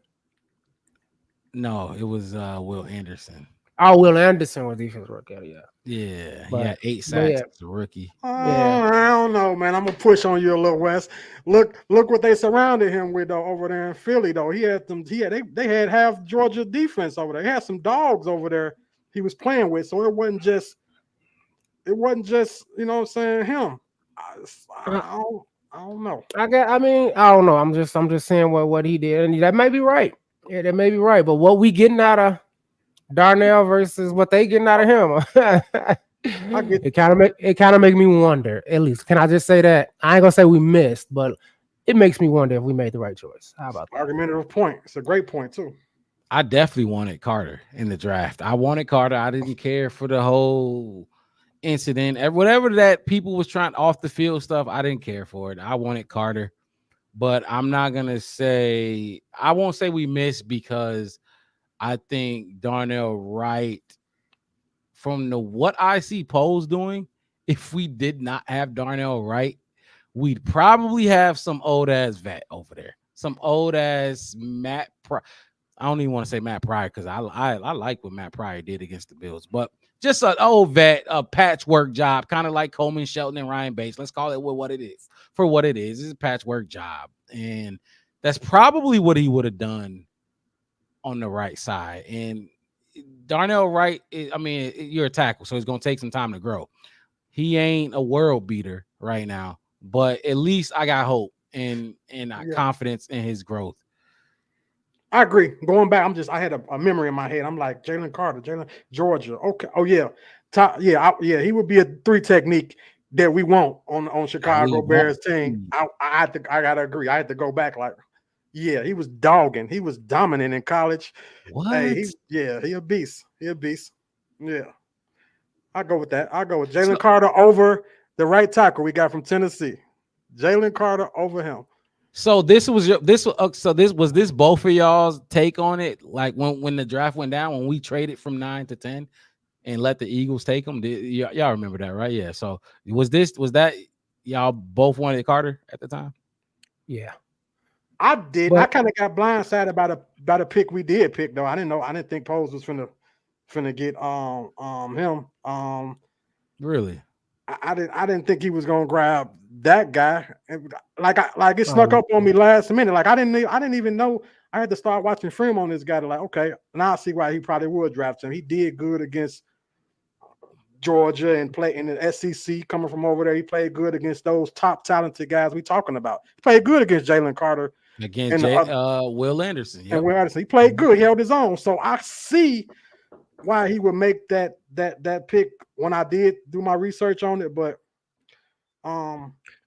we need offensive line help anyway, though. Like you just said, we need O-line help. So let's get them, man. Yeah, and I'm pretty sure that the season before that is when Justin Fields got sacked like 13 times against the Browns or something. Was that the season before they drafted, right? Or was that the season after?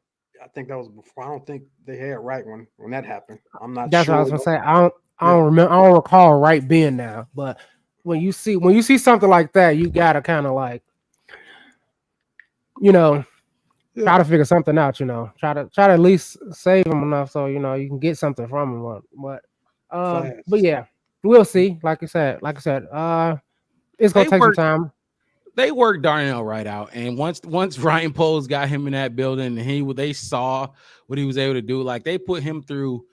I remember this. They put him through an extensive workout, and it was like more than a lot of the other invites they had, and they were blown away by Darnell Wright. That's kind of why I wasn't blown away. I mean, not blown away, but surprised by the pick because I once I heard the reports that they really liked him and this and that and third, I was still hoping we took him at 9, Carter at 9, but I wasn't shocked that Wright was the guy they chose. And I mean, he replaced Borum. Larry Borum was the right tackle before. Yeah. He replaced Borum. That's when he had 13 sacks. What Wes was talking about. That guy couldn't hold. He couldn't block nobody. You know what I'm saying? That was Nagy's pick, right? Nagy drafted. Yeah. We put it on. Yeah, let's say that was one of Nagy boys. Look, he's a swing tackle. He's gonna come in when we need a backup. You know what I mean? He's not a starter. Borum ain't horrible. I've seen worse. Like Charles Leno is probably the worst tackle I've seen. Horrible, but that's so. Look, he Larry Borum provided depth, and he's still here, shockingly. So, but yeah, I would have took Carter over Wright, me personally. Yeah, absolutely. I think that is the last question that we have in the chat. We covered a lot today, fellas. A lot more than, like I said, this is 3 the hard way. Recap, post game version. Normally our post games won't last this long, but this is a Saturday episode, a 3 the hard way episode. So We like to cover all bases as much as we can. We don't like to put a box on anybody's creativity on this show. We like, speak your mind. If you got a topic you want to talk about, let's talk about it. But hit that like button if you just tuning in, or if you watching later on, hit that like button, subscribe to the channel. You can find us on Facebook, Twitter, and YouTube, The Black Bear Podcast. One word, no spaces. The Black Bear Podcast. Got my guy Chef West to the right of me now. Devin had to jump out. He has some things to take care of. And then I got my guy Al down at the bottom of the map right now. John said Chicago up from LA. John, I've been meaning to ask you. We beat that ass last week, the Texans. Not last week, but week 1. We gave y'all a L, a nice L. I remember you in the chat talking about your Texans, but I didn't see you after that. But he said Chicago up from LA, born and raised, South Side by Midway. Moved to LA 12 years ago. We appreciate you in the chat, of course. Absolutely. Bear Truth said, good job, fellas. I gotta shout out you every time I see you in the chat. True. He said Texas L. Yes, I'm a Texas fan. Fellas, anything else we did not get to that you would like to cover before we get up out of here? I want to mention something that Eberflus said earlier this week. I want y'all opinion on this too. He was talking about injuries and the player being injured. Can they lose their job? Does injuries result in a player losing their job? And they asked him about it. Was reference to Nate Davis, the guard. They was like, man, you be injured. Can you, could that substitute for you losing your job? And he was like, normally players that's injured, they get their job back when they get off injury. But he was like, man, you got to be out there. So basically, he laughed it up and I like, you can lose your job if somebody outperforming you and you injured. You can lose your job. We will put somebody else out there. I thought that was very, very nice to hear. From the past regimes, players get injured, come right off injury, get right back in it. They right back in starting roles again. But he was like, nah, if you injured and somebody else performing and they doing what they supposed to do, you can lose your job to injury. So what y'all think about that? I go ahead, Wes, if you want to jump in. Honestly, I think that's just based on the player. Yeah. If you got Aaron Rodgers or something, and Jordan Love is doing all right, but Aaron Rodgers come back, you bench Aaron. No, you don't bench Aaron Rodgers. So I think it's based on what kind of player you is and what you have been doing. Because and then on top of that, it's like what kind of contract you got? Because I ain't finna pay somebody $200 million to sit on a bench and not play football just because they was injured. Because an injury is not, injuries happen. So I can't really fault a player for that.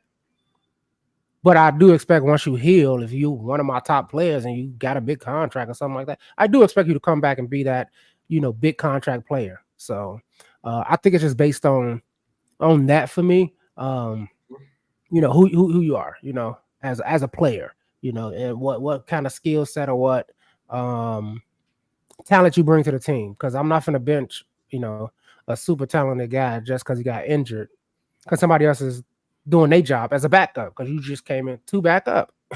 You didn't come in to, and then maybe in the off season we could have a, or something like that, or how those position battles and those who's going to win the 1 and the 2 maybe later on. And that it was good to see, kind of like with Bajan, like he played decent for us last season, all that kind of stuff. But there's 2 other quarterbacks in there, and he's battling with them for that 2 spot, but he's holding his own. So I'm not gonna say, hey, I'm gonna let Bajan go because Rippin has got more experience or something like that. I like that guy in that position. So I think. So I'm gonna play devil's advocate with that for you, Wes. Then I like that response. If we go back to Rex Grossman and Kyle Orton, Rex Grossman was the starter. He was the guy that they paid all the money to. Kyle Orton was the one that was running the offense and won a lot of games.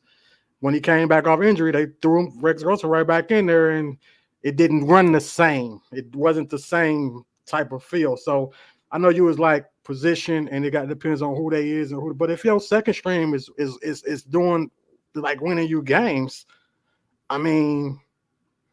like you on a 7-1 or you on an 8-game winning streak with this guy, and then your starter come back and you regress.